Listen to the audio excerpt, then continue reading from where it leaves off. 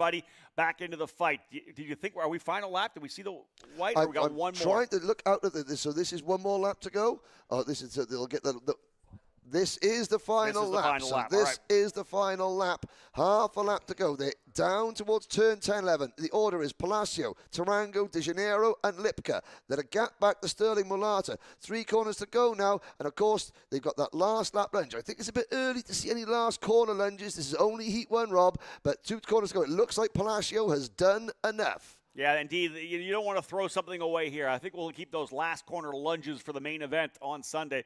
But otherwise, they'll roll across the line here now. Checkered flag flying to end this one. So that is it. And indeed, a good run for Lucas Palacio. Challenge for certain.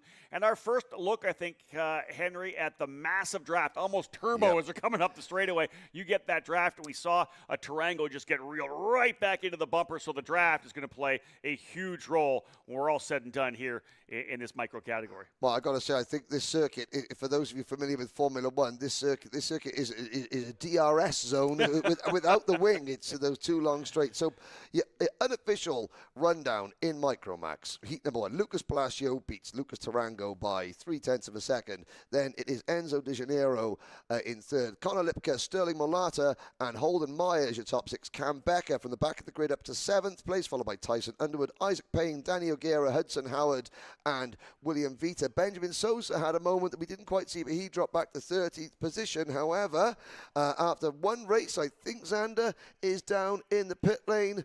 Who we got, Xander? Down here with Oliver Hodgson, fastest man out of the biggest class on the weekend, the headline class, Senior Max. Oliver, I mentioned on my in-race report right before qualifying that we had chatted a little bit, and it's the same everywhere that we go at every U.S. major. You can have some kind of a game plan. You can have an idea, but more than anything, you just come up with 3 or 4 different strategies, and then you wait to play off the other drivers. In that one, you guys waited a bit, then ended up deciding to punch your hole on your own, and it worked out. Yeah, so like you said, it's a bit like chess, and you have to see how the others play. Just wanted our own piece of track because I knew my equipment was fast, and yeah, I was able to get it, and yeah, it was a pleasure to drive, and very excited to be starting the heats in the most preferable position. Now, what's got you kind of happier right now, or I would say more proud? The fact that you're on pole and on track to potentially get back to the Rotax World Finals if things stay exactly how the leaderboard is, or that your protege Cooper O'Clair was right there with you and joins you on the front row? Yeah, difficult to say which one I'm more excited about, but yeah, it's me and Cooper have been on the front row together quite a few times this year in our Rotax racing, so yeah, we're going to see if we can pull it off all the way through the weekend. And we asked him, I'll ask the same question to you. How do you feel on used rubber? We got a lot of sessions coming up where we got to make these mojos last. Yeah, honestly, I feel stronger on used rubber, so you know, the game's always changing, so I'm under no illusion of how tough this will be going through this next stage, but confident. Well, it's a fun time for you, obviously, and it's great when it starts off like this. That's coming up. You have the Rotax World Finals if you can get it done here this weekend, but you got a great place to start from. Yeah, honestly, it's like a dream of a triage of events to finish the year off. So, yeah, struggling to sleep at night for excitement. Well, that's Oliver Hodgson. Obviously, the lack of sleep not mattering when it comes to speed. He rolls off on the pole for Senior Max Heats. We're getting ready with more, but we'll send it back to you guys in the booth, Henry and Rob. Thank you, Xander. I appreciate that. And that is not something that any Senior Max driver wants to hear, that he's happier on used rubber than brand new slicks. Yes, there are 35 other drivers that have just heard that interview and gone, oh, boy. That's not good. Big field, folks. Again, we are just rolling in. We got our first heat race in the books. We'll go to the lunch break after this, but we've got Junior Max still to come. They're ready to roll off. Masters, Mini, and Senior. We got more racing. We are wheel-to-wheel finally here at the US Trophy Final for 2023. 50% growth from last year's inaugural event, which was a great one in and of itself. But a lot of different teams coming in to support this program, MPG being one of them. We talked about Speed Concepts being here. Also, Performance Group has rolled in. So, again, a lot of the industry coming in to support this program. Let's have a look at the grid as we get set to go. We got a bunch of drivers ready to roll, 32 strong. It'll be Diego Ardiles and Ty Fisher on the front row. Ardiles in the 293, Fisher in the 237. Row 2 will have Wesley Gundler alongside Jackson Wolney, and then Simon Boborella and Turner Brown on row 3. Nick Eggleston will start 7th alongside Nathan Dupuis, the Canadian. Then Ben Hernandez and Gennaro Trappa will round out the top 10. Row 6, starting 11th, Giovanni Santoro alongside Sterling McKenzie. Then Archer Eversman and Kyle Drysdale will be on row number 7. Ethan Tovo and Jake Millen on row number 8. Cole Turney alongside Sebastian Rist on row number 9. Moving to 19th and 20th to cap off the front 10 rows. Austin Old starting on the inside. Jackson Tovo, part of the Tovo brother, the sibling duo there in 20th. Peyton Fayen and Mason Kuhn will be on row number 11. Kaylee Countryman and Tyrone Kemper Jr. on row number 12. Killian Harris and Luke Fedowitz on row 13. Francisco Monarco and John Wade on row 14. Landon Cardwell, Mannix Donnelly, Maximilian Spilger, and Jasper Wang rounding out the 32 kart field. 16 rows strong, and I've got to say, being around the paddock, some of the drivers that are new to me that I haven't, or I've only seen a couple of times, getting to know them, some real characters, and one of those drivers. So watch out for number 207, Burnin' Sterling McKenzie, as his dad calls him. He's from Calgary, Alberta, in Canada, but Burnin' Sterling is what he likes to go by. A lot of drivers, last year's Ben Hernandez qualified for Team USA through this event. He finished third in Junior Rotax last year, took the last ticket available. He didn't quite make the final in Portimao, finished 53rd in the final classifications, but he's come back. He thinks he's a lot stronger this year. As engines are fired, we're rolling on to the circuit. 32 junior drivers, 10 minutes plus 2 laps. You are watching Kart Chaser in conjunction with the EKN Karting News and the radio network here. Rob Howden, myself, Henry Baudet, Xander Clemens down the pits. Sun shining, karts on circuit. We're going to have a very, very closely fought junior Rotax race. Diego Ardiles leads on the grid at least, but like we said, the top 10 is covered by less than half a second in qualifying. Hey, Henry, the interesting thing you talked about, the one driver who'd been to the grand finals, and that's, I think, one of the keys. Yeah, the beauty of representing your nation at that event, one of the obviously one of the best races in karting globally, and everybody will tell you it's the coolest race to go to, the biggest party, as you said. But I think the key factor is for a young driver to go there. It's the experience first, but also what you take away from that event, right? How much different you are as a racer when you come back to your home country. Yep. Ben Fernandez was very disappointed not to qualify for the final, but that 53rd place finish that he got in Portimao, he came away from that a much better driver because he spent an entire week, and it's a week's worth of racing up against 71 other national champions, and that level of competition. He came back a lot sharper than he went. So there you have it, folks. We've got the Cosmic and the TB kart on the front row. Diego Ardiles, Ty Fisher. Henry, let's take him down the front straight away.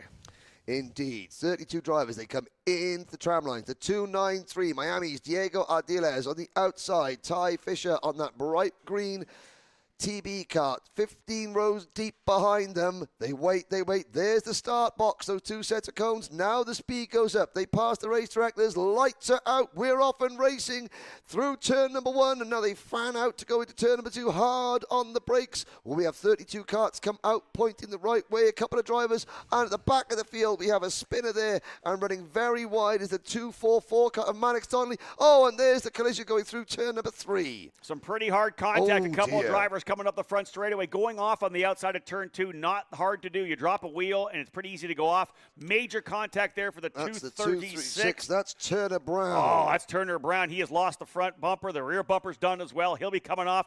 One of the drivers did a full 360 in the air and came back down. That's a 244 involved as well. That's Mannix Donnelly from the BBR team.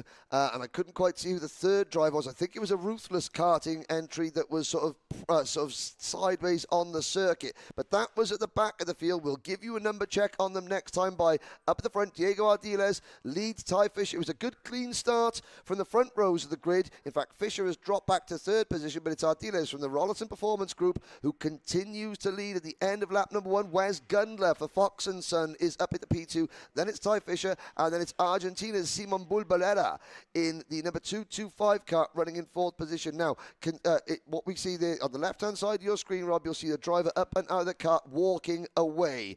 It's Turner Brown, Killian Harris, Luke Fedowitz, who were involved. They're the 3 drivers that have not come round. We also saw Mannix Donnelly and Jackson Walney also involved in that. So, but he's still out there in the race, but he's dropped down to 28th. Yeah, Jackson started 4th all the way down to 28th for some of the contact. He may have been one of the drivers that dropped a wheel coming off there. One driver up front dropped that left rear off. It doesn't take much to try to roll the outside of that corner, turn 2, and drop a wheel, and that really changed the complexion for a number of drivers. I think both Jackson Wolney and Turner Brown, those drivers running for Speed Concepts Racing on the red speeds, were drivers we could have potentially saw up front. They're going to have work to do after trouble here in the opening heat race. Again, 3 heat races today to set the grid for the pre-final. So that's one other addition, something new this year. We didn't run a pre-final last year. It's really an opportunity to kind of recover if you had some trouble in the heat races. Yeah, now with only 5 classes, Rob, it's a quick turnaround. Luckily, there is a lunch break between this race and the second round of heat races. So those teams there, Speed Concepts and BBR,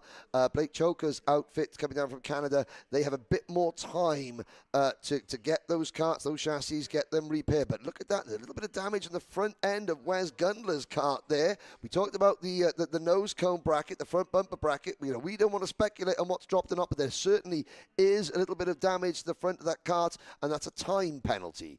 That is a fixed time penalty. I'll have to double check with the regulations whether it's a 5-second or a 10-second. I think it's 10, but we'll confirm. We'll confirm that. But it's non-appealable, and what you mustn't do, and what Chris McCrone was very, very specific about, is that if you are caught trying to put your nose cone bracket back into place, it's an exclusion, not just from the race, but from the event as a whole. So sometimes you've got to come in, there's an official there with an iPad taking a photo. Sometimes you've just got to take your medicine. That's it, 100%. That's what it's for. And to be honest, there are a lot of people that will complain about that pushback bumper. They don't like to see the penalties where drivers have contact and end up going back. But all you have to do is go back. A big slider there from Nick Eggleston, throws the 224 down the inside. Henry had his hands in the air for that one, threw the slider down. Didn't work. He ends up P4. But again, this has allowed Diego Ardiles to stretch away a little bit. Just to finish it off there, I'll tell you this. We complain about the penalties these days, 100%. People don't like the pushback bumper penalties, but you go back before pushback bumpers came out, and turn 1 was a chaotic disaster for many, many years. That drivers would just throw it in there, try to use the driver in front of them to brake, and this really has cleaned up our racing massively. The starts are so much cleaner than they were only a half a dozen years ago. Exactly. Oh, and there's a contact there, side by side. That's Giovanni Santoro in the all-plain white J3 competition kart, number 271, and it was wheel-to-wheel contact. Oh, the driver from Phoenix, Arizona, there, he just drifted wide, wheel-to-wheel contact. Couldn't quite see the other driver that was involved, but yeah, that was just, 2 drivers arguing over the same piece of real estate. But up the front, Ardiles leading only by 0.2 of a second, though, from Gundler, Fisher, and Nick Eggleston. Well, Nick Eggleston, I mean, he's there in 4th place now in the number 224, the Ruthless Karting entry. He came from a different zip code to make that move going into turn 2, and he was lucky not to sort of slide in and make any contact. Not surprising he did that, Henry. He had just turned the fast lap of the race early on, so obviously had a feel. The thing was rolling. He got a good draft down to the straightaway and threw it in there. It didn't pay off for him, but he's still in that spot, running here in the top 4. Right now, it's Diego Ardiles, Wes Gundler, Ty Fisher, and Nick Eggleston. They've got about a second and a bit over Nathan Dupuis, who's got a gap as well over Simon Bobarella. So there is some gap there, but the front-running quartet has stretched away, given themselves a little bit of breathing room. Yeah, behind the top 6, Gennaro Trapper runs 7th, then Carl Drysdale, Ben Hernandez, and Ethan Tovo. Ethan, one of the Tovo twins, he is the younger by 20 minutes, I believe, from Warrenville, Illinois. We saw a quick little look there about a lap ago for Austin Olds. He's a driver on the move right now. Started 19th, up 7 spots into the top 12 for the MTPG Motorsports. There he is, Austin Olds right there on the 222 of Archer Eversman. So you can see right in front of him as well as Ethan Tovo. So Austin Olds having a pretty good run on the Kart Republic, moving his way forward. And another driver you could see at the back of that group there in the number the number 277 kart, that red and white Birrell ART chassis, that is Tyrone Kemper Jr. He entered as a Minimax driver, but you can see he's junior size. He's only 11 years old. He's one of only 2 11-year-olds in this class, Sebastian Rist being the other of them, but he's up 11 places, is Tyrone Kemper Jr. His first time out in a junior Rotax. That's very impressive. Super impressive, having qualified down in the 24th position. If you can get, like, again, through these heat races, we haven't really talked a little bit yet about what the strategy is for these drivers. You know, if you start deeper in the field, you have 3 heat races. You're trying to improve, because remember, with the pre-final now, we'll set the grid on for the pre-final based on the points you get from these 3 heat races. So, again, if you start back, if you're like Tyrone Kemper and you qualified 24th of the 32, and you can get 10 spots every race, that is a huge day for you. That's going to change where you start the pre-final, and then you can still move forward in the pre-final, right? So, again, if you qualified maybe not really, really well, there's still lots of work that can be done to improve where you're going to end up on Sunday. And the pre-final result sets the grid for the final itself. But there we go. There's a move for the lead. Wesley Gundler for Fox & Sons into the scoreboard turn number 4. He takes over the lead. Look how close the top 4 have become. So that one little move where Diego Ardiles has been slowed down a little bit, that brings the 3rd and 4th place drivers, Ty Fisher and Nick Eggleston, right into play. We've got 2 minutes 45 seconds plus the 2 laps to go. They're coming through the turn 10 and 11 complex now. As we look there now, there's a great idea. Over the little rise into turn number 12, and then this back straight here. The camera doesn't do a great job of showing it, but there's that little lip, and you're going down flat out, right-hander, 90 degrees. You've got to set the kart up another left-hander, still going down, and this will be the final corner. And there is room to make a lunge, as I'm sure we will see. Yeah, we're setting ourselves up for that one. We know it. Good battle here. Great shot of the front-running quartet right now. Wesley Gundler had the spot, but here comes Diego Ardiles back to the inside. Book it. He will go over to P1. And you can see the driver a little further back there, Nathan Dupuis, watching them race. He wants to see it keep happening.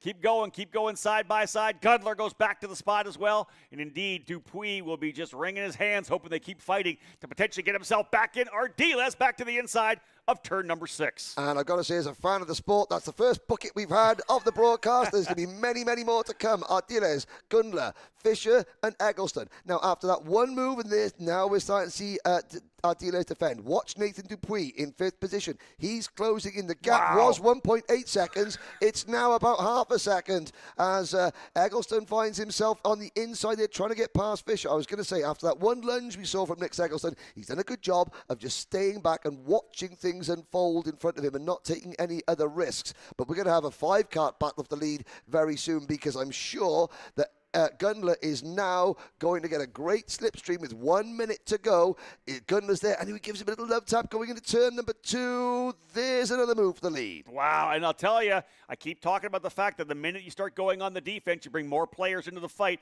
and Nathan Dupuis in that Speed Concepts Racing Red Speed is closing up. Down to the inside, a defensive move for Gundler to the bottom of turn number 4. Here comes Dupuis back in as well. I would expect we could see maybe the clock with 2 to go when they get back around. We're very close right now, 9 minutes and 25 seconds. I think there's a potential to hit that 10-minute mark when we get by, so likely 2 more laps. Yeah, another big defensive run to the inside for Gundler, and if you're Nathan Dupuis, now you start thinking, where do I make my move? What do I do? I've got an opportunity. It was going to be P5.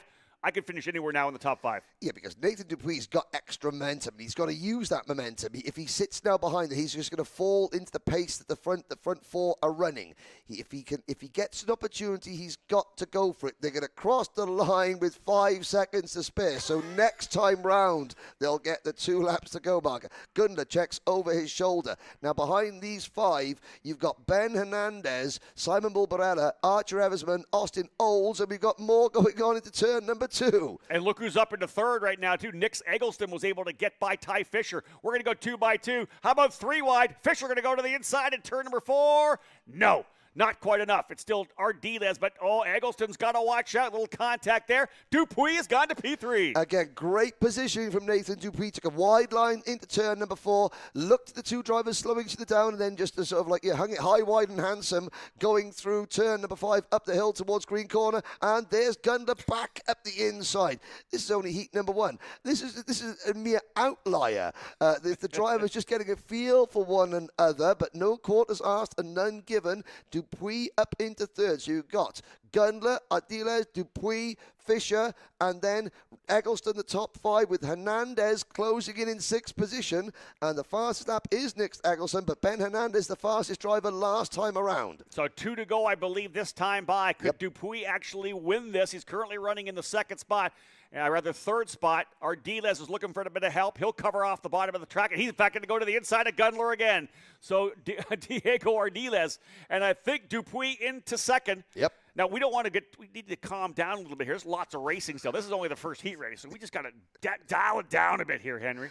I know. They certainly won't need to serve us any coffee for lunch there, because the action is really, really exciting. But it's Ardiles. Wow. Ardiles, Gunda, Dupuis, and now Hernandez is caught. And look at Hernandez. Hernandez is picking him up and putting him down. He's already gone past Eggleston. So it's Hernandez into fifth, and he's bringing Bulbarella, the AM engines, entry with him. 7 drivers. They'll be coming to the white flag next time around. In fact, this 8th and 9th position, Archer Eversman and Austin Olds are now getting into the mix. Ardiles has finally got a bit of breathing space over Gundler and Dupuis, though. Wow, if they'd all just worked together to the very end, it would have been different. But wow, Diego Ardiles up front. He was able to get by Gundler. White flag will fly this time by. A really good taste of what we're going to see tomorrow in the main event. This is, again, we talked about this, the opening of 3 heat races today, and everybody throwing everything at each other. They're all trying to figure out how these karts are going to race, leveraging the Mojo tires, how the rubber's coming up, the grip's coming up. All these drivers getting a second chance here on the final lap. Diego Ardiles, does he cover the bottom? Does he even need to? He pinches down a bit. Little contact there with Gundler. Here comes Dupuis back in. What a good fight. And I don't think Ty Fisher's done yet either. Down to the inside of 6. Oh, there's a little bump and run. Gundler goes back into the position. Dupuis on the outside coming through turn number 7. You got to watch yourself out there. We are just a couple of corners from wrapping this one up. Another move to the inside. Gundler covering off the inside of 9. Everybody having to hug the inside line there. Oh, and that was Ty Fisher getting hung out to dry there, going out of turn number 9 there, through turn 10 and 11. Over the crest, it is Wes Gundler from Raleigh, North Carolina, leading Diego Ardiles and Nathan Dupuis. 2 to go. 1 corner to go now, and I think Wes Gundler is going to hang on. He doesn't defend. Checkered flag comes out. What a race. And look at that freight train of karts. When they came across the line at the end, the top 12 separated by 2.6 seconds, Rob. They were more spread apart at the end of lap number 1. We had a 4-driver breakaway that probably could have pulled away and have been just them. Yep. It was not that way. Nathan Dupuis getting super lucky from 5th. He ends up going up to 3rd. 5-position improvement for Dupuis. A 0.2 of a second victory for Gundler over Ardiles, Dupuis, Eggleston and Eversman. How about an 11-position improvement for Austin Olds? He goes from 19th up into 8th. Great recovery for him. And we talked about him. Let's keep chatting about Tyrone Kemper Jr. up 13 spots into 11th. If he can do that 2 more times today and maybe start potentially in the top 10, top 12 after qualifying 26th, he will be a happy young man in his debut weekend here in Junior Max. And I've got to say, he's too young to get the tickets to Bahrain this year. Next year, he'll be too young again. So he's looking at 2025. Wow. I've got to say, for a driver who stepped up, and again, the Mini-Max chassis are a much smaller frame. So he's in a big kart for the first time with more power at the age of just 11. To do that on this stage against this quad, that is a very, very impressive. You don't want to hang a rosette around him just yet. That's only 1 race, but that was a very impressive, smart race from Tyrone Kemper. It's quite easy to get a little bit sort of like caught up in the moment with karts, crashing and there's incidents and overtaking going on. He's got to sort of like calm himself down. He did a very, very good job there. And I think the first race, Henry, sets the tone for any driver. I don't care if you're my age or any of the drivers in the Masters categories or a kid in micro. That it's going to set the tone, right? If you have a rough one to get started, that's tough. You're able to turn around and come back and then have a really strong one in race number 1. It really, I think, sets the tone for the rest of the day. It does indeed. So 2 down, 3 to go, and think of is Xander. Yeah, well, I'm glad that Xander's down there because it gives myself and Rob, after a race like that, a little bit of time to have a breather. Hey, Henry. So just as the drivers have gotten their helmets on, I was getting a little bit more of what we can expect from Masters. Obviously, you guys touched on a number of the big names throughout qualifying. Of course, the legend Billy Cleveland and what could be his final race behind the wheel on one of the biggest stages. Maybe he'll have to end up doing one more if he gets that ticket to the grand finals. But, of course, he's got to get through a couple of cars, including his own teammate, Ben Cooper. In talking with Ben, you heard a little bit from Ryan Norberg that they've been figuring things out as the weekend's gone on. In the senior category for Rawls and Performance Group, it's been kind of up and down, but qualifying they were good with a third and a fifth. For Ben, I said, well, it looks like you're running a little better. He said, yeah, I've still had a few things we've been figuring out. To be honest, what's been so wild is that, even though there are a 25-pound weight difference, how much they've been able to go crossover in terms of dialing in those Rotax Max engines. And for those guys, again, just like many of these teams here, this is probably their only event of the year for Rotax Max power that they're using. So there's still a big learning curve. The good part is there is so much track time with only 5 classes. They've got a long, long weekend still to figure things out. 3 heat races, a pre-final, and then the reset comes with new Mojo rubber for the main event on Sunday. But, of course, that first heat race is on the racetrack now here as they've just left the grid. Indeed, Ben Cooper rolling out here for Rawls and Performance Group. John Bonanno on that comp cart will be on the outside of row number 1. Lauren Tumardand on the Techno on the inside of row number 2, starting P3 alongside Mundy Lawyer. Billy Cleveland actually running with Ruthless Karting here this weekend. He has been with Rawls and Performance Group with Ben Cooper, but with Ruthless, Billy Cleveland in the 658. Derek Wang, Captain America, 11 times a starter at the grand final. Still be on the outside of row number 3 as the Masters drivers working their way around the track. Row 4 starting on the inside, Vincent Carey alongside Christopher Mann, who I think will be a player before it's all said and done. Randy Nelson and Ray Bannock on row number 5. Christopher McKinley and Gary Peterson rounding out the 12 drivers in the field. 7 of these drivers have reserved spots. So the reserved drivers, Chris Mann, Ray Bannock, Randy Nelson, Billy Cleveland, Chris McKinley, John Bonanno, and Derek Wang. Derek Wang already has a ticket, so 6 drivers have got reserve places. The others, Gary Peterson, Ben Cooper, Mundy Lawyer, Vince Carey, and Laurent Jumardan. Their only hope is getting one of the open slots. A long way to go, though, as they come to the line. Rob Howden. Here we go. Cooper on the inside, Bonanno on the outside. Row 2, Mardan and Lawyer, as we'll dial things in for what will be a 10-minute race plus 2 laps. Couple of drivers reaching down, try to dial things in here. Away we go. Ben Cooper, the veteran driver, 3 times a winner at the grand finals, and he will lead them. We are green, lights out, into turn number 2 for the first time. Again, drivers trying to pinch to the inside. Watch those because potentially lose a wheel on the outside. One of them going off there. That's all it takes. Not too hard to drop a wheel on the exit of that corner. Ben Cooper, a little look over the shoulder. Does he have room for a wide berth, a full race line through turn number 4? He does. Everybody slotting in as we are now underway. And it was Captain America, Derek Wang, who ran very wide coming out of turn number 2, getting on the grass in that Lando Norris chassis for the Ruthless Karting team. So, Ben Cooper, yes, he spent a lot of time out of the seat, but don't get me wrong, he's not out of the seat completely. He's doing a lot of driver coaching, a lot of driver training, but racing and training are very, very different things. Laurent Jumardan made a great start there, just to tuck in behind Cooper. Cooper already setting sail. John Bonanno has slipped back to 3rd position from the outside of the front row of the grid. Now, if I was Laurent Jumardan on that Techno kart and John Bonanno on that Fulcrum competition number 672 machine, I would be working together, trying to keep pace with Ben Cooper. They've got to somehow not allow Cooper to get into a rhythm. At the end of lap number 1, you can see the lead that Cooper has is at least 10 kart lengths, maybe more, as Bonanno puts 2 wheels in the grass. But they've got to work together. They can't allow Ben Cooper to just run off and hide. And I said it's so easy to drop a wheel. Bonanno, a veteran driver, you're trying to get everything on the exit, right? Use all the racetrack. If you drop a wheel, that's when it can happen. The front 3 drivers have checked out. We got a pretty good battle a little bit further back. Everybody kind of sliced and diced and trying to see if they can't grab some early spots here. Again, the key thing is not so much now, but we'll be able to identify those drivers. But once we get to that main event on Sunday, it's the open ticket, it's the reserve ticket. Those drivers are essentially racing against each other, right? The reserve drivers want the win, but they're really racing against each other. Yeah, well, so John Bonanno is a reserve driver. Laurent Jumardan is not. So effectively, he is racing Ben Cooper for one ticket. Laurentiu Mardan could finish second behind Ben Cooper in the main event, and a driver that finishes behind him, who's a reserve driver, gets a ticket, and Mardan doesn't. So that is what is motivating Laurentiu. There's Derek Wang on the looking to the inside, and oh yes, wasting no time. Going to the inside of Randy Nelson coming up there. Another driver's dropped the wheel. That's the 629 further back. Ray Bannock drops the wheel. Like I said, so easy to do coming out of turn number 2. But you saw Wang make that move, cut that corner through turn number 1, trimmed a bit of grass coming through there. So he'll send an invoice to the Dismores for that grass cutting in turn number 1. But otherwise, he's pushing hard. Another driver had a bit of trouble coming through 6.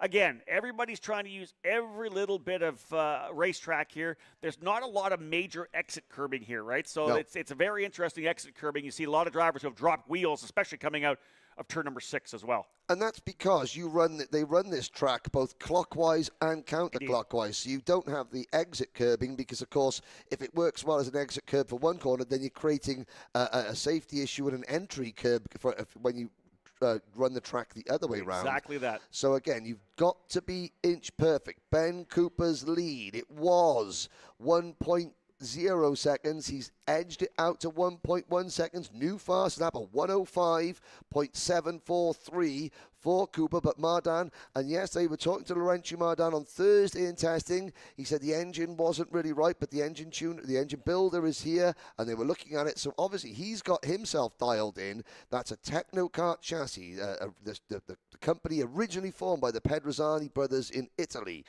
back in the 1960s, and Laurentiu from Romania initially, now based in Chicago, imports the Techno chassis into the USA. It's the only one here. Now, Mundi Lawyer has not started. The driver of Kart number 633 for Nash Motorsports, the Peruvian driver, not out there. Vince Carey has dropped to the back of the pack as well in 12th position, but it's Cooper leading by 1.1 seconds, although Mardan as well, he's managed to put a gap between himself and Bonanno in 3rd. Vincent Carey actually running P5, at least on my lifetime. And what we're seeing on the screen right now is it's updated back up. Lawyer is there. You can see, Vincent Carey down to the back of our line. I'm not sure why that's dialed in there, but he is running 4th. Those of you who are following Vincent Carey, he's P5 coming across the line. Ben Cooper, Laurentiu Mardan, John Bonanno, Derek Wang back up to P4, Vincent Carey running there. This is Chris Mann as well, a little further back for Mann and Randy Nelson. Those two drivers now running in 6th and 7th. But hey, listen, John Bonanno made that one little mistake coming out of turn number 2 when he was right there with Mardan. That's all it took. He lost the draft. He's now 1.6 seconds off of Mardan. So the opportunity for those two drivers to work together and potentially reel in Ben Cooper went by the wayside very quickly. We are now 5 minutes in, still only halfway to the 10-minute mark before we go to two more laps at the end. And in fact, that's Bonanno right there. He's getting reeled in by Derek Wang. Last time by, Wang was quicker by a half a second, and right now only a second back. So he is reeling him back in. Derek Wang looking good here in the 688. And early days, yeah, I know, Rob, but Derek Wang looks to be the only driver on pace that can handle Ben Cooper. He was faster last time by, So he was faster last time by, so of course he's coming from the back, but again, he's going to be looking, hopefully, that the next 2 heat races, that he doesn't make that mistake on the opening corner, and everybody else is going to be hoping that Derek doesn't either, because they think, okay, you go and battle with Ben Cooper as we watch Derek Wang past John Bonanno. So if you battle with Ben Cooper, that'll slow him down, and that'll give us all a chance. They all want at least one person to be able to battle with Ben Cooper to keep him honest, right? If they start battling up front, it's going to keep everybody else there. And Derek Wang looks very good. Last time by, Ben Cooper a 105.9. Laurentiu Mardan actually quicker by about a 10th. And then you go all the way down again to Wang with a 105.6. He was 0.3 quicker than Ben Cooper, but it's a second lead still for Mardan. He's got rather for Cooper over Mardan. He's going to try to chip away. There's Wang, Bonanno, Chris Mann rolling in here as well. He's got some good speed. He went purple on lap number 4. That was a lap ago. So the ruthless karting driver Chris Mann stepping things back up. And he did tell me, remember, He was light in one of the races last year. He told me he'll eat enough hamburgers to make sure that he 100% stays on weight here this weekend. This is the only class where the drivers look at the lunch menu and think, I'll have double. That's just it. to make sure. And Bonanno runs a little bit wide. That's so tricky. Again. Good kart control, though, because, again, you've got that Mojo rubber. It goes from tarmac to grass, and the Dismal family, they do a great job. But that grass is slippery, and the back end of the kart can snap wide. So Bonanno there. Well, that was a wake-up call. He's now back into the clutch of Chris Mann. Vince Carey, you can see in the 644, keeping a watching brief. Then it's Randy Nelson, Chris McGinley, Ray Bannock, Billy Cleveland, Gary Peterson, Mundy Lawyer, the only driver out of the race so far. Ben Cooper must have been listening, and he's responded 105.621.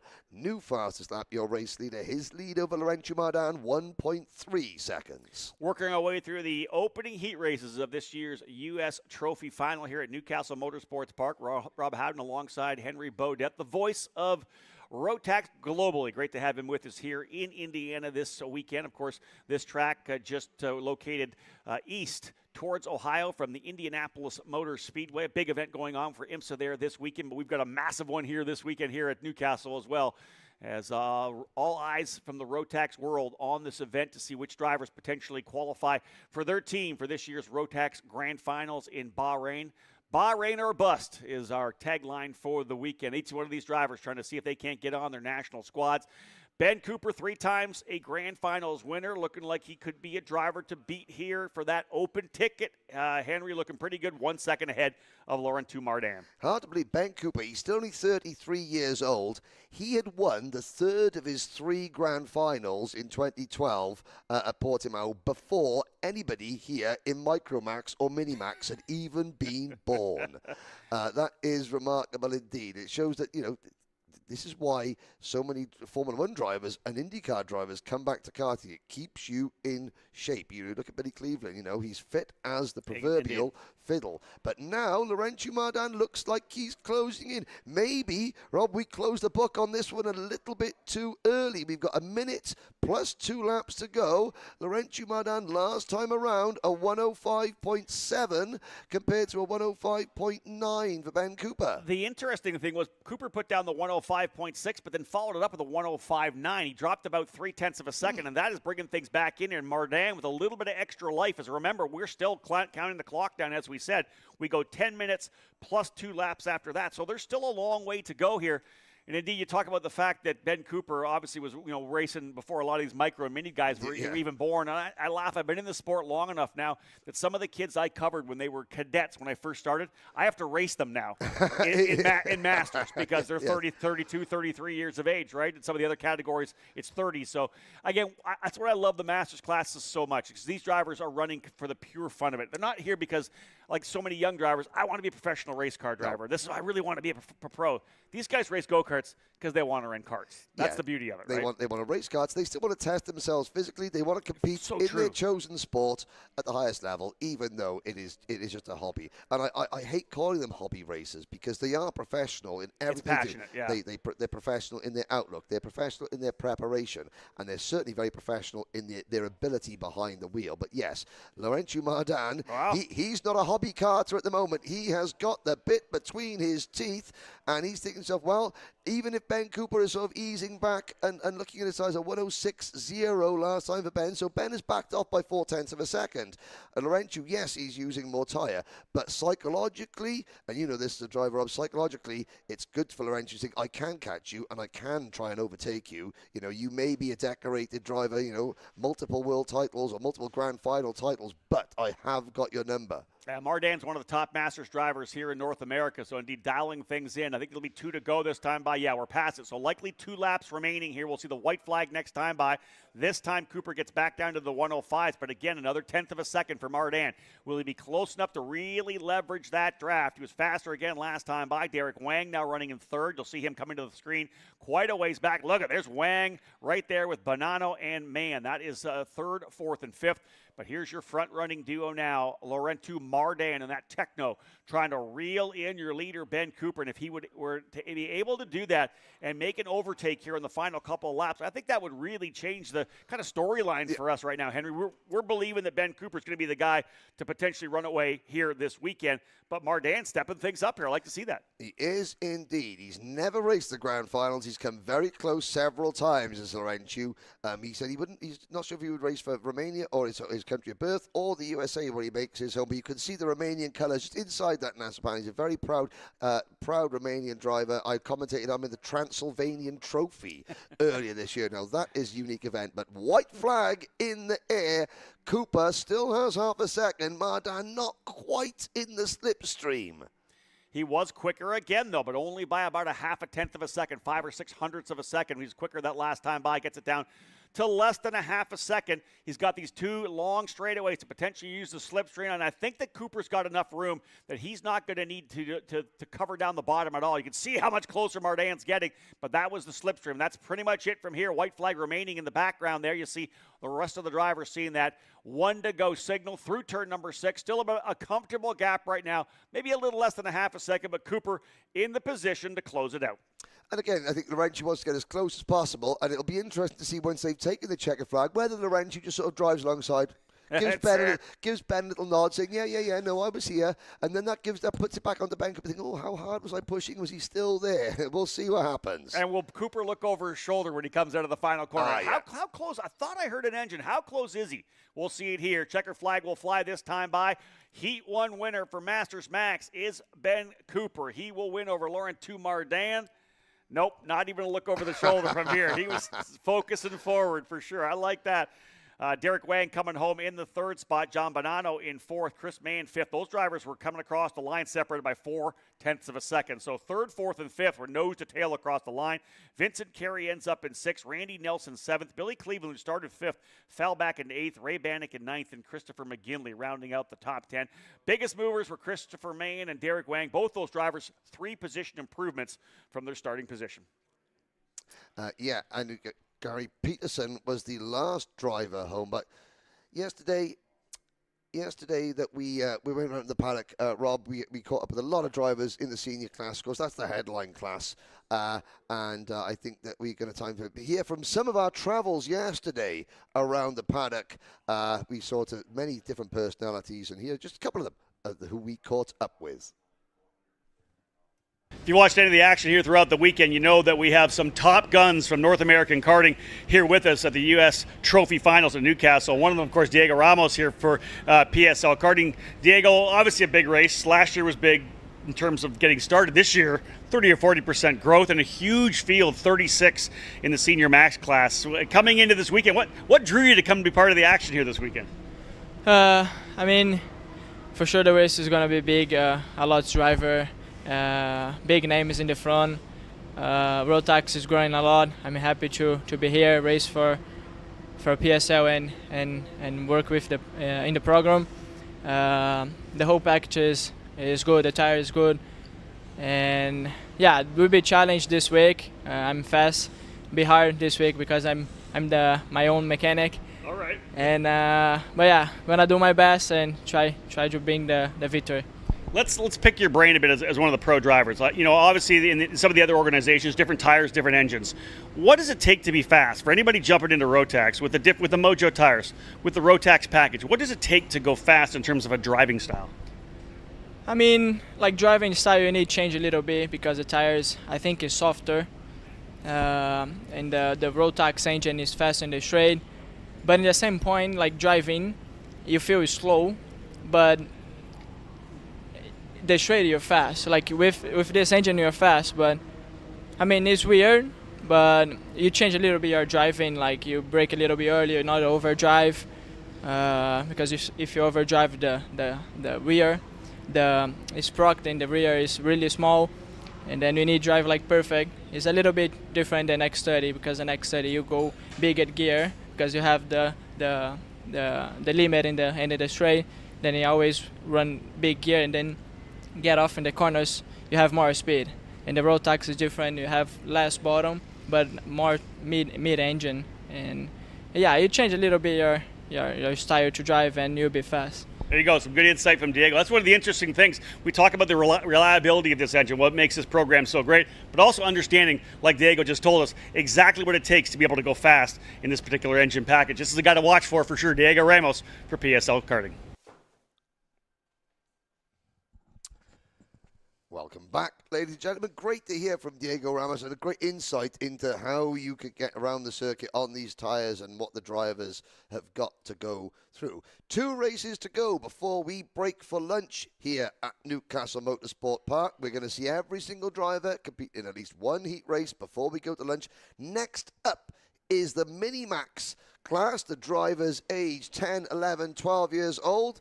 Karts are heading out on the circuit. Here is your full starting lineup. Pole position driving kart 101 for the MPG team from Westmoreland, Kent in the United Kingdom. Oliver Warner, Gage Corn alongside him on row number 1 in kart number 133. Marco Samut and Isaac Malcute on row number 2. Samut in the number 157, Malcute in the number 175. Then it's Canada's Jackson LaChapelle and Fionn Shee, driver born in Melbourne, Australia, but now calls the United States his home.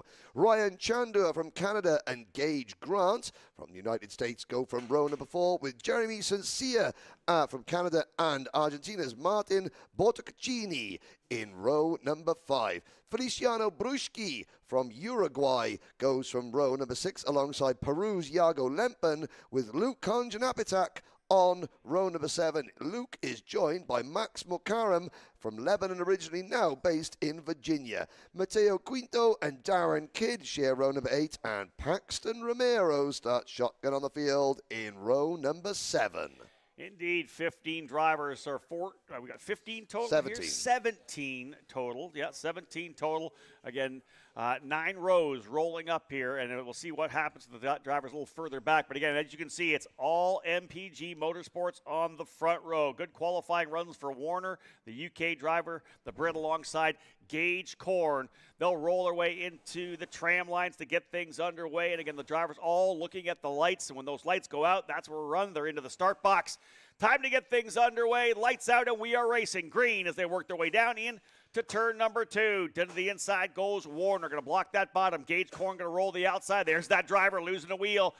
Getting back on. Everybody else taking evasive maneuvers. I want to say that might have been Isaac Malkit, I think, went to the back. So Malkit, who knows this track well, had some issues going out. He's got work to do to get himself back up front. Another driver dropping a wheel coming through as well. That looked like the 197. Jeremy St. Cyr, I believe, having the trouble there. A little bit of issues of a couple of drivers on the opening circuit, Henry, but otherwise settling back in. Warner and Corn 1-2. Yeah, not a good opening lap for the 2 drivers in PSL karting, but it could have been disastrous. At least they're now in the race and they haven't dropped too many, they've dropped positions, not too much time, but a perfect getaway for the 2 MPG Motorsport teammates, Warner and Corn.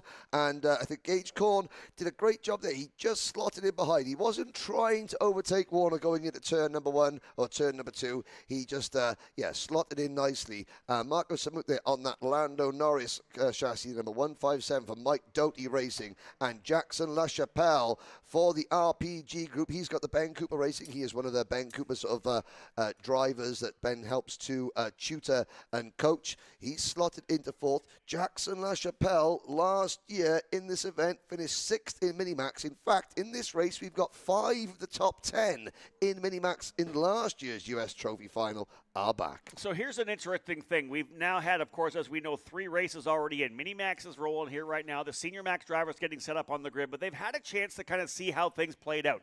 They watched front-running quartets pull away, but then race and then get messed up with when everybody else came into the action. Will these drivers now learn from that and say, hey, listen, this race is 8 minutes plus 2 laps. We are going to run nose to tail, be smart for 8 minutes, then maybe we'll go at it for the last couple laps. Will they learn? Likely not. We'll see. Well, I mean, you'll guarantee, I mean, they've all got buddies in juniors, these Minimax drivers. They've got teammates, they've got buddies, but also, the drivers, they want to, The mechanics and the parents, they're working on the karts. You know, the kids will know exactly what the setup is, what they're doing, the tire pressures, etc., etc. But the kids want to go and watch the racing, and they're not just watching karts go around. They're watching and learning. As you can see there, Warner, he's not turning over, he's not looking over his shoulder. He's not defending. He's trusting his teammate, Gage Korn, that Gage is going to work with him, and then Marco Samu, likewise, and Jackson LaChapelle sitting in line. Ryan Chanda in 5th position is followed by Feliciano Bruschi. Then it's Martin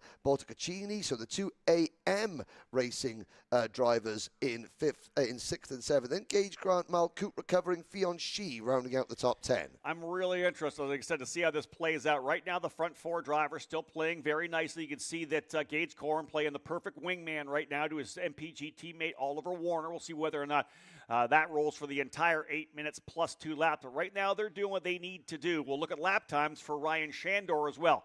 Everybody, of course, going green. Fastest lap of the 2 laps so far last time by.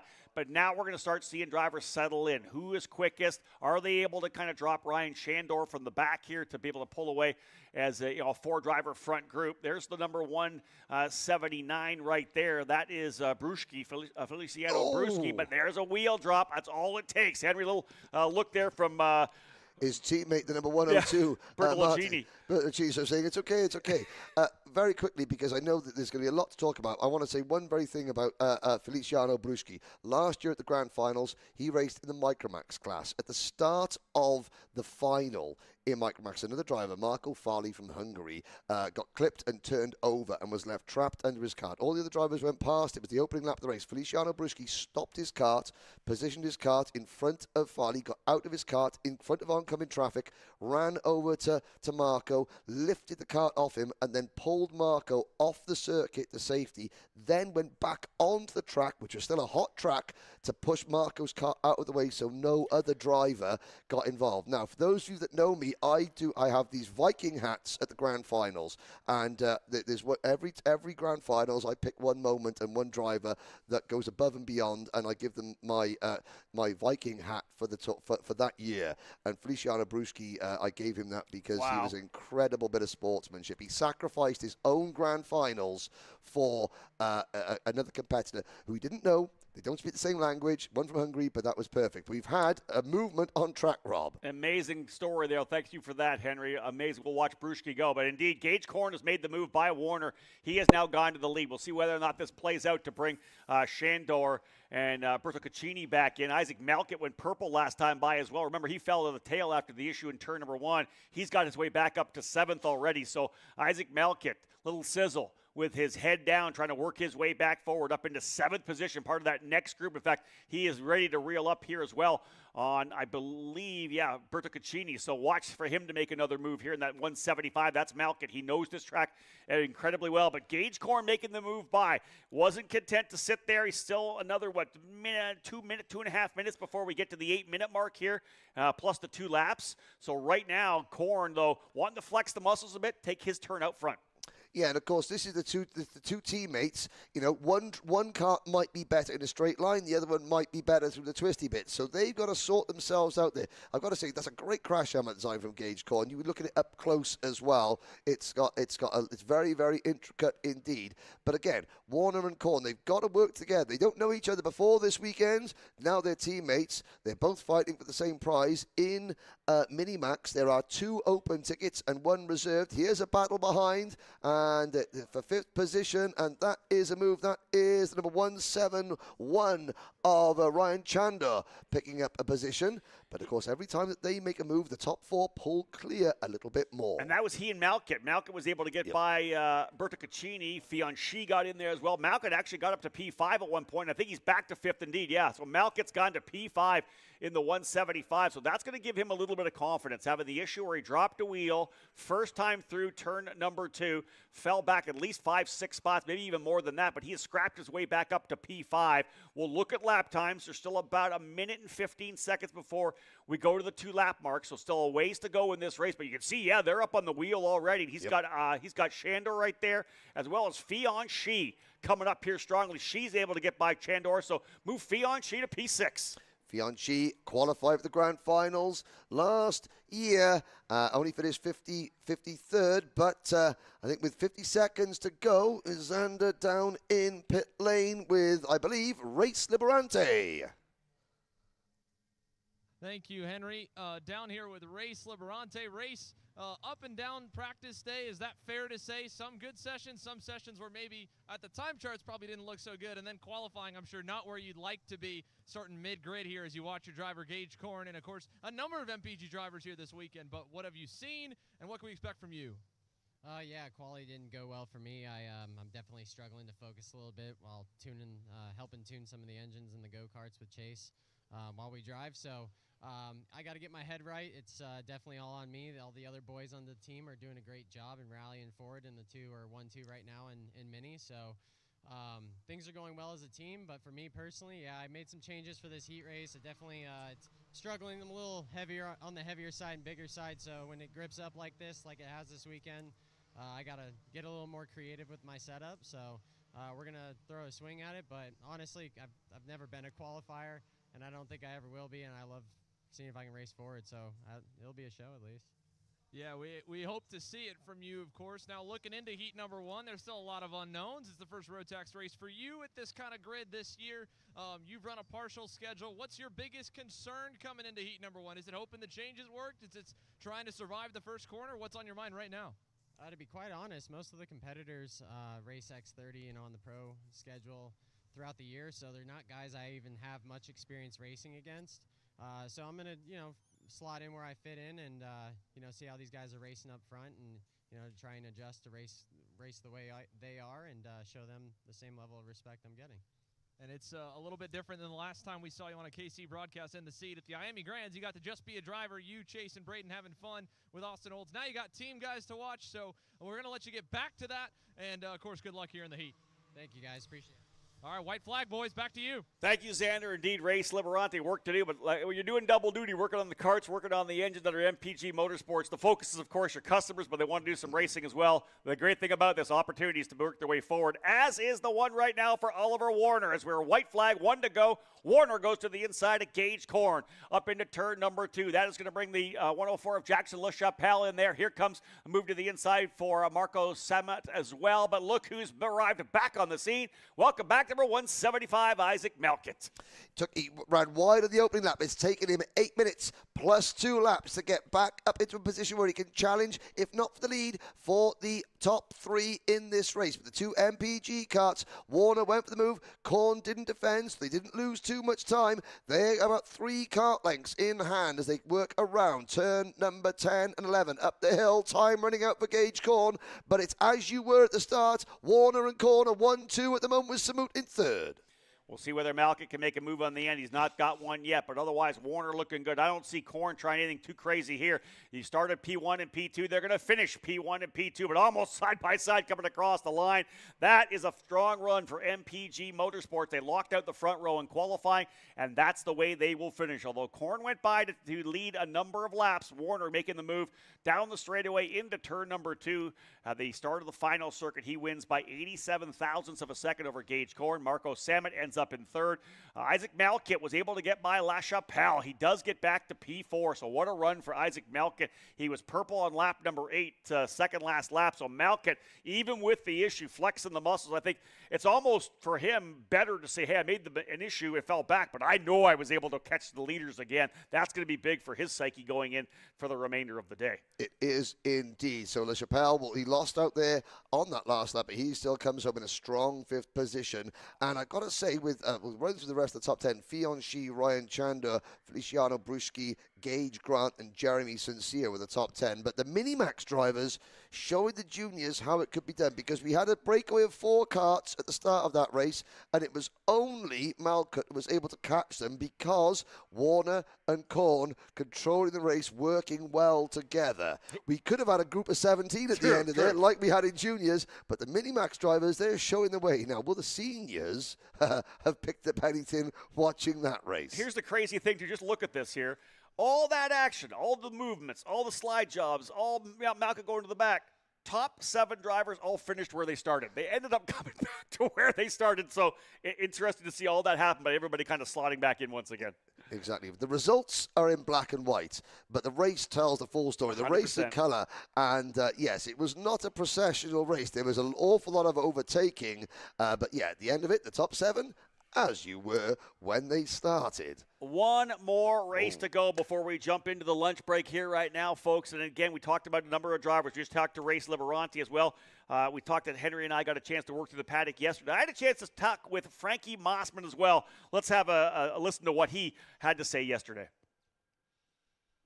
We've seen Frankie Mossman here at the front of a lot of different programs, whether it's the SCUSA Super Nationals or other major programs, USPKS, whatever it may be. Also has done racing in the USF Pro Championships this year, running in the USF Pro 2000 category at both COTA and Portland. Back to karting again this weekend here. What motivated you to come out here and be part of the USF or US Trophy Final?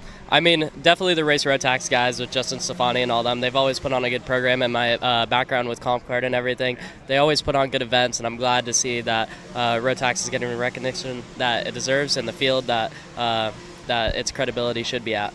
One thing we're talking about, Frankie, is the transition from drivers coming in running maybe the MGs, whether the Rock, whether the IAME. What's it been like for you transitioning over to the Mojos with the Rotax power? I mean, it feels like you're driving on balloons. It's a really different driving style. You have to be a lot more gentle with them and a bit more caring because they degrade pretty quickly, but it's real rubber and it's got a lot of grip in them. So, I mean, you're able to send it in from a few kart lengths back a lot more than you're able to do with some of the other brands.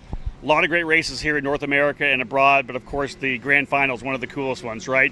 Being part of Team USA. Yeah. What would that mean to you? I mean, it would be big, especially because I got ruined out of the last 2 chances that I had to be able to be a part of Team USA with the COVID pandemic and everything causing challenges for the series to be able to put on the entire event, and we weren't able to make it out there.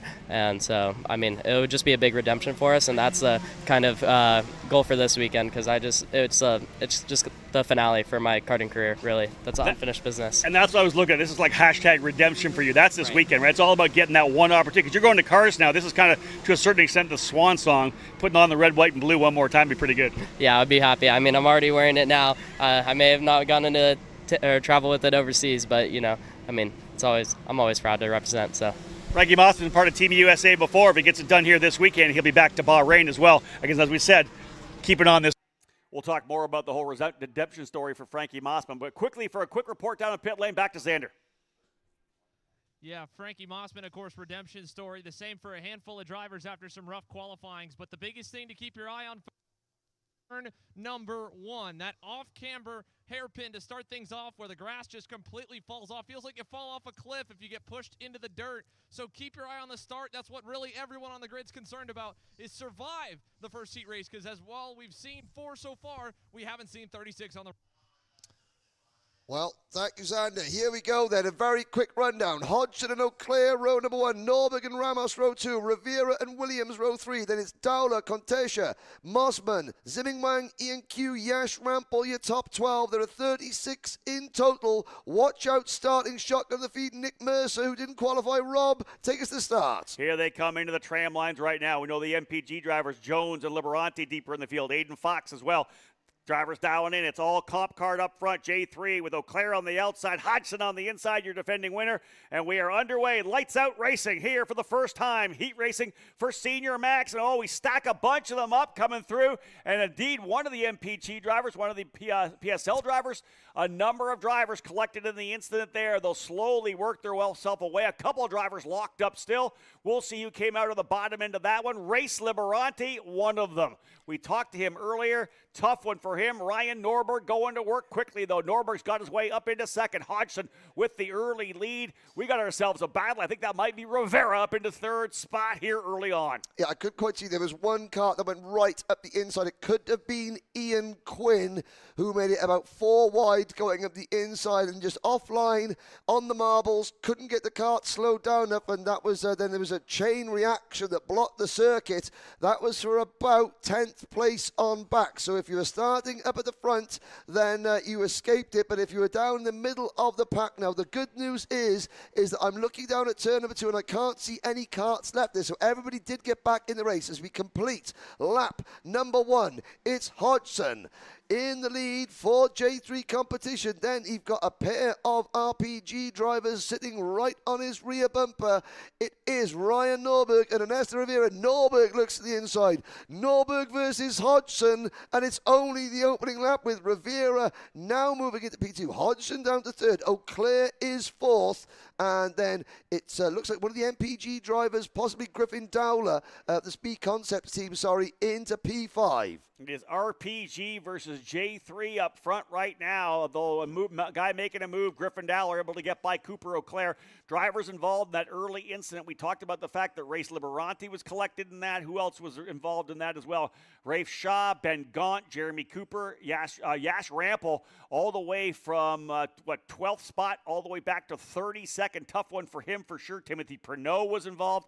A number of drivers collected. You mentioned Nick Mercer starting at the tail of the field. He took advantage of the chaos. He goes to 24th on the opening circuit. Yes, indeed. We complete lap number 2 now. New fast lap, Dalton Haynes. So watch out for that bright green TB kart run by the Race Lab team. And it's one of the J3 karts just drops that wheel off that Xander was talking about. Yeah, you feel like you're dropping it off a cliff.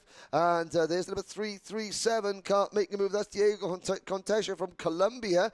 And Diego's mechanic was the fastest driver, changing tires. And oh no, that's number 302 running wide, understeering off the circuit. That's Mossman. Frankie Mossman. Well, that was a battle there between he and I think Macy Williams was in there as well. There's drivers throwing sliders each other here.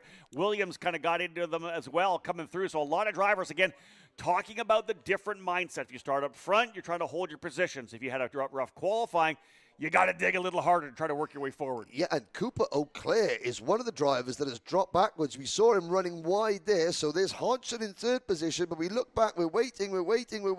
There is Cooper Auclair in the number 321, who started on the outside of the front row. He's behind Chase Jones in that slipstream, going down the top, down the main straight, but the top three breaking clear, and this is where we're going to see experience settle in. They're almost Norberg, Hodgson, and Rivera. Even though Rivera is just graduating out of juniors to seniors for this event, he knows he's working with two masters here. And he's a really mature young kid. We've seen that throughout his final races here as a junior. Winner last year at the Super Nationals in the junior category. Really has kind of dialed things in this year. So calm, never gets phased, and you're seeing it right now as he is running now up front in that 304. He is the leader for RPG. It's Ryan Norberg into second and Oliver Hodgson third. These are veteran drivers behind him right now. They know that they don't have to win this race. They want to make sure they get the best results they can, so they're at least starting at the first couple of rows in the pre-final. From there, you can go to work on where you want to start the main event. But also, you know that Ryan Norberg and Oliver Hodgson are sort of studying Rivera's car. Very true. Okay then, young man. Let's have a look. Where are you strong? What is your style? What are you likely to do? Because they're trying to anticipate when the time comes. Now, interesting, they now know that Rivera is not going to defend the lead at every single opportunity. He's early in the race, so they now know they can trust. They can work with him. Oh dear, that's the number 357, the Nash Motorsport car of Ethan Thorne, and the number 332 of Josh Batoon. So that is the New Zealander there, Josh Batoon. There we can see him in the Kiwi, the black and feathered race suit. There's two more out of the racers. Hodgson now emerges in the lead. Indeed, and it's interesting here as Hodgson goes back to P1, is it's kind of the student and the teacher with Norberg and Rivera. So Norberg knows a lot of the tricks that Rivera has because he's probably taught him a lot of them as well as Ryan Norberg. The key factor at Rawlison Performance Group, he is that driver that works for Mike Rawlison to make sure he coaches all those kids. He's got his own Norberg Racing Academy down in Orlando as well, where he uses the Rotax power plants. He and I chatted about that yesterday. Settling in, though, but look who else is coming in the back here. Diego Conteca, add another one of the Rawlison Performance Group drivers in there, as well as Griffin Dowler, the young Canadian with a lot of Grand Finals experience. Dowler looking really good up to P5. He's getting a good run out of the corner here as well. And student follows teacher into first and second. And it was funny because, and there's Hodgson has a little nibble at the inside of Rivera there, has to back out of it. But again, you talked about the Rivera and Norberg, their relationship as, Hodgson there gets nudged a little bit wide, and Griffin Dowler with the Iron Man crash helmet on. That's a great move from Griffin Dowler for the Ruthless Karting team up into P3, but Hodgson comes back at him, and Hodgson's there going, thank you very much, I'll retake that position. Yeah, he used them up coming out of turn number 9, but that was just Dowler taking advantage of the fact that Conteka got into the side. He got into the left rear of Hodgson coming through turn number 6. Both those drivers went wide. Dowler did a good over-under. Just couldn't hold it through 9 and kind of got used up on the exit there and had to check up before you got back to turn number 10. Because coming around that corner, it's a hairpin, but you're really having to come back over to the right side, get over to kind of the curbing there to get into turn number 10. So if you're on the outside there and don't have a lot of run, Hodgson was obviously able to take full advantage of that. But look what's happening. This battle's bringing 6th, 7th, 8th, 9th back in as the two drivers up front are pulling away. Norberg leading Rivera on a quick getaway. Yeah, and Cooper O'Clair at the back of this league group. There's a move to number 313. Oh, no, that's the 313. Aiden Fox diving at the inside there. He tried to back out of it. You saw him sort of storing at the steering wheel, but the back end stepped out, and no harm, no foul in terms of they both continue a little bit delayed. But, Rivera and Norberg, student and teacher. The same goes for Oliver Hodgson and Cooper O'Clair. And we were joking yesterday, and I said, Oliver saying it's really proud. I'm really proud of watching Cooper, develop, and I jokingly said, but the teacher always leaves something up his sleeve for the teacher, and Hodgson just sort of smiled at me. You don't teach him everything. And it's the same, I'm sure the same is for Norberg and Rivera, who run 1-2. The gap back to third place contention is now 2 seconds as the RPG team, it's a 1-2-3 for RPG, but no J3 now moving to P3. Too many initials, and somebody is off at the back of the screen there. I think that was the two drivers that we saw get together just off the side of the racetrack there still. But yeah, indeed, we're battling down. There's 2 minutes to go before we get to the 10-minute mark, plus 2 laps after that. Hodgson's been able to give himself a bit of room. Dowler's now having to go to work as he was able to get by Conteka. But look who else is coming on the scene. Bring the Red Army from PSL Karting. Diego Ramos now working his way up from P6. Started 4th, got ruffled back a little bit, but he's now worked his way back up to 6th. Cooper O'Clair runs 7th. Macy Williams has been in a couple of dust-ups. She's in 8th. Dalton Haynes started 18th on the TB Kart for Race Lab. He is up to 9th. So a great run for Dalton Haynes. Same for Chase Jones as he's been able to fight his way up into the top 10. Aiden Fox up 8 spots into 11th. Further back, we've got a couple of drivers, Race Liberante, Rafe Shah, Matt Taskinen, Ian Quee, and Ethan Thorne, all out of the race. 31 drivers still running. Josh Batoon from New Zealand in 32nd, in 31st position. Justin White's up to 12th. Tyler Ruth, Ian Quinn, and Henry Wheeler round out your top 15 at the moment. Then it's Timothy Pinot, fast Frankie Mossman recovering. Ziming Wang is in 18th. Then Matt Goddard, Aidan Lorenko round out your top 20 with Cam Hill, another of the New Zealanders, next in line. This field quite spread out away from the lead group. The top 2 are clear. Hodgson there all on his own in 3rd. Then this huge gaggle for 4th as the timer ticks down. Less than a minute, plus 2 laps to go. Dowler trying to hold off Cooper O'Clair now, as I believe Diego Ramos has been able to get by. I think we'll move Ramos up into 5th position. Dowler trying to hold on. Good scrap there. Yeah, there's Ramos right there. He's closing up on Conteka. Then it's Dowler, then O'Clair. And then right behind him, we talked about the move forward for Macy Williams. She's back into the fight here as well. So right behind her is Dalton Haynes. Chase Jones coming in there. What a good group. This is 4th all the way back to 10th. And another fast lap for Dalton Haynes. This guy, K, has had a pretty cool season. A great story for Dalton, man. Running here with Race Lab. He's getting his way up. And in fact, he'll make the move to the inside. Book it into turn number 2. Haynes up another spot. Gets by Macy Williams. Move Dalton Haynes to 8th.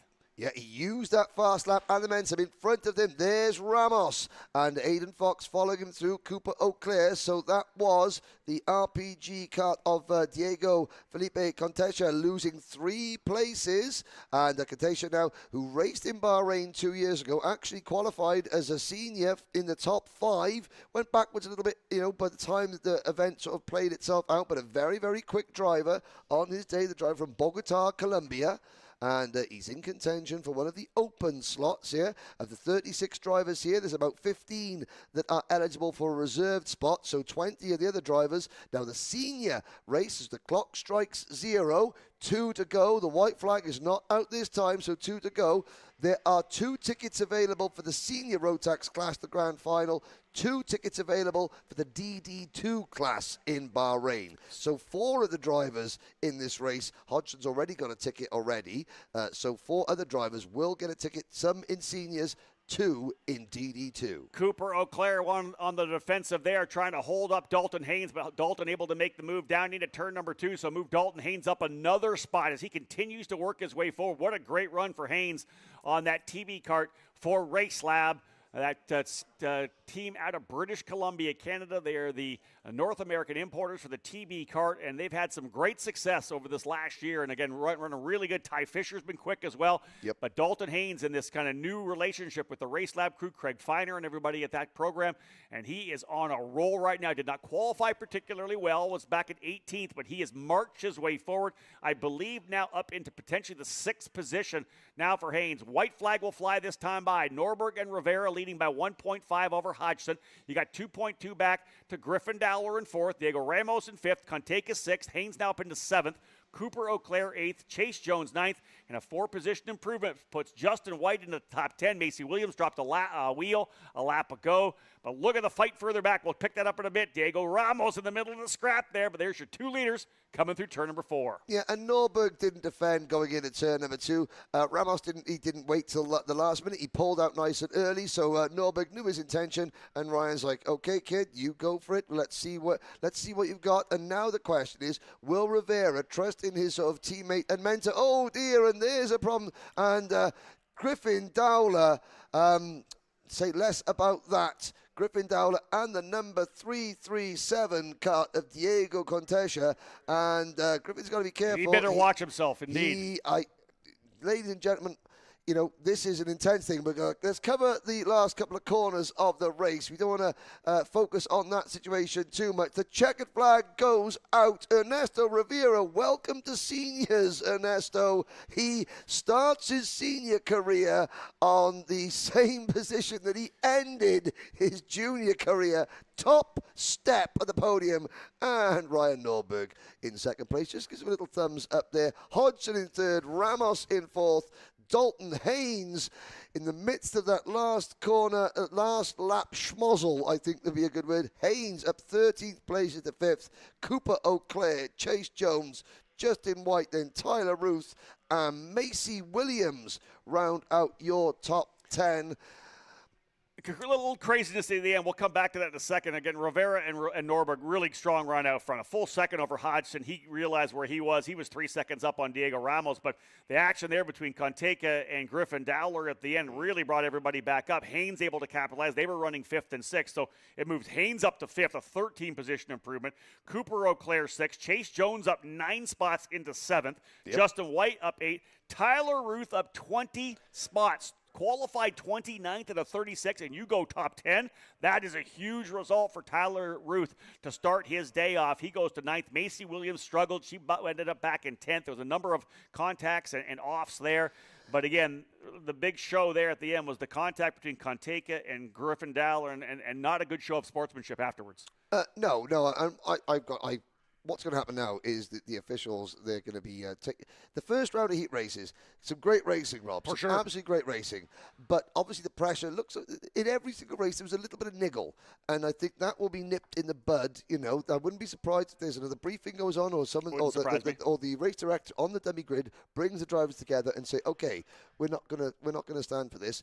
And it wouldn't be surprised me if Griffin Dowler is invited for an audience with some of the stewards, and we may not see Griffin again this week because that is this is a high profile event. There's a lot at stake. However, you must maintain your composure. Agreed. But before we go to lunch, Rob, I think what we got to say is that they're all fighting. This is Bahrain or bust. Last year, the Rotax Grand Finals were held in Portimao, Portugal. And as we take our break for lunch, we'll be back this afternoon. Let's give you a little flavour of what each driver is fighting for. What is the Rotax Grand Finals all about?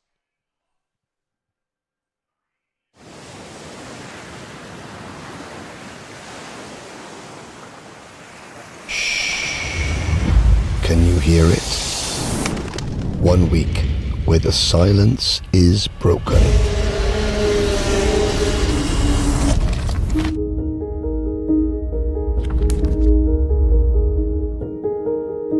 "394 drivers, 60 nations, united in their goal to be the best, the very best." This is the most equal race in the whole world. I will win. There's no opportunity. No one has ever won junior, senior and DD2 before, and that's what we're aiming for this week. 1 week where every second counts.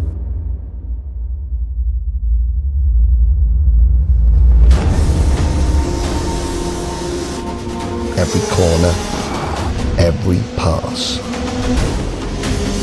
The competition does not get tougher than this, closer than this, more intense than this.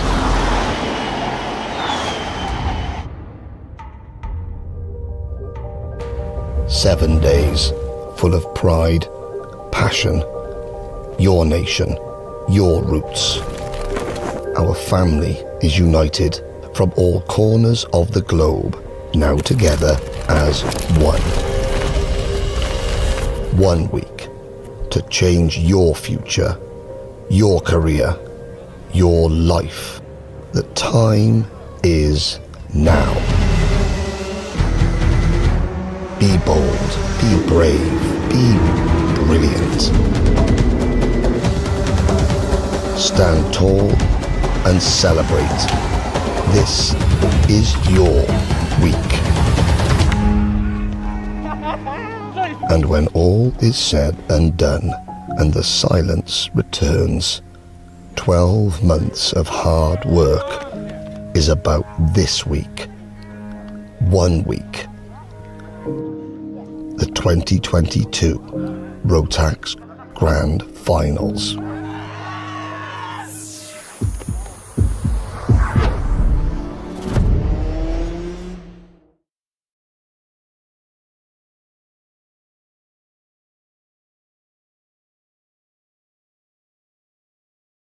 Well, hello, race fans. Welcome to Castle Motorsports Park for the 2023 Race Rotax US Trophy Final. My name is Rob Howden. Henry Baudette joining me, the voice of Rotax all over the world. Great to have you back again. No, great to be here. I've got to say, this event from last year when we did the inaugural new version of this event, it's grown. We've gone from 75 entries to 111 entries, 12 different nations. I think all 5 classes that we've got are bigger than what they were last year. And just look at the prizes. 12 tickets.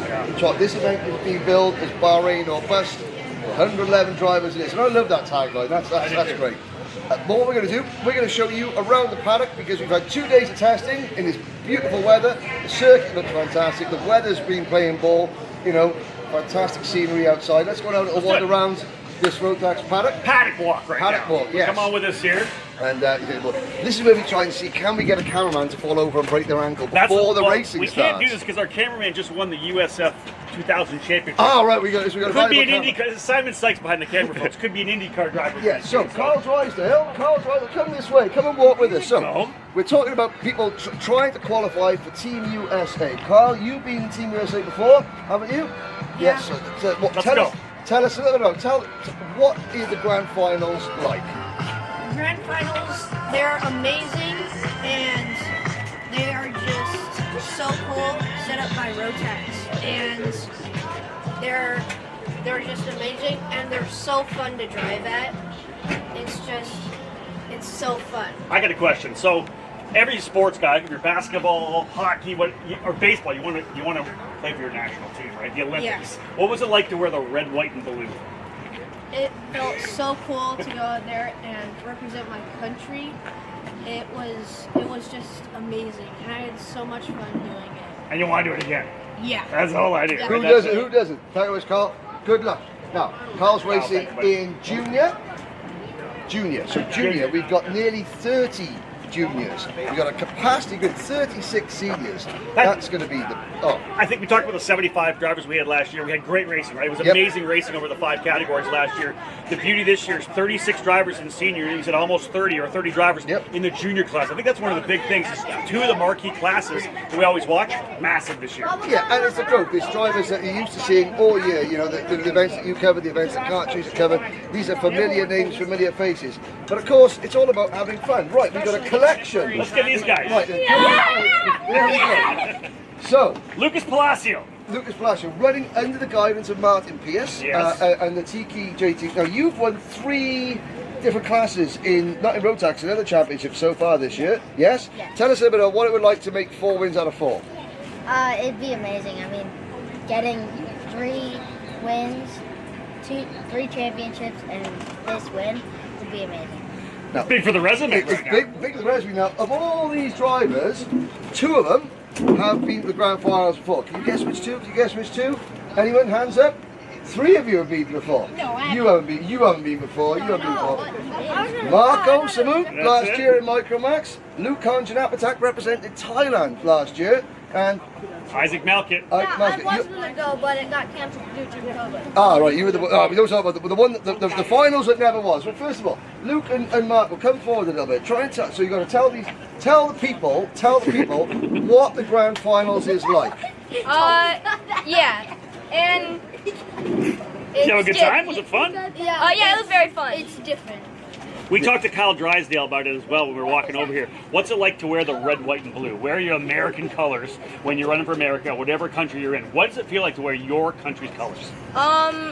It looks good on the suit. The colors match is what you're saying. It works good. That's awesome. So these guys have experienced it. There's a driver behind us that hasn't experienced it. Yeah, let's get Tyrone Kemper Jr. Oh, there's a man that looks happy to be interviewed. Okay, first Rotax US Trophy Finals. What do you think? The track, the tyre, the engine, and what would you like? What can you imagine what it'd be like to represent, the Team USA? I would love to represent it.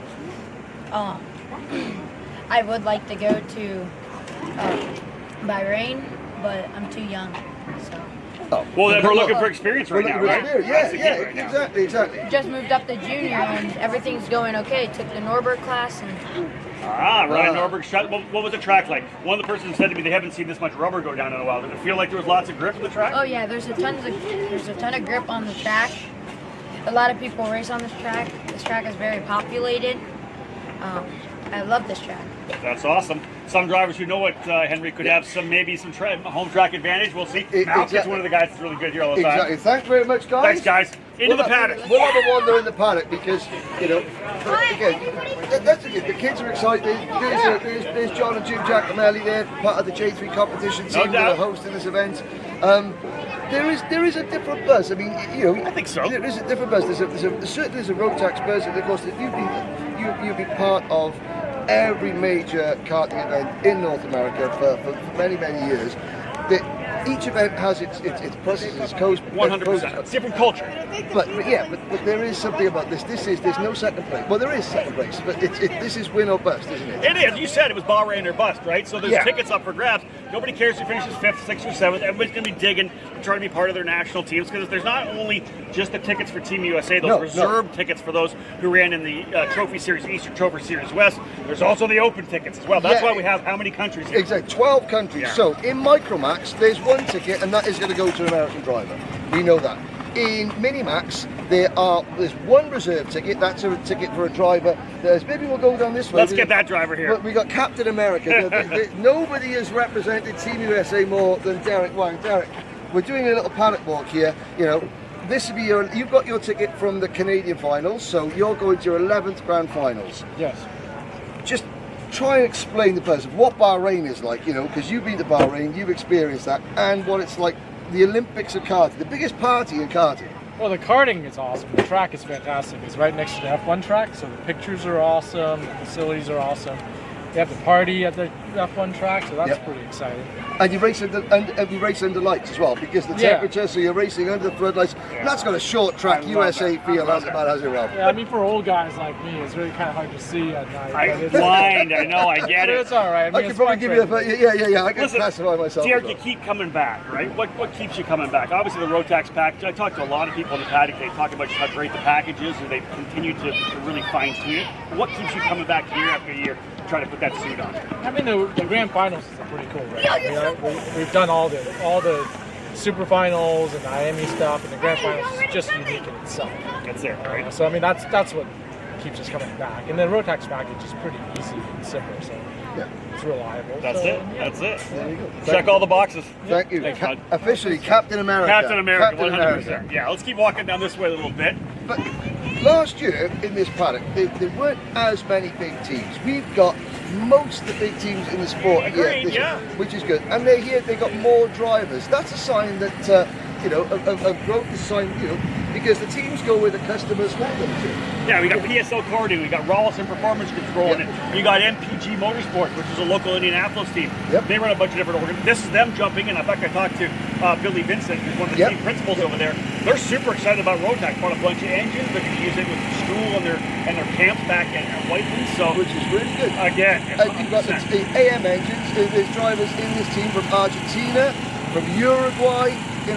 All trying to get that ticket.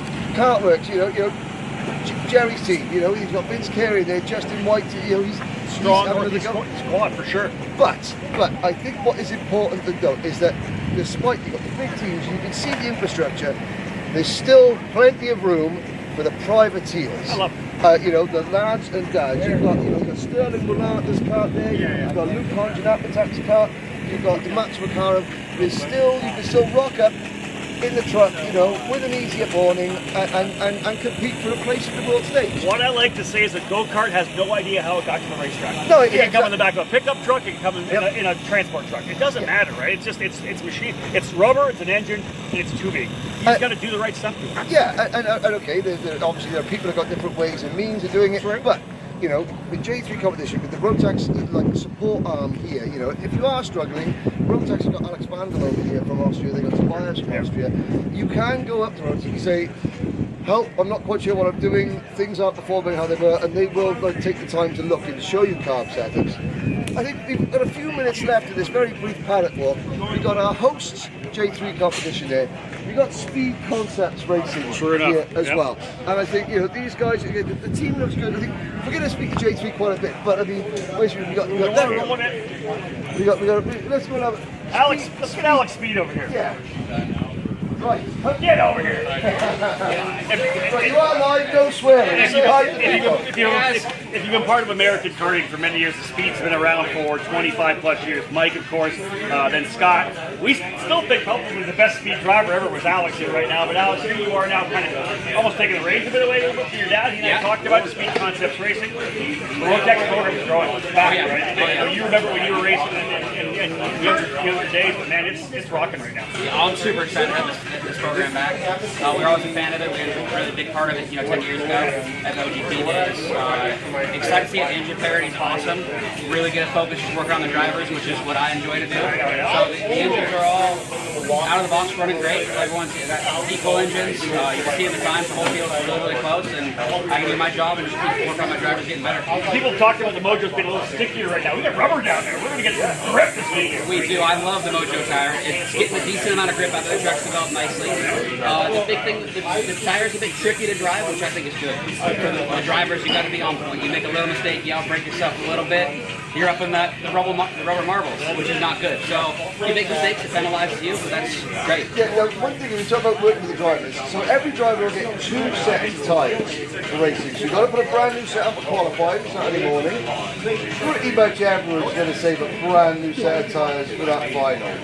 But if the weather carries on like this, the amount of rubber that's going to be laid down, is that going to cause maybe a setup issue? Because suddenly you have, too much grip? It's a very big possibility. We actually got ourselves caught off guard a little bit this morning. First time kind of putting new boots on. The track developed quickly. So it's been a while since I've been on track with real rubber that actually, hey, it's gotten grip. Every section of track's getting more and more grip. It's nice. So again, it's part of the challenge. Well, you got the coaching drivers, so you got Paul Breeder, I can see the Brown, I can see plenty of drivers there. It's coaching them as well, you know, because the track is going to be the same today as it is tomorrow, but you've always build it. Don't peak too early, and don't give yourself, besides the grid, don't give yourself too much work to do on that main event. And that's a different thing from last year, too. We had so many more drivers. Yep. More karts out there, more tires going down. The grid is going to be a lot different than one. Oh, yeah. Yeah, it's nice to come to a racing event that's doing that. Okay. Alex, okay, Mr. Cameraman, Alex is the ultimate professional. Behind us, right by there, and the rest of his team, and they've been doing their best to put the man up. A true professional. Thank you very much. Thank you very much. There we go. Alex, Speed Concepts Racing. Great to have them in this Rotax program as well, Henry. Absolutely. 111 drivers here. One of them has won a grand final. One of them has stood top of the world. That's Oliver Hodgson. He is in the J3 competition tent. We're going to catch up with him. But I think our time is just about run up. But we've got a couple of minutes to go. I think we'll try and round this show off with speaking to the only driver that knows what it's like to win a grand final. Let's see if he's in there. And he did it in the USA, the only time that USA and is. Where? Nola Motorsport Park. New Orleans. Yeah. There he is. Right here. Hard to believe that he's now one of the older senior campaigners in seniors. But All come down with we the Paddock walk. we're doing a quick Paddock show. So 111 drivers, one of them, you stood on top of that podium. You know what it's like to have the flag behind you, the British flag, you know, and you're going again this year. It's been 10 years. You know, the next 2 days, Kart Chaser, Karting News, you know, we're going to be bringing you unprecedented coverage of this event. What are these drivers? What are you all fighting for, and what does it mean? Yeah, so I spoke a little bit earlier about this, and it's close to my heart. When it's an opportunity to go, turn up, everyone's got the same equipment. Everyone who's there has had to qualify. Home nation, regional, international events. So everyone who's there deserves to be there. No one's buying their way in. And then it's a genuine opportunity for most drivers. You could be top international driver racing for a manufacturer, or you could be doing it with your dad, doing the national circuit. And then you go there, it's definitely more of a level playing field for people from different backgrounds. And then, wow, it's like, for me, it was the first time I ever raced out of the my home nation, and yeah, it changed the trajectory of my racing career. So close to my heart. You were saying earlier that you were probably in 2013. You were pretty much coming to the end of your career. You were looking at get a job, karting, great memories, but it's over. You win that event, and that sends you that sent you on a different career, and here you are. Coaching, working as a professional, you know. Yeah, and it's pretty surreal to think 10 years ago.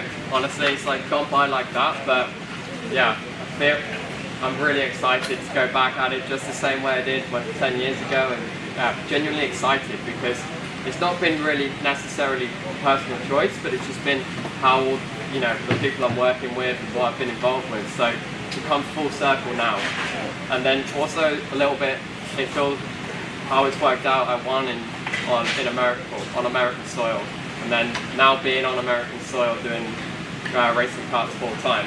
That was all coincidence, but yeah, somehow it's kind of come back full circle in that respect. And of course, 10 years ago, while Ollie was winning in senior Rotax, Team USA took their most recent win in juniors with Juan Manuel Correa. That was an amazing race. An amazing race. Last corner.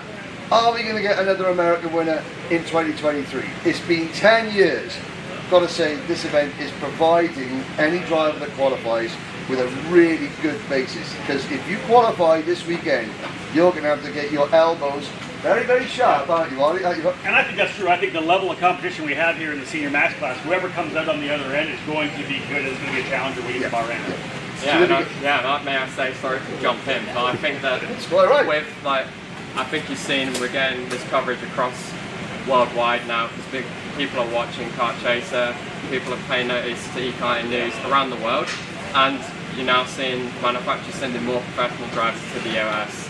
There's lots of US national drivers who are good. The competition or the level is higher than the rest of the world, I think.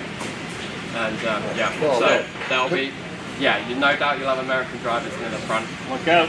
Couldn't have said it better ourselves. Let's wrap it up. Let's wrap it up. Thank you very much for joining us. 2 days of the best Rotax racing coverage you'll find here, Newcastle Motorsport Park. Rob Howden, myself, Xander Clemens, the rest of the Kart Chase team, and a couple of champions to boot.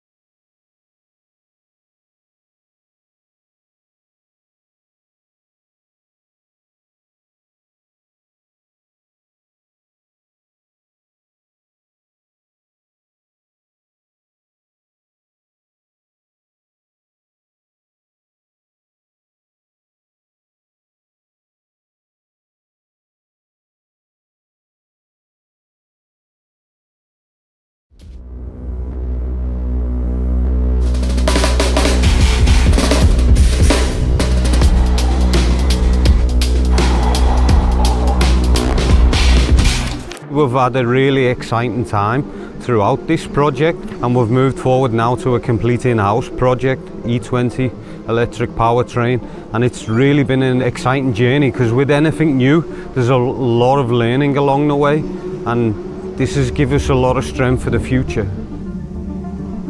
We've also now introduced the junior category because the younger drivers would also like to experience this. It's very powerful.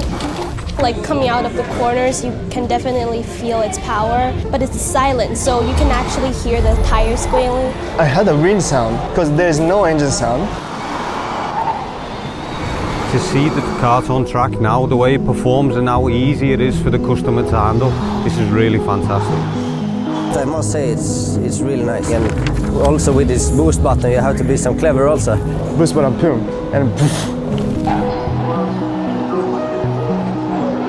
After all the sessions we get to see the telemetry compared to the fastest guy all the time. You can analyze the data and see where you're at and compare yourself. It helps a lot though. The Rotax guys are so friendly.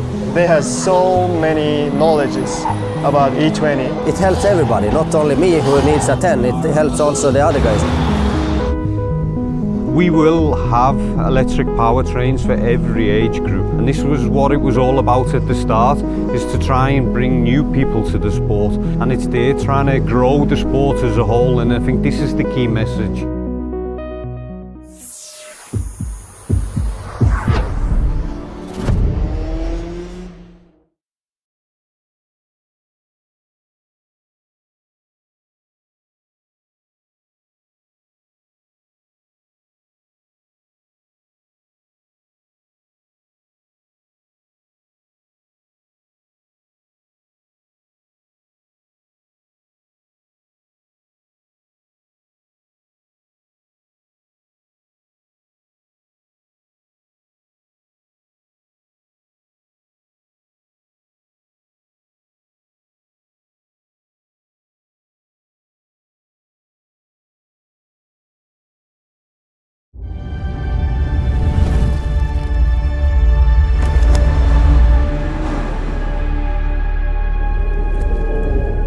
The main idea of the DD2 engine was to push the ease of use of the product to the next level by eliminating the chain drive. Obviously not having a chain and a sprockets, the dynamics of the kart work a little bit different than a normal kart. We also wanted to offer our customers a top-level category with a 2-speed gearbox, which is very close to the Formula racing in the future. So for the ones who would like to step up into Formula cars, this is a perfect preparation.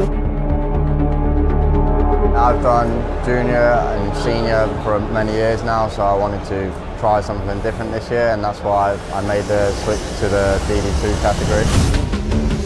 It's always fierce, it's always competitive, always very close. No one has ever won junior, senior and DD2 before, and that's what we're aiming for this week. The chassis manufacturers, they have been quite skeptical if this concept can work. So we had no other choice, to prove it to the market, and the only way has been to introduce the engine concept, in combination with our own chassis, which was the RM1.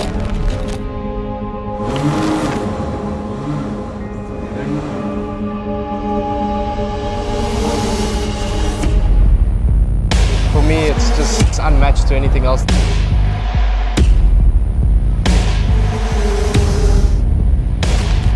And as of this day, we have been pulling out with the RM1 and have been offering the DD2 engine to all chassis manufacturers, and as you can see here, the positive feedback continued and we have really good results. And I think it's just to wait for everyone what's the next innovation from Rotax that we present.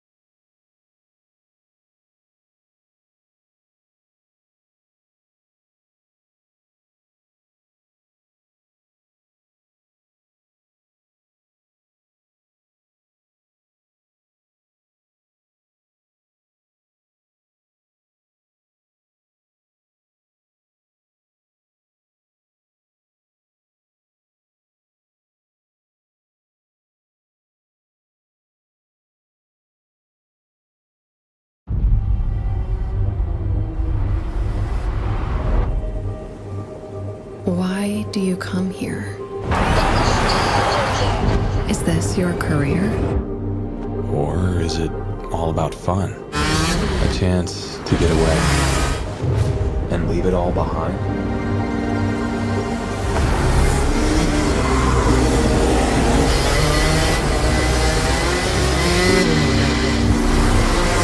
Or do you chase your personal best? Challenging yourself over and over again. Why do you come here? Maybe you're here to collect moments. Good ones. And not so good ones. Or you can't afford mistakes because you want that victory.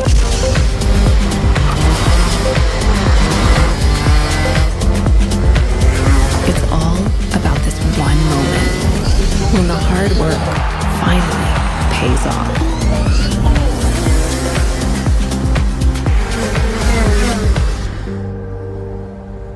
This is the place that brings us closer to the people who share our story. Whoever we are. Whatever we're here for. Racing is who we are.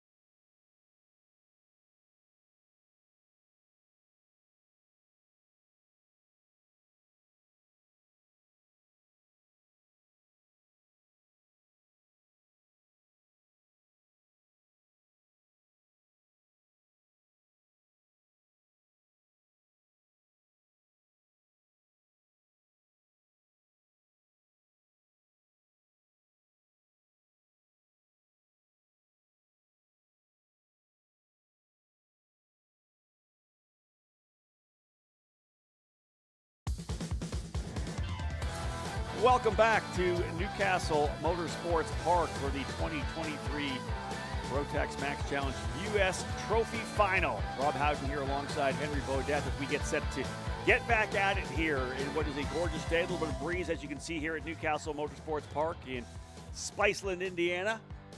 72 degrees trackside now. Gorgeous day. Still a bit of cloud cover. Not quite the full blue skies that we've seen, Henry, in days earlier this week, but hoping that the weather will push off that they talked about for Sunday. I think we're going to be clean and green through to the end of this amazing event. But what a great start. Qualifying in the books this morning. We got our first round of heat races in. Got a good look at who could be quick and could potentially be battling for races. But we also, I think, got a taste of the excitement and the intensity of the weekend as well. Yes, you said we're in Spiceland. Well, it got a little bit spicy in a couple of races. But that's the nature of this event. You know, you compete all year. You're not competing for points. It's winner takes all. 12 tickets available. I have to say that, the cloud cover, the fact it's, say, 72 degrees, it doesn't feel as hot as it did yesterday, even though temperatures are very similar. That actually could help the drivers because it means that although the rubber is going down on the track temperature isn't as high, which means the track isn't as grippy, which takes away slight headache from some of the drivers trying to get the setups dialed in and coping with the ever-changing track conditions. You're looking at the run down past the start line, not the start-finish line, the start line into turns 1 and 2, and you can see the black lines, you can see the marbles on the outside of the circuit. So every single race that passes, a little bit more mojo rubber is laid down, and that affects the setup of the kart. So the drivers, the mechanics, the teams, the paddock are battling with setup. They're battling with tyres that are degrading, the track that is getting grippier, and the ones that have had a bad first heat, there's always that new set of tyres, that second set of tyres sitting in the corner of the awning. When are they going to get used? But we've got karts on track, Rob. It's Micromax, race number 2, out on circuit. 8 minutes plus 2 laps. Yeah, those of you joining us for the first time here today, Micromax, Junior Max, Masters, Mini, and Senior. That is the rotation. There's your race director, Chris McCrone, working his way across the track. We'll keep an eye on all the racing. We've seen a bunch of action in turn number 2, that first hairpin. The kink turn 1 into the right-hand hairpin turn 2. A little bit of a kink 3 down the straightaway. It's not really much of a kink, but we'll call that 3. That makes the next hairpin the left-hander turn number 4. That's Lucas Palacio out there getting ready to go. He won the first heat race. He'll start alongside Lucas Tarango on the front row. Connor Lipka and Hudson Howard will be on row number 2. Enzo Di Gennaro and Sterling Malata on row number 3. Tyson Underwood will line up 7th alongside Holden Myers. Isaac Payne and Danny O'Gara rounding out the top 10. Benjamin Sosa and William Vitor in row number 6. And Cam Becker, who qualified well but did not go to Tech, is going to start all 3 of his heat races from the tail of the field. Becker was able to move forward in race number 1. Race number 2, we'll see how it plays out. And Henry, I think you hit the nail on the head. The interesting thing about race 2 is everybody now has a different experience coming into race number 2, right? What happened in race 1? If you were first, second, or third, maybe you can play a little more, a little more easy. If you had a rough race, you may have to get yourself back up front to try to salvage a good starting spot for tomorrow's pre-final. Yes, indeed. 3 heat races. The points you gain in those 3 heat races decide the grid for the pre-final. The results of the pre-final decide the starting grid for the main event.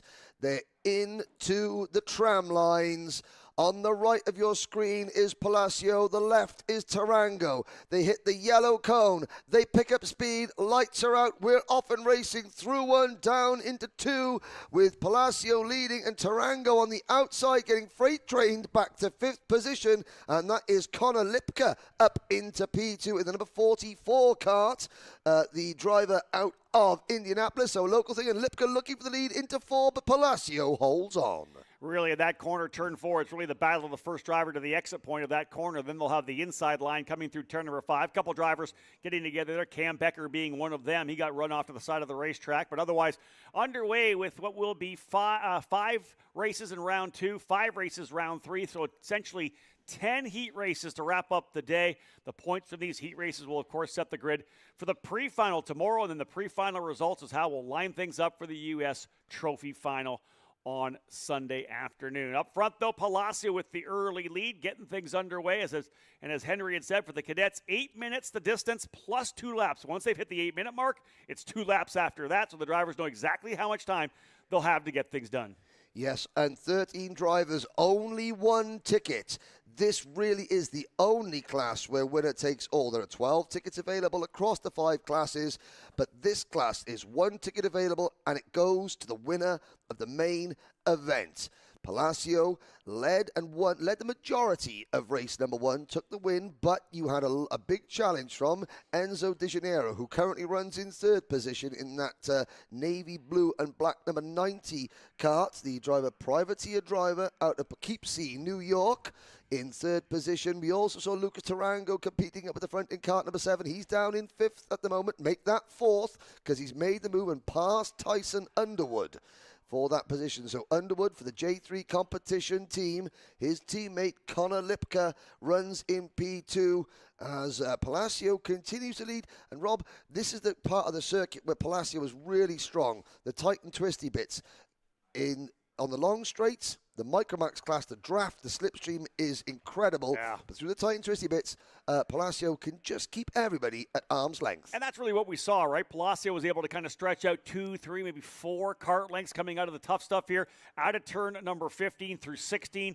Now they'll run down to 1. This is where the drivers behind fully leveraging the slipstream, the draft, as they work their way down through this kink, turn number 1, as I had said. Once you get through the kink, you line things back up to set up for turn number 2. The right-hander, and there goes De Janeiro to the inside of Connor Lipka. Book it. He's through to go to P2. And again, now it's about lap times. Can he dig in? Can he put his head down? Can he get back to Palacio? Because we saw a number of early breakaways, Henry, in our first run of heats. We saw 3, 4, 5 drivers in the lead groups. Once they started racing, though, it brought everybody back into the fight, and that is what happens when you run reverse national at this track. That's the layout we're running this weekend here at Newcastle, the reverse national.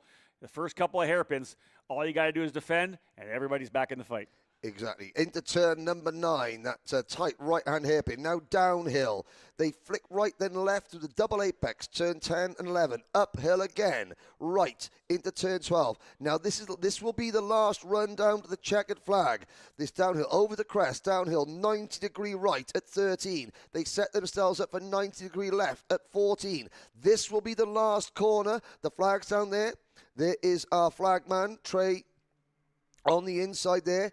He will be the one that waves the checkered flag at the end of each race. They go on to the start, finished with the start straight through turn number 1. So much elevation change, so much camber and caster on the circuit there. Oh, and the leader almost, Rob, puts a wheel off track. Because they run this circuit clockwise and counterclockwise, there's no exit curbs, which means that you are just half a wheel length away from complete disaster running out wide coming out the corner. Indeed, front-running quartet trying to stretch away. I believe De Janeiro right there in the spot. Tarango, Lucas Tarango, who started on the outside of the front row, had to look to the inside of Connor Lipka down into 4, but thought better of it. So they still run 1, 2, 3, 4. They have a gap of almost a second to Tyson Underwood running P5 right now. He'll come into the screen as they work their way back. And there, not quite, but you can see the leaders stretching away. They've got that second. When they come out of here, we'll be able to see them there. That's the next group of 3 drivers. Underwood, Hudson Howard, and Sterling Malata. Those drivers running 5th, 6th, and 7th. Then it's about 2 seconds back to Holden Myers running P8. But right now, 4-driver breakaway. We'll see if it holds on, and we'll see whether or not that next group's able to dial things up, as Lucas Tarango was quickest last time by. And Tarango having a little look to the inside. No, he tucks back in. Then he looks out again. This is not really helping him. He needs to make a decision. You're either going to pass or push going down the main straight. Connor Lipka stays in 3rd. Here's the battle for 5th, 6th, and 7th. That's Hudson Howard, Sterling Mulata, and Tyson Underwood. Hudson Howard, the youngest driver in the class, 7 years old. He qualified really well, had a poor run, dropped back in heat number 1. Obviously, his dad, Jay, spoken to his dad, Jay. Obviously, a bit of coaching going on. And he's having a much better, more consistent performance in the second heat. But those 3 drivers, they've still got work to do to catch our lead quartet on our screens now. Indeed, front-running 4 drivers have held station, and the driver up front has been the number 2 of Lucas Palacio, running the TKG machine. Martin Pierce, the coach for this young driver who has been so impressive throughout the 2023 season. Already a couple of championships locked onto the resume from this 2023 campaign, so he would love to add a U.S. Trophy Final and a berth to Team USA onto the resume as well, but still a lot of work to be done. This is only the second heat race. We've got heat race 3. We got the pre-final. There's a long way to go before we see who stands on top of the podium. And as long as you've got a kart within about 7 or 8 tenths of a second off your rear bumper, you are not safe in the lead because the slipstream effect side by side for second between Lipka and De Janeiro, and you could. It's a great sight there. The minute that De Janeiro and Lipka go side by side, Palacio opens up 4 or 5 kart lengths. So the pursuing drivers have got to be very, very smart. Am I going to make a move? If so, where am I going to make a move? And if I do, how much time am I going to lose? And then, of course, will the driver that I'm overtaking cooperate and then slot in behind and push me? Or will we battle side by side? If they battle side by side, they can kiss goodbye to a chance of victory because Palacio is looking really, really strong. Yeah, he's got a couple of kart links working through the double apex of turn number 10 and 11. Back over to 12, a little short shoot there. You got to out of here, out of 12. This is the long straightaway that I think will be key here this weekend. We've talked about the fact that this last complex of 90-degree corners are going to be key. That is rolling down into 13, 14, and 15 as they come back onto the front straightaway. This will be start-finish, or the finish line, rather. So, indeed, we'll see how all the drivers play it. We've seen a couple of passes get done there already, and there are moves that can be made. Driver goes on the defensive. Really good opportunity for some over-unders. And the draft once again plays. Here comes Gennaro to the inside. Yes, he'll go to P1. Gennaro back. Palacio does not look phased. Behind them, side by side, Lipka and Tarango. And again, still, actually, we'll hit the 8-minute mark this next time by, so it'll be 2 laps remaining when they get back around. We'll go to the time.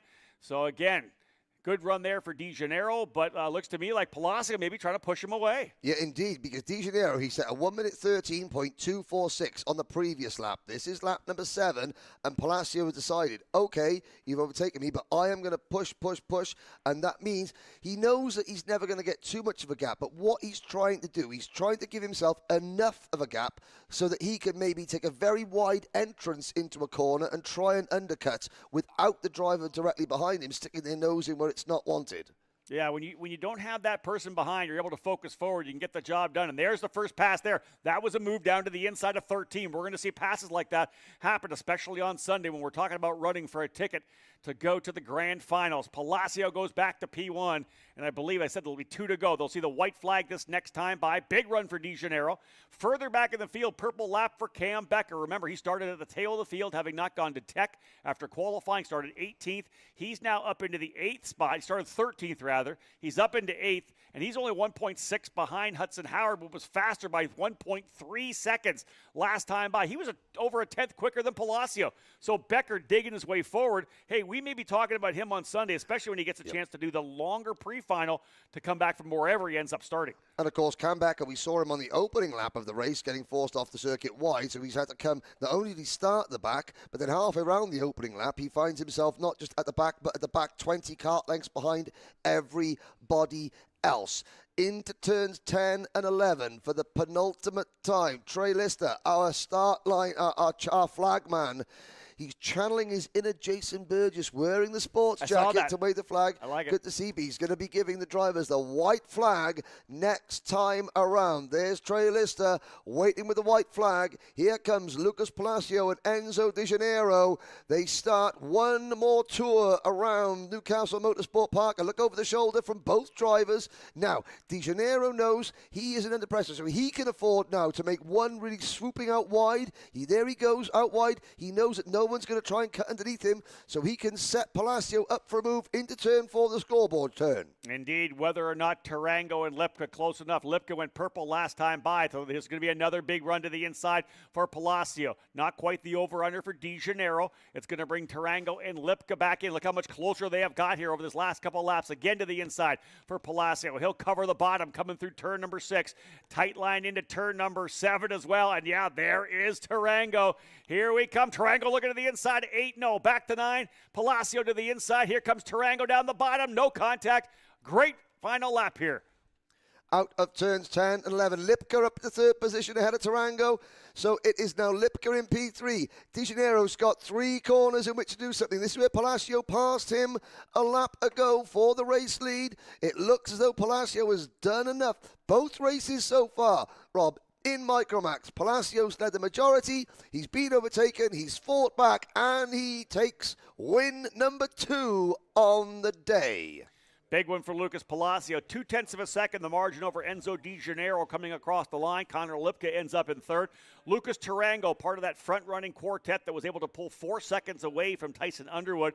Hudson Howard got Sterling Malata on the last lap. Both those drivers turning their fastest laps. And in fact, on the final circuit with all that blocking, Hudson Howard was actually quicker by a full second from Palacio. He gets back to 6th. Sterling Malata in 7th. Cam Becker up 5 spots, 13th to 8th. Danny O'Gara got a spot to go to 9th, and Holden Myers rounding out the top 10. But up front, we've got the 4 drivers right now that seem to have the pace to pull away. Palacio, Di Gennaro, Lipka, and Tarango. But some of these lap times we're seeing, Cam Becker could be in the fight still. Hudson Howard could still be in the fight. A lot of these drivers dialing things in throughout the day. Yeah, for me, I mean, early stages, so we're not even halfway through this event. They've got 1 heat, a pre-final, and the main event to go. We're seeing the top 4 separate themselves. The wild cards, Cam Becker, can he get track position? He's got the pace, but he hasn't got track position. Hudson Howard, he's got the pace. Has he got the racecraft and experience? Well, he doesn't have the experience. He's a young kid. It's for his first year for sure for Hudson Howard, but what a great place to get the experience, right? Running a level of competition like we have here, this U.S. Trophy Final. What a great opportunity for him to learn more at his home track here. And again, we're just going to talk more and more about Hudson Howard over the next couple of years for sure. Good for him to put that last lap down. 9 laps in the books in total. In that one, we are underway with the second run through the rotation. Junior Max will be up next, followed by Masters Max, Mini Max, and Senior Max. So again, 4 more races to come in this rotation. Diego Ardiles ready to roll off once again to get things underway. So we just got lots of good stuff happening here right now. Yes, indeed we do. Now, the headline class of this event is obviously Senior Rotax, a capacity grid of 36 drivers. One driver who is very familiar with Team USA going back 8, 9, 10 years ago is Ryan Norberg. He's been racing other classes at the last couple of years. He's back in Rotax here, and yesterday, Rob, you caught up with him in the paddock. Let's see what Ryan has to say about his return to the Rotax family. He's been to 3 of the Rotax Grand Finals before, and that is, of course, Ryan Norberg. Ryan, back at a U.S. Trophy Final, kind of like our U.S. Grand Nationals from years back. What brought you here this weekend? Oh, well, honestly, it's just the interest in the package, and we had a couple drivers that were interested in trying to win a ticket, and so we decided, let's put the team effort behind it, and let's try and get some of these guys up front and get some tickets. You've won pretty much everything you can win, right, in senior level karting here in the U.S. What motivates you to get back at it again? Not only are you getting, guys here, customers from RPG trying to win tickets, you want to get back there as well. What are your thoughts on going to Bahrain? Oh, well, I mean, that's the one thing that's not on the list right now is a world championship. So, Supernats is as close as you can get to one without the actual title. So, that's one thing on my list. And the Rotax Grand Finals is one of those races where it's, it's one of those marquee events that you want to win. And so I've gotten close. Last time I went, I got pretty close, and I left a taste in my mouth that I gotta get the win. There's still that check mark, right? Yeah, that box you haven't checked off yet. One thing I want to wrap up with, you've been at this track before. There's a lot of regular Rotax drivers, right? That are here. You've been on different machinery, right? Different engines, different tires.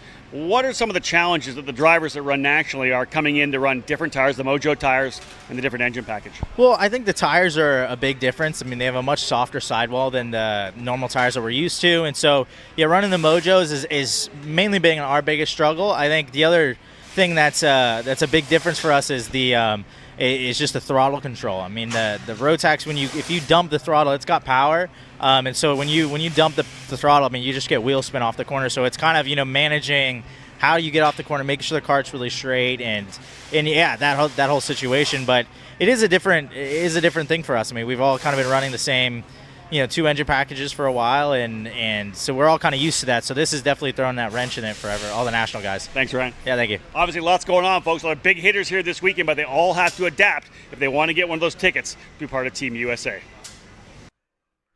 Back on track here at Newcastle Motorsport Park. Great to hear from the leader of the Norberg Nation. But it is Junior Rotax up next. Diego Ardiles and Ty Fisher on row number 1. Wesley Gundler and Jackson Walney on row number 2. Simon Bulbarella and Turner Brown share row 3 ahead of Nix Eggleston and Nathan Dupuis on row 4. Ben Hernandez and Gennaro Trapper round out your top 10. Giovanni Santora and Bernie Sterling McKenzie on row number 6, followed by Archer Eversman and Carl Drysdale. Row 8, Ethan Tovo and New Zealand's Jake Milan. Then Cole Turney and Sebastian Rist. Your top 20 rounded out by Austin Olds and Jackson Tovo. Peyton Fayan, Mason Kuhn, Katie Countryman, Tyrone Kemper Jr., Killian Harris, Luke Fedowitz, Francesco Monaco, John Wade, Landon Cardwell, Mannix Donnelly, Maximilian Spilger, and Jasper Wang round out your 32 kart starting lineup. 10 minutes plus 2 laps. Rob Howden to bring them to the line. We're going to do it once again here in the Junior Max category. They'll do it for round number 3 still to come. Lots of racing for you here on Kart Chaser. Thanks for tuning in and spending a little time with us here on a Saturday afternoon. Really looking forward to Sunday. Drivers here in Junior Max lining things up. Diego Ardiles on the inside, Ty Fisher on the outside. They are into the tram lines. You see the lights up top, and when the lights go out, once they get into the start cones, they'll be underway. Just into the start box now, and lights are out. We're underway. Green, green, green. Racing down in to turn number 2. Ardiles, little slider to the bottom of the racetrack there. On the outside, Ty Fisher trying to hold on. One driver dropping a wheel. That I'm not quite sure which one that was, but one driver dropping a wheel coming out, but able to hold on to the spot still. You see everybody lining up nicely. Gundler's right there. Wolney as well. Bulbarella right in there as well in the 225. Turner Brown in the 236 after the incident he had in the opening round. Wanted to get through cleanly. Again, that speaks to what we talked about, everybody having a different experience in race number 1.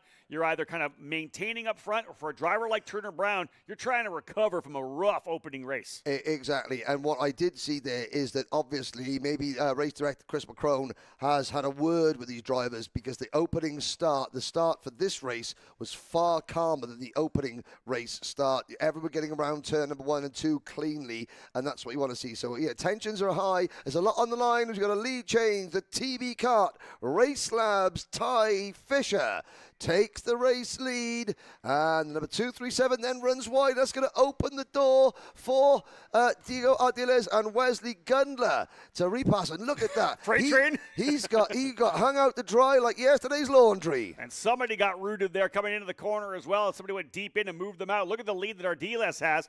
That's a couple of the SCR karts now up into second and third, as there was some contact there coming into the corner. But that dropping of the wheel for Ty Fisher, having taken the lead, got literally freight trained all the way down into turn number 1 and 2. We'll see how far back Ty fell. He'll have to dig his way back forward, but Diego Ardiles having a great run, leveraging it up front, though. I believe that's Wolney and Brown lining up there as well. And I was looking there as they came out of turn number 6 down the hill towards turn number 7. Fisher was still offline and still losing positions. It's actually Nathan Dupuis. I just want to correct myself. I'd say it's Nathan Dupuis is one of the drivers up there in the top 3. Well, and Nathan, one of the drivers that featured very, very strongly in the opening race, catching up there at the lead battle. This was the battle this was the race in heat number 1. We started off with a 5-kart lead train, and we ended it with a 13-kart lead train, because everybody was battling. Here already, early days yet, I know, but it does look as though drivers are, they're behaving themselves a little bit more, or racing a little bit more smart, thinking about the end of the race. There you can see on the inside coming out of turn number 2, that bright green TB kart back in, he's outside the top 11. Yeah, and there's the number 224, Nix Eggleston, and the other kart there was the number 241 of Nathan Dupuis. That was a territorial dispute. I like that call, territorial dispute. I'm going to have to borrow that one sooner or later. Oh, yes. It's 0.6 of a second for Diego Ardiles, but again, all this great racing further back. That's the battling we're seeing. There is the 296, Wolney. I mentioned him up at the top 4. He's actually back in 7th spot right now for Wolney, going at it with Ben Hernandez and Gennaro Trappa. So that's a scrap outside the top 5 right now. But look at the lead here right now for Ardiles. How long will it last as Turner Brown is digging in to try to close back up? Last time by, Ardiles went purple. This time, though, Brown about a tenth quicker, making a half a second between first and second. We just saw at the side of the track there the number 254 MPG DAP kart of Austin Olds. I think it's safe to say I'm going to use this one. The Oldsmobile has stopped on track. There he is. Sorry, so I'm here all weekend, ladies and gentlemen. Tip your waitress. Yes. So that's down to 29 runners because we didn't get Killian Harris to the start, and Maximilian Spilger as well did not go out. So maybe a little bit of a damage in the first race. Kart's not there. Hopefully we'll get both those drivers back on track for the third heat later this afternoon. But Diego Ardiles, that gap, it was 6/10 of a second, Rob. It's now down to half a second. Turner Brown is closing in. Wesley Gunder not too far behind either. Remember, Turner Brown had that issue in race number 1, so he's doing what he can to potentially get himself back up the order. And again, for the pre-final tomorrow, it is all based on the 3 heat races, the points you get for these 3 heat races. So if you have a rough one, you need to recover the other 2 to somehow put yourself a little further up the grid. The pre-final's that last opportunity. Whatever happened on Saturday, you can change all your fortune in the pre-final if you're able to work your way forward and get a better starting spot for the main. But again, you could do some great work here on Saturday, put yourself in the front couple of rows, then have an issue in the pre-final, and then you're way behind the 8 ball for the main event. The pre-final could be one of the most cagey races of all. At the front, nobody will want to lose their positions. But again, those drivers starting at the back, they'll be going all guns blazing to try and make up positions, especially with the high grid numbers we have, especially in junior and senior, over 30 karts in each event. So, 3 bad heat races or even 2 bad heat races out of the 3 today, that puts you outside the top 20 in the pre-final, and that means you've got to move forward. If you have got 3 decent results and you're starting in the top 5 or 6 for the pre-final, you're not going to want to take any risks. So it's going to be a case of, which tactics you use depending on where you start. But it's Ardiles, Brown, Gundler, Hernandez, Walney, Trapper, Bulbarella, Eggleston, McKenzie, and Eversman, your top 10, with Ty Fisher just passing Archer Eversman there to move into 10th position, but up at the front, battle for the lead. Yeah, make a move to the inside for the 236 of Turner Brown. Move the red speed to P1. New leader as Ardiles tucks back in. Behind them, Wesley Gundler trying to dig in. Jackson Wolde, who was 7th only a couple of laps ago, now goes purple this last time by. He has worked his way up to 4th. He's a second behind Wesley Gundler, but was quicker by 0.3 of a second. You'll see him, Wolde, coming into the screen there. He's got Hernandez right behind him. Ben Hernandez, the biggest mover on the race so far, started 9th, up 4 spots to P5. He currently runs there just outside that top 4, but trying to reel in with Wolney. We're watching this battle up front, though. Henry Diego Ardiles had led the first 5 laps, but Turner Brown finally got his way to the front, and he knows he needs a couple of race wins here to try to recover from the DNF, all that accident. As an issue happened there as well. We just saw that. That was over in turn number 4, an issue with a couple of drivers. We'll try to pick up who that is. But nonetheless, Turner Brown, 0.2 of a second to lead lap number 6. Mason Kuhn in kart number 213, another of the DAP chassis for the MPG team. And the other driver is the Kartworks number 219 of Luke Fedowitz. Now, coming out of the, going into turn number 9, the last lap there, I could have sworn I saw something fly off one of the top 2 karts, like a little bit of plastic flying in the air. Maybe it was a cover in front of the GoPro cameras or something like that that came off the kart there. Obviously, it's not affecting performance, so it's not maybe an intrinsic mechanical part of the kart. But as we went into this corner here last time around, I'm sure my old eyes were not deceiving me. Something may have flown off. So at the end of this race, if there's a call goes out to a corner worker, could we see if there's a GoPro on the circuit? It could be from one of those 2 drivers.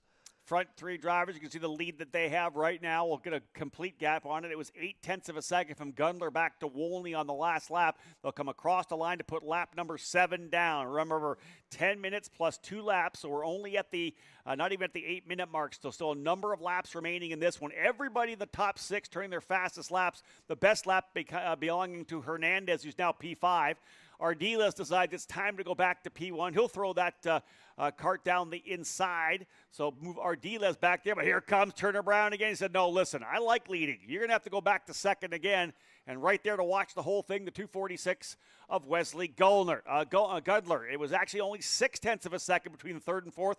Wolney's closing, and here they come, bringing Hernandez with them. Yeah, Wolney and Hernandez have been working really well together. Ben Hernandez, fastest lap of the race last time around in Kart 208, 106.053. Spoke to Ben's dad earlier in the week. This is the first weekend that Ben has got not his dad mechanicking. There's a move, and that's Jackson Wolney in the number 296 kart, making his presence felt for the Speed Concepts racing team. But Hernandez, yeah, Ben's dad said, I'm stepping back. You know, we've got a mechanic. Rafe is going to be on the spanners for us, and it's certainly working because Hernandez, he's been the quickest driver in both the first two heat races. Heat number one, he got caught up in an incident and had to fight from the back and still made it towards the front. And now in this race, he's showing his pace once again as the clock strike bar. Less than a minute to go, and it is still Turner Brown from Ardiles with now Wolney third, Hernandez and Gudler battling it out for fourth. Gudler has it into 4. Indeed, Hernandez was able to follow Wolney through, coming out of turn number 12 down to 13. But Wolney, rather Gudler, going back to the inside of Hernandez this time down into turn number 4. Leader was the top by a half a second last time by, but again, you can see how close Ardiles has got back. In fact, he's got some breathing room back to Jackson Wolney right now. So Diego Ardiles, the Rawlson Performance Group driver, surrounded by Speed Concepts racers at this point here as they're all over him. But indeed, Ardiles looking to wrap things up. We are not quite, will they sneak it through? 53, 54, 55, 56, they will. So there you go. We won't see the 2 to go sign until they come back around. They sneak through to the 10-minute mark. So 3 more laps, 2 to go next time by. And you can see a little look back. Brown's like, let's go. And Ardiles has said, same thing.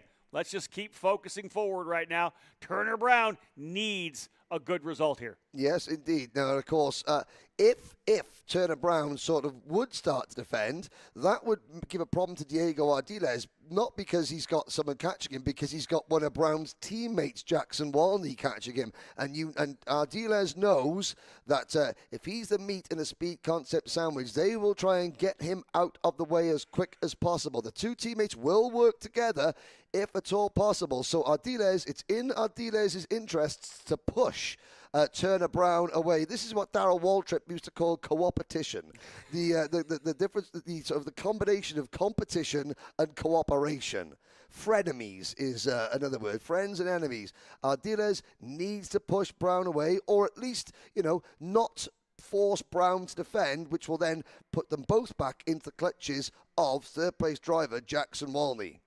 2 more laps remaining. Both Brown and Ardiles turning their fastest circuits in the last time by. This time, here comes that first block down to the bottom of the racetrack. I don't think that Ardiles wants to take that one. He needs to see what he can do to, again, hold off Jackson Wolney. The minute we start doing too much defensive running, he's not even looking to the inside on Turner Brown. That's a good call. No need to get even aggressive here on him because you don't want to really force Brown into a defensive run, because as soon as you do that, that's going to bring Wolney back in. So really for Ardiles, hey, to be honest, you DNF'd already. I'm more than happy to finish second knowing that he already has had a good race in race 1. Yeah, and you say he's not looking to the inside. He's got a lap and a half to go. But at this circuit, on this layout, 1.5 laps, that's about 9 or 10 overtaking opportunities. Indeed it is. Yeah, that's so many times places to overtake at this particular racetrack. At least a half a dozen places that you could make a move. Not all of them really low risk or high percentage, but there still are chances to make it all over this racetrack. And indeed, Jackson Wolney is back. That is for sure. White flag flying this time by.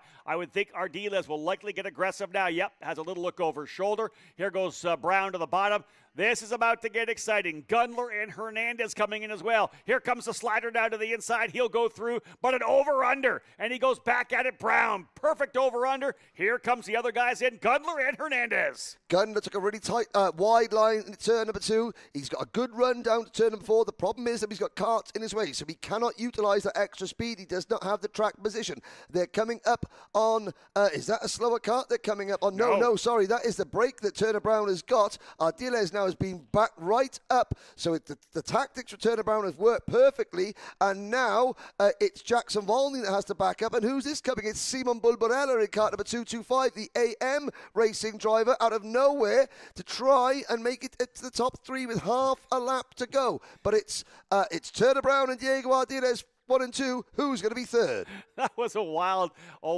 final lap. Brown, Ardiles, all at one point had to go on the defensive, but both those drivers able to come out cleanly. Brown's going to get that win he so desperately needed, 0.6 of a second up on Diego Ardiles. He'll take another good run there. Jackson Wolney able to hold off Gundler and Hernandez on the final couple of corners there, so good job for Wolney. He ends up finishing third. Gundler in fourth, Hernandez fifth. You got to go a couple of tenths back only to Bulbarella as he was able to get back into the fight. Another second back, Nick Eggleston. His last lap was his best lap. He'll go to seventh. Ty Fisher able to get back to eighth, but remember, he had made a move for the lead, dropped a wheel on the exit of turn 16, and that found him going way back. So a minor mistake on Ty Fisher. Huge payoff, though, for him as he ends up at eighth. Gennaro Trappa and Nathan Dupuis rounding out the top 10. Biggest movers, Ben Hernandez. We talked about him going from ninth up into fifth. Otherwise, most drivers kind of holding station. Jackson Tovo ends up going up 3. His brother Ethan goes back 3. So Tovo 20th up to 17th. So not a lot of movement, Henry, over those 12 laps. I know, and I think that for a lot of drivers, that's okay for them. They you know, even the drivers that started down towards the back and had a poor first race, they had a poor first race because they got involved in incidents. There was damage, there were retirements. They made it to the end. I'm looking at the number 244, Mannix Donnelly. He started down the back. He finishes the last kart running down in 27th, but he had a black nose cone on because that nose cone was ripped off the kart earlier on. Jasper Wang finishing in 26th, John Wade 25th, Landon Cardwell 24th, Francisco Monaco 23rd, Peyton Fayen was 22nd. There we're looking at the number 219 kart of Luke Fedowitz getting back in and going. Also getting a little bit of coaching you see there from our corner worker. That was actually Logan Adams. Oh, right. Okay, who is a Dismore and knows this racetrack really well. You told him just like a couple little things right there. And I'd be listening to Logan Adams when it's talking about how to go fast around this racetrack for sure. There's the 213 of Mason Kuhn. He went out early, as we know. Lap number 5, he was done. One thing to bring up is Tyrone Kemper Jr. Started 24th, was able to get up into the top 10 in race number 1. This one, not quite as much advancement, 24th to 20th, but still paired with that good run he had in race 1, still a pretty solid little couple of races so far. That's 2 races, 2 finishes, no damage to the wagon. Yeah, that's exactly that. We saw Mason Kuhn's kart with a bit of damage on it coming in. I've got to say, I was speaking to his mum earlier on, and she is sporting an original early 90s era Ayrton Senna blue Nacional baseball cap. Very nice. Right, she said, "Don't give me any credit. It's all my son and my husband's work." But again, when game recognizes game when it comes to old school racing merchandise, I have to say. Turner Brown, and we talked about Ty Fisher. Yes, he dropped to 8th, but when we ran down the order, he was outside the top 14 at one point. So he's gone from battling for the lead, falling back, and then the recovery. He's going to be disappointed, and it was one wheel. We saw it. One wheel onto the left-hand side of the circuit, and there we go. So here we are. We're up in the Mazda Suites here at Newcastle Motorsport Park.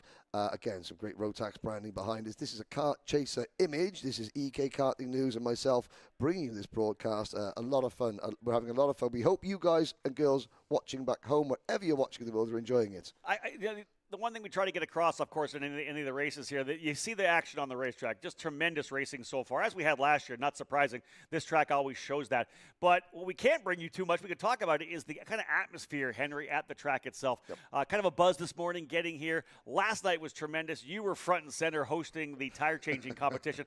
How much fun was that? Number one, the way you set it up with the March Madness-style bracket racing, bracket battling, back and forth, one driver versus each. It was something a little different. But the atmosphere, the buzz, buzz, the excitement inside the Racers Grill was fantastic last night. Well, in my 10 years working with Rotax, the one thing that Rotax do try and emphasize is the Rotax family. It stems from the distributor network of all the different national distributors of the Rotax products.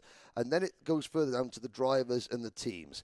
And the best way, we tried to think of a way, Justin Stefani, John and Jim Giacomelli from J3 Competition, we're trying to think of a way of bringing the entire paddock together, the entire Rotax family here, all 111 of them from 12 different countries and their teams and mechanics and families, trying to bring them together before they go out on the track and they battle tooth and nail, you know, and the real racing starts, of making it so. So we made sure that each one of the teams here had to enter one member into the Mojo tire changing contest, and it meant that we had virtually the entire paddock in the race restaurant there, and everybody had to, whether they were fast or slow at changing tires, it didn't matter. Every team, every driver had a reason to be there. All the teams and mechanics had a reason to laugh and cheer. It did help that J3 put on a free bar as well. That was part of it. It was part of it. But again, that was the atmosphere. I know that on the EK and Debrief and on your website and the Facebook page, there's images of that. I think Race Rotax on Instagram have got some footage of that, just to give you an idea. Yeah, we've got the final battle, the face-off between the two drivers in the final round. You can go on eKarting News. And it was good. It was really good. It was good. Yeah, and the excitement, people going crazy. The Rawlson Performance Group guys were fired up because their guy ended up getting the win. It was just a lot of fun to watch. It was just a fantastic way to cap off the day for sure. We're getting back at it, folks, because the karts have got back onto the racetrack again halfway through this second run through the rotation. Just 5 categories. One of the interesting things about this program, only 5 classes. And when we talk about 111 entries, you know, you hear 200, 250 at a lot of the national events.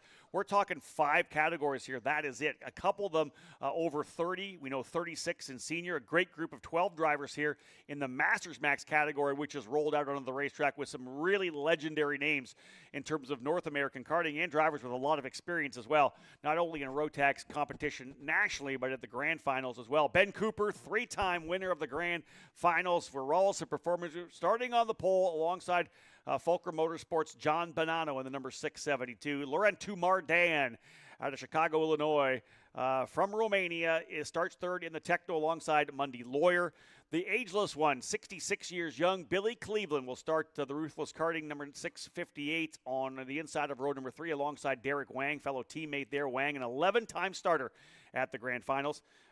Vincent Carey and Christopher Mang will be on row number 4. Randy Nelson and Ray Bannock on row 5. And Christopher McGinley and Gary Peterson rounding out the dozen drivers here in Masters Max. In the tram lines, race number 1, Ben Cooper won from Laurent Mardan. Mardan pushed him very close. The question is, can anybody peg Ben Cooper back at the start, or will they let him run and get a gap? Lights are out, we're off and racing. Cooper has the inside line through turn number 1, down the hill on the outside. Bonanno gets pushed a little bit wide. Is he going to keep all 4 wheels at the track? Yes, he does. Mardan up to second, but already as they run down towards turn number 4, Cooper has a couple of kart lengths lead, but Mardan, Bonanno, and then in the Cosmic race suit, I believe that was Monday. Oh, and there's one of the privateers. That's Gary Peterson, who is spun wide, and there's several privateers in that race. Looked like a couple of them on the comp carts tripping over each other. Well, there was a move to the bottom. Derek Wang got down the inside. They were 3 wide coming into turn number 4 there, and a couple of drivers just didn't check up when they probably should have. Wang was able to get to the inside, got a pretty good run out of the corner, and indeed, yeah, sometimes you got to realize where you're positioned and kind of back out to be able to get spots. Peterson, it wasn't his fault at all. A couple of drivers got in front, came across into Peterson. He ended up going backwards off the grass on the exit of turn number 4. All in all, this is simply another getaway for the 631 of Ben Cooper, the Canadian, of course, who is British by birth and now lives up in Canada. Ben Cooper leading the way. Mardan, though, has John Bonanno right behind him. Remember, they were together. Race number 1, we were wondering, can they push up to get to Cooper? Bonanno then dropped a wheel. Yep. He was out of it. At that point, Mardan was closing up late. Let's see if Bonanno this time, now he's been able to stay on the racetrack, could hang with Mardan. And I'm pretty sure that these being the more experienced campaigners, age 32 and above, which has got to be a Masters driver, they're going to work together for the greater good. Mardan and Cooper are fighting for the 1 open ticket. Bonanno, one of the drivers who does have a reserved spot in his pocket. So he doesn't necessarily need to win. He just needs to be the best placed of the reserved drivers. We'll get into that a little bit as the race event goes on. Right now, Mundy Lawyer in 4th position in that red crash helmet, the bright blue Nash Motorsport Kart. Peru's Mundy Lawyer, who went out to the first race. I spoke to him during the lunch break and he said, Billy Cleveland spun in front of me. I had nowhere to go. I ran off the track. By that point, I was last by a long way. So I thought there's no point carrying on. I'm going to save the tyres. And you're seeing the advantage of how one extra race. Now, this is going to be interesting. So you've got Mundy Lawyer on what is effectively a one race newer set of tyres. He's just gone past John Bonanno into 3rd position. All these drivers are going to be looking at this thinking, okay, I've got that second set of brand new Mojo boots, in the awning. If I put them on in one race, I'm going to go flying from last to first because, of course, Mundy Lawyer picking them up, putting them down. Fastest lap of the race, 105.9 for Mundy Lawyer. Ben Cooper's best lap, a 106.2. Almost 3/10. Almost 3/10 of a second. Now, of course, the more that Lawyer gets held up behind Laurent Mardan, the smaller his advantage on those new tyres gets. So we'll see how it plays out again. List a little less as he got out early on there. Only really has qualifying on those tires right now, and then rolled in here to the second heat race. You can see how quickly he went by John Bonanno. We'll see if Mundy Lawyer can potentially go after Mardan. This would be the shot right now, indeed. Looking to the inside, coming through the kink, not quite there. It looked to me like he was committed to the move by the kink to get in. He does not do it. We'll see whether or not those tires potentially leveling off already as he's going to work on it. Again, to look into the inside, no, he'll stick right there on the bumper of Mardan. Last time by, a 106 flat for Cooper, a 106.3 for Mardan, a 106 flat for Lawyer. Mundy Lawyer's got the pace of Ben Cooper, but you had mentioned this at the end of our races in the first round of heat races. When you catch up to somebody, and I always want to see it, when you catch up to a group, make the pass when you get there. Don't settle back to their speed, because when you do that, you've just ruined everything, all that momentum you had coming forward. Yes, indeed. That's really important. The other thing to notice, if you're new to Rotax racing, watching at home, obviously you've got the radiator, the Rotax radiator on the driver's right-hand side. At the top of that radiator, there is a flap. Occasionally, we saw Laurent Mardan do it a lap ago. Occasionally, you'll see a driver put out, you can see the flap at the moment is up on Mardan's radiator. If he wants to put a little bit more power down, he'll put that flap down. What that does, it restricts the amount of air going into the radiator. It gives the engine a little bit more power, but it does increase the temperature of that engine. And of course, if the temperature goes up, the power goes down. And if it goes up too much, it gets expensive. So the drivers have got to manage how often they have the radiator flap up and when they put it down. But Mundy Lawyer, you've just seen a mirror signal maneuver into P2 for Mundy Lawyer. The gap between him and Ben Cooper, 1.2 seconds.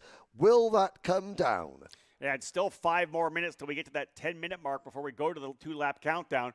Billy Cleveland having a good run here as well. He's right behind John Bonanno. He's running in the 4th spot. Christopher Mann just went purple last time by. You can see Chris right there in the number 618. He started to put some pressure on Billy Cleveland. So Mann, the fastest driver on the racetrack, a 105.7, 2/10.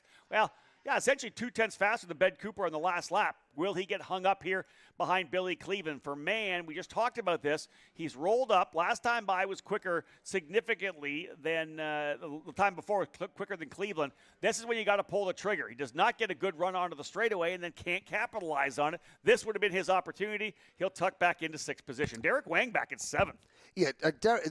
That, I got a feeling that's by design. You know, you look at Derek, there he is on that Lando Norris kart, for ruthless karting, Captain America. I say that, we call him Captain America. No driver has represented Team USA more than Derek Wang in Rotax Grand Finals history. We've got Xander Clements, who will be back down in pit lane at some point this afternoon, giving us some interviews and informations.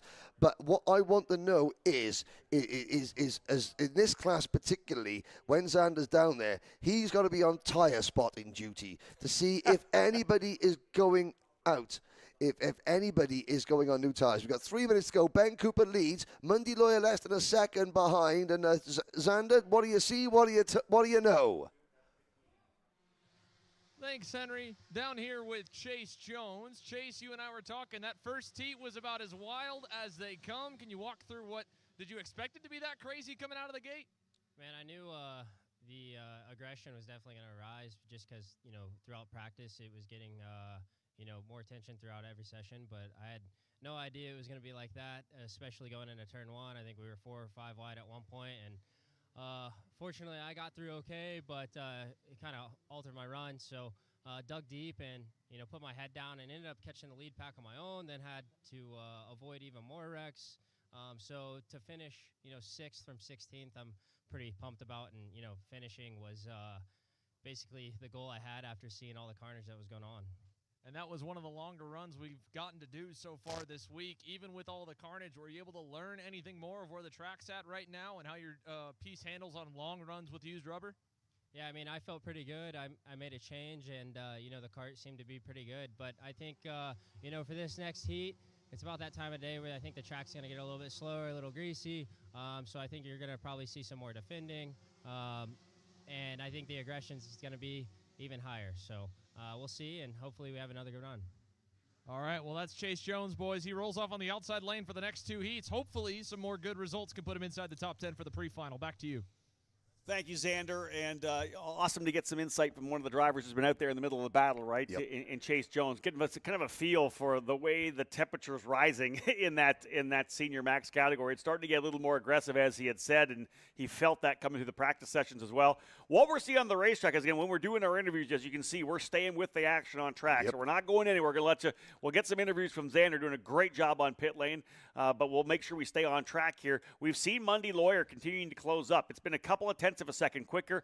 Plateaued a little bit on the last lap, where he and Ben Cooper very similar lap times. Still about a minute and a half before we hit the 10-minute mark and go 2 to go. So 3, maybe 4 laps still. Likely 4 laps to go still. We're watching this gap. We're watching lap times right now. Cooper does his best lap with a 1:05.59, but another tenth of a second for Mundy Lawyer, closing up more and more with those tires, which are one session better essentially than Cooper. This could be interesting. Lawyer, if he gets a P1 here, even with the 12th from the first race, he's still in pretty good position. He is, and the reason the gap has plateaued is that while Xander was chatting to Chase Jones, as we saw coming out of turn number 12, on the run down to turn 13, Mundy Lawyer got half a tyre on the grass, and it just, the cart just shook around a little bit, and Mundy had to sort of back out momentarily.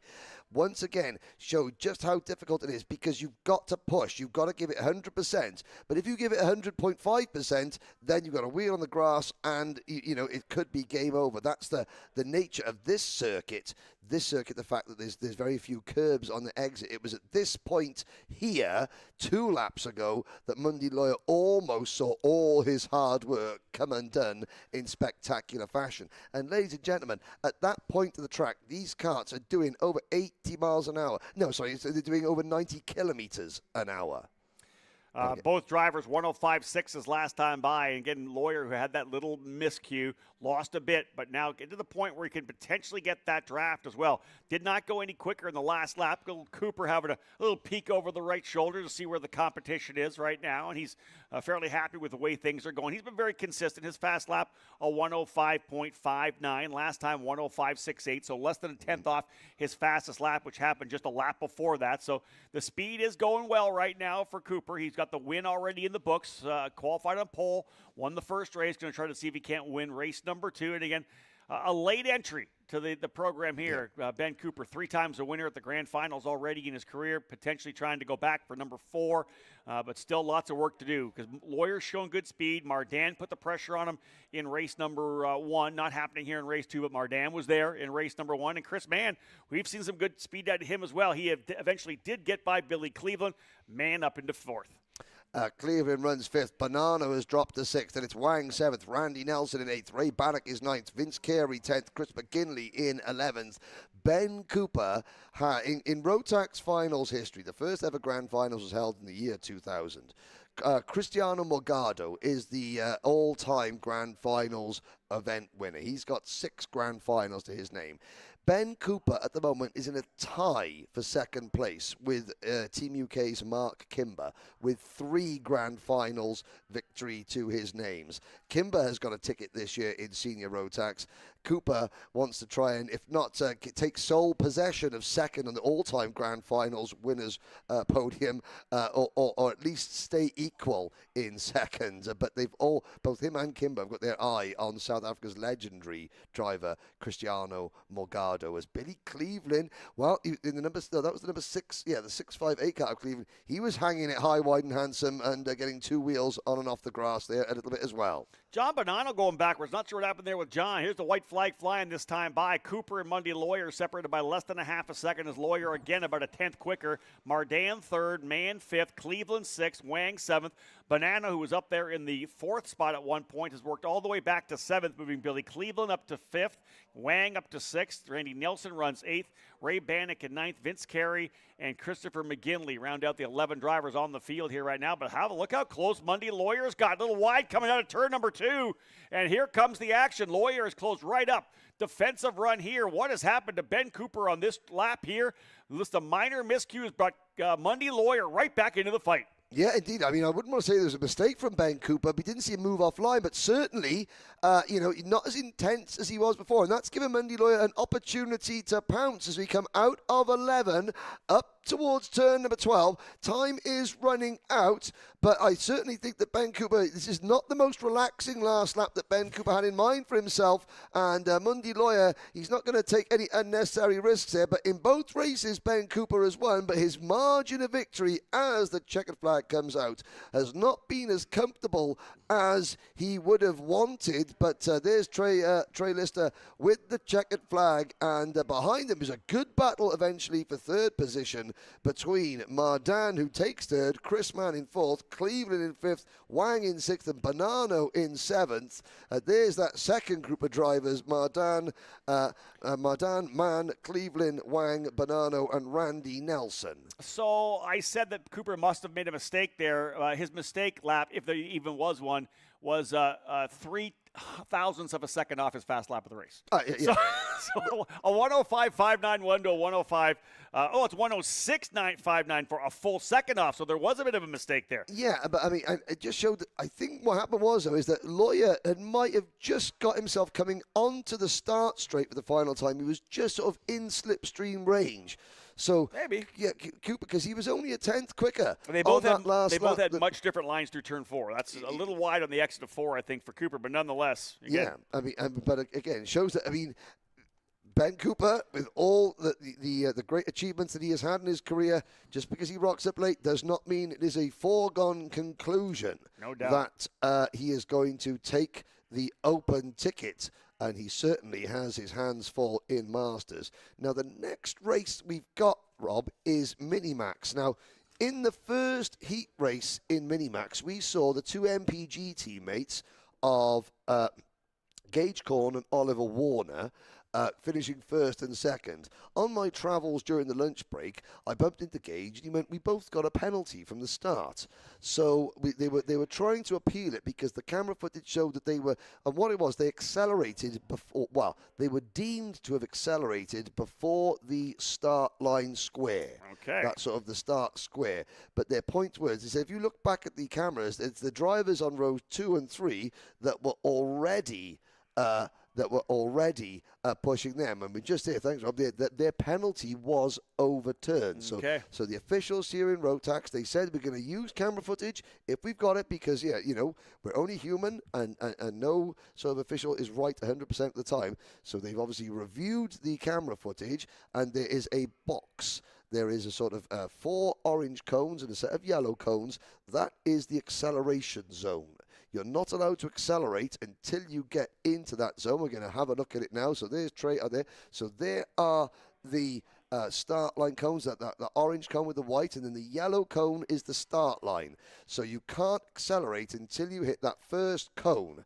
And what the 2 front row starters were deemed to have done, they were deemed to have accelerated before then. The camera footage showed that they were being pushed along. Gage said you could see our heads going back, and they reviewed the footage and had the penalties overturned. That's good use for the officials, that is a good use of combination of human eyes and experience and the cameras and the footage that we've got available to us. Indeed. There's Oliver Warner pulling out those two MPG drivers. He and his teammate Gage Corn. Warner coming over from the UK. Corn, of course, as we know, the young American driver. That'll be an all-MPG front row. Marco Samet and Isaac Malkit will be on row number 2. Jackson LaChapelle, the Canadian, alongside Fionn Shee on row number 3. Ryan Shandor and Gage Grant on row 4. Jeremy St. Cyr and Martin Bertacaccini will round out your top 10. Feliciano Bruschi and Igo Lemkin will be on row 6. Luke Kajanapatak alongside Max Mokaram on row 7. Mateo Quinto, Darren Kidd, and Paxton Romero. The lineup all the same for all 3 of our heat races. Yep. Wherever you qualify is where you got all 3 heat races. If you have issues, you got the pre-final tomorrow to potentially get yourself back, but the idea is to get the job done here in all 3 heat races. Now, you talked a lot, John, Rob, about the big teams. Let's have a quick shout out to the privateers. Love it. Gage Grant, number 115. He's the driver in the all-black Kart there on about the 4th row of the grid. That's a nitro chassis. He is running as a privateer. He got his mum and his dad here, and he's qualified well. He's raced well as well. So the privateers, there aren't that many of them, but there are privateers in every class. All 5 classes does have privateer entries. He's the driver. 115 has had the best finish of all the privateers so far. As we come into the tram lines, they got their hands in the air. Gage Corn, and is this going to be a false start? We're going to go around again. The lights are red. They're being very careful. Now the lights are out. Now we're off and racing. Warner and Corn lead them into 1. Gage Corn taking a big, wide berth to make sure he's able to come through cleanly. One driver dropping a wheel, and all it takes, around you go. He is backwards coming out of the corner. The rest of the field working their way up in here. You can see the driver down to the bottom, Isaac Malkit on the PSL Karting Burrell Arch, slotting into P3, but it's the MPG Motorsport drivers able to defend on the first couple of opportunities. That's down into 2 and down into 4, and it is Oliver Warner out there with the early lead. He's being pushed by his teammate, Gage Corn, and there is that Burrell Arch of Isaac Malkit. He's into the 3rd spot. 4th right there as well is, I believe, the 104. Indeed, yeah, Jackson LaChapelle started 5th. He goes to P4 as they work their way over to turn 10, 11, and 12. That was good teamwork there from the 2 MPG drivers at the start. They were very, very, they both had their hands in the air. They both were saying, no, we're not accelerating. They just wanted to make sure there was no repeat. That was smart drivers. That's appealing to the officials, if ever there was, as they come through to complete lap number 1. Warner, Corn, and then the number 175 kart, the Isaac Malkut, the VP Fuel sponsored driver for the PSL Burrell Art team. Corn to the inside, first lead change, and Oliver Warner drops from 1st to 3rd. Yeah, good job for Malkit working his way back into 2nd spot. And again, Isaac looking good here. Again, he had it rough, and we know that he fell backwards, but clawed his way back up to P5 with a fast lap in race number 1. So a good recovery after an early issue that saw him get shuffled back in the field. He's pushing very hard right now, but loses a spot. He'll go back to 3rd as, not surprisingly, Warner got right back through, pushing hard. Those MPG drivers up front looking good. LaChapelle right there in 4th. This son Malkit down to the inside over in turn number 9. So that whole chatter we had earlier about these drivers potentially working together up front, not coming to fruition. Warner now in the middle of a big scrap as they're really going at. That's Marco Samet in there as well. Gage Grant. Actually, Grant's a little further back watching it. That might be Fionn Shee up in there as well. Yes, Fionn Shee in the Tony Kart race suit, that white and green race suit in kart number 153. That's a Gillard chassis for Fionn Shee, who's running with the RPG, the Rollinson Performance Group machine. But a lot of drivers are saying that Oliver Warner, he finished 3rd in the Rotax Max International Trophy at Le Mans in France early this year.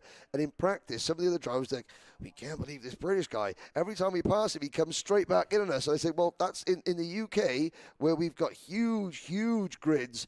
You've got to do that. If you get past and you don't repass straight away, like we saw with the one lad getting freight trained at the start, that's like every single race in the UK. So Warner brings an extra level of aggressiveness and intensity to him. And I've got to say, the American drivers that aren't necessarily used to racing in that style, in practice, why are we going and passing each other in practice? Well, they're getting used to it, and you've seen it there. They're upping their game as well. Because a lot of people have said, oh, well, this is the US Trophy Finals.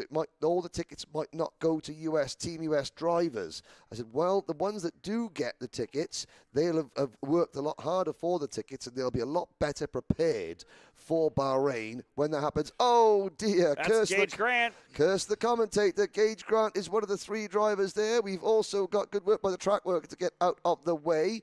That looks like Rollerson performance at the number 1, Thiago Lempen from Peru, and I believe the other driver could have been Ryan Chandler. That was the RPG Kart. So Canada's Ryan Chandler, America's Gage Grant, and Peru's Thiago Lempen all coming to grief. But, Rob, we've had a change of leader. Yeah, indeed. Isaac Malkett's gone to P1 as he's able to slide by the 133 rather of Gage Korn. Watch for these 2 drivers to try to pull away. We'll see whether Korn tries to go right back at him. But Isaac Malkett, remember, he was, as we know, P1 in terms of pace in the opening race. Fell backwards, worked his way back up into the 4th spot, but he was the fast driver on the racetrack, purple, and he has leveraged that to go to P1. He knows this racetrack. I've mentioned this already. Has always had good success here at Castle Motorsports Park. The driver out of Ohio, though, spends a lot of time running this racetrack, and again, great for him to get out front. He, of course, like all these drivers, would love nothing better than put on the red, white, and blue of Team USA in December when we head to Bahrain for this year's Rotax Grand Finals. But right now, Malkett out front, Gage Korn trying to hold on. The big dropper at one point here earlier on was actually Oliver Warner. He's fought his way back to 3rd. Marco Samet as well, from 3rd back to 6th. There's a lot of action here right now. As again, top 7 drivers separated by just 2.5 seconds. I'd say so. Our race lead is actually from Canton, Ohio, and I was joking earlier. I said, if you do get the ticket, we won't give you a ticket, we'll give you a yellow jacket. Because Canton, Ohio, obviously home of the Hall of Fame for the NFL, the National Football League. So that's not a bad place to be. Good tourist spot. Third generation driver Isaac Malkett. My father raced super late models against his grandfather Mark Malkett. So again, the family grew up in racing. His grandfather, they called him Captain Sizzle. Okay. Mark Malkett, fantastic super late model driver, engine builder, and so Isaac is Little Sizzle. So, And we've seen him really dial things up here, jumping up, of course, into the junior categories in other programs here, as we know, running here strongly right now in the mini-max class within the age development that he can run here. So having a great run right now out front, almost a half a second lead. We'll see if he continues to be able to pull away from Gage Korn.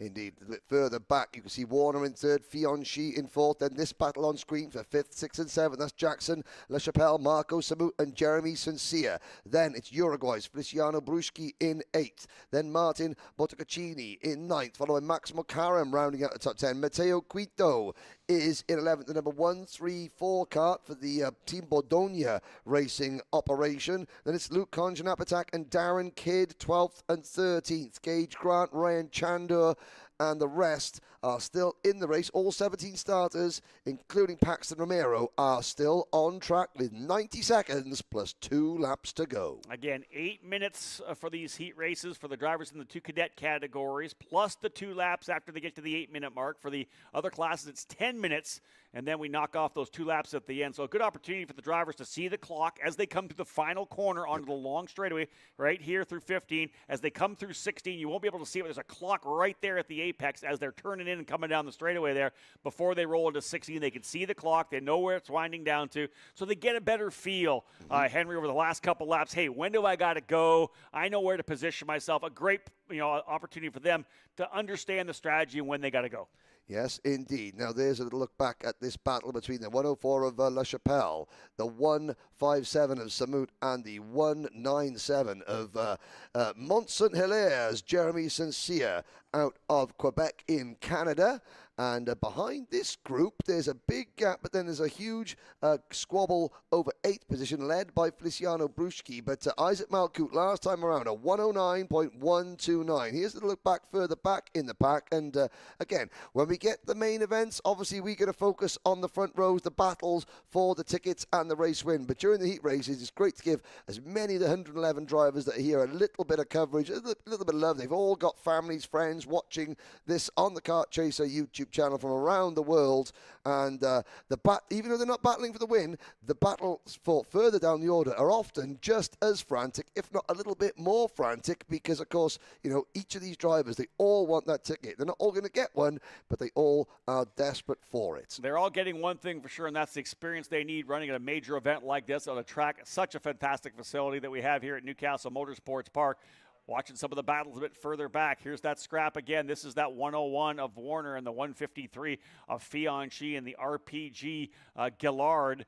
The Tony Kart suit, the Gillard chassis running with the RPG, which is a cosmic team. So let's just mix it all up, OTK. It's an OTK smorgasbord of Minimax racing at the moment. But up at the front, you can see, so Isaac Malkout has now dropped Gage Korn, and these two drivers are closing in on Gage, because when Gage hasn't got the slipstream, 8 wheels working together. Now, they're not nose-tail, but she is in the slipstream, so they're working together, closing in on Gage Korn, who, of course, is breaking the air over the front of his NASA panel completely. There's no vacuum. There's no vortex.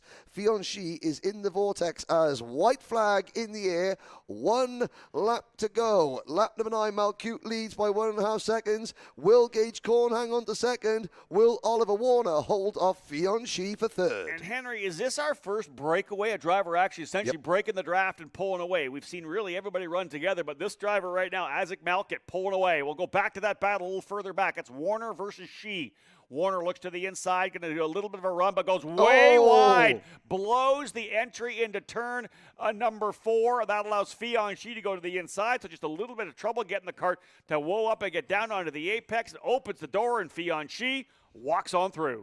Welcome to the world of marbles. Oliver Warner, again, just outbraked himself a little bit and then got on those marbles, and that's unsettled the kart. And, of course, he's like skating around there. It's cost him third position, although here comes that aggressiveness we see in the UK. Warner will come and try and fight back. We haven't had anybody make a last lap lunge into the final corner until now. Could we see Warner try with the final corner? The checkered flag has come out across the line. Malkout takes the win from Korn, and Fianchy does hold on to P3.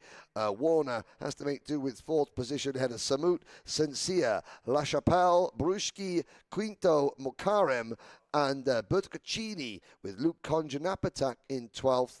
What are 2 of the final? I think that is the FDM Motorsport Kart. Is that Paxton Romero going across the line? Yes, that was on the the driver from Centennial in Colorado, Paxton Romero, 10 years old, the Comp Kart chassis.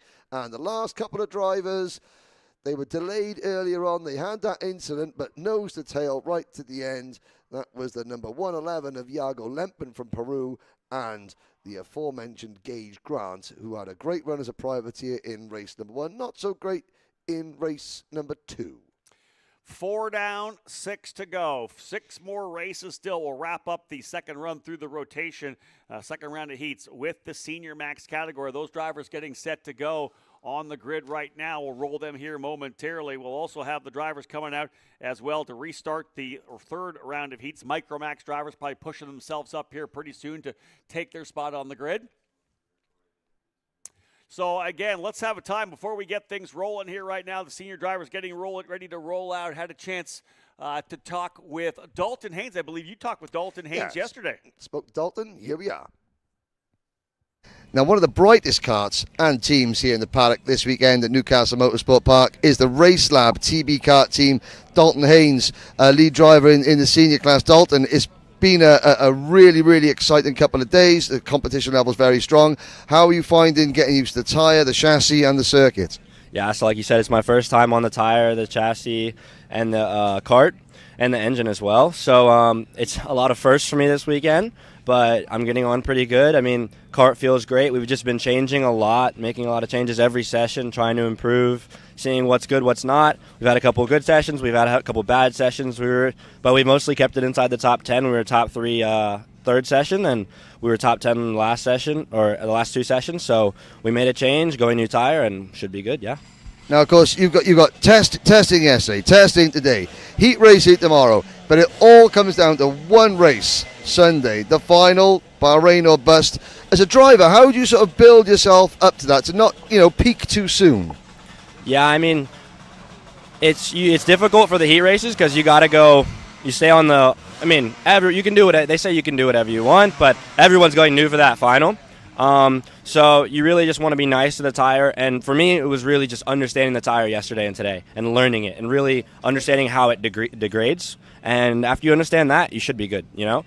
So yeah, you really just want to focus on working on the tire throughout the heats, and then the final you go new again and push hard and be nice to it at the very end because it's a long final. Now, final question, because I know that you've got to go. You've got one more practice session to go today. You've not been to the grand finals yet. You've done a lot in karting, but to represent the Team USA, what would that mean to you? Yeah, it would mean a lot. It would mean a lot, especially being a lot of firsts. Like I said, for it to be my first time at Rotax and be able to win, would come out with a win or even a top 3 would feel really good.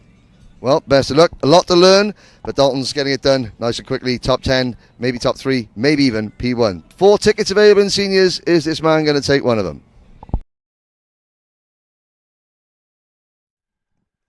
Great stuff from Dalton Haynes, and listen, he's been impressive on that TB card. Good to see him. We've seen some great success from that the Race Lab team out of Western Canada, the TB Kart importer and distributor here in North America. They've had some great runs. They've been running up front, but man, Dalton put a show on there in the opening heat race, getting himself up there from where he qualified. If he can do that again right now, man, he's going to put himself in a really good spot. If he can keep doing it here this afternoon, he could still be a one to watch in terms of potentially winning this thing. Yeah, indeed. I mean, we saw a great start from Oliver Hodgson, a great start from Ryan Norberg, an even better start from Ernesto Rivera, who took the win in the opening heat race. Now, we did see there was Dalton Haynes' fastest lap of that first heat race. So that TB Kart Race Lab combination with Dalton Haynes behind the wheel, it's been fast in juniors, it's fast in seniors. Now, we did see in the opening senior race, it's the biggest field, it's the premier class, it's the highlight, the headliner. They're going out last. That'll be the last race of the weekend tomorrow.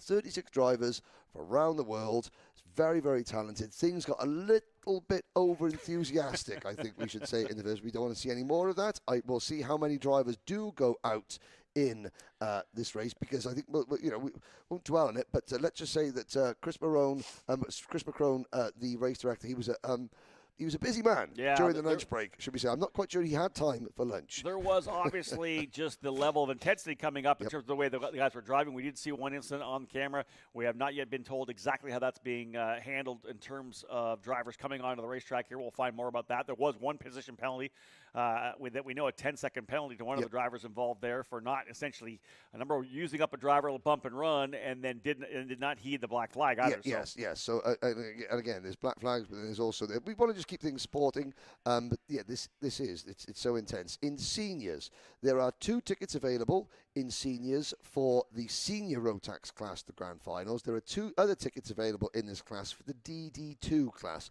That's the 2-speed Rotax class, the karts that do over 120, 130 kilometers an hour. The senior karts, they're doing about 110, 115 kilometers an hour. I'm trying to convert my miles an hour from the UK to kilometers an hour from the USA. So, but it's, in miles per hour, they're about 75, 80 miles an hour in seniors.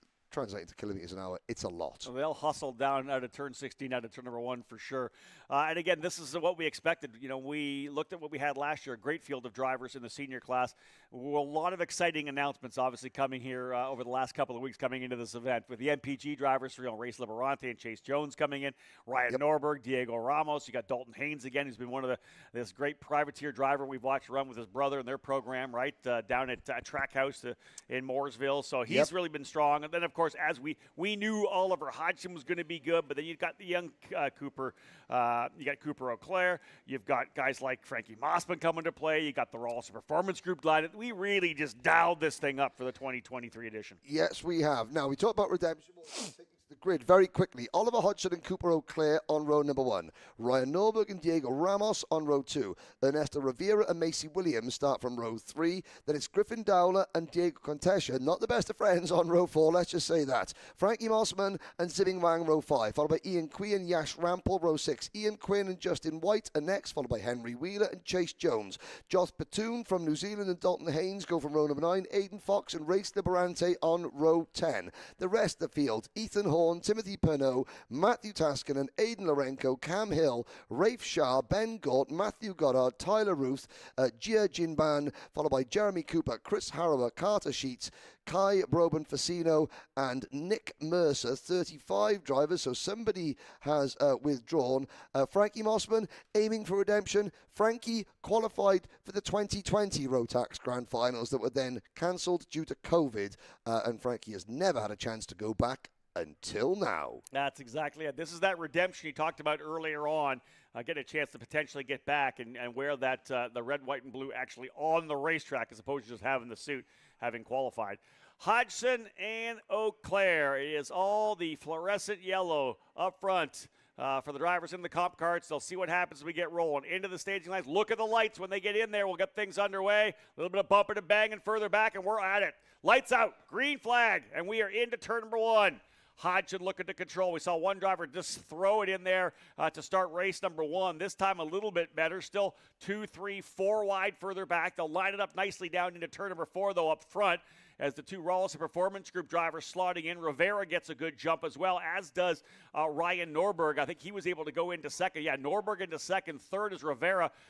Fourth, potentially, I want to say, who's that fourth place driver right there? That's the 306. That is Griffin Dowler. So we have 35 drivers on circuit. I can't see Chinese Taipei's Dalai Lai out there. So Diego Contecha and Griffin Dowler have been permitted to race again. Now, I've got to say, the first lap has been far, far better in this race than it was in the first race. By this point of race number 1, we already had half a dozen karts off the circuit, damage, and then there was more contact as the race progresses.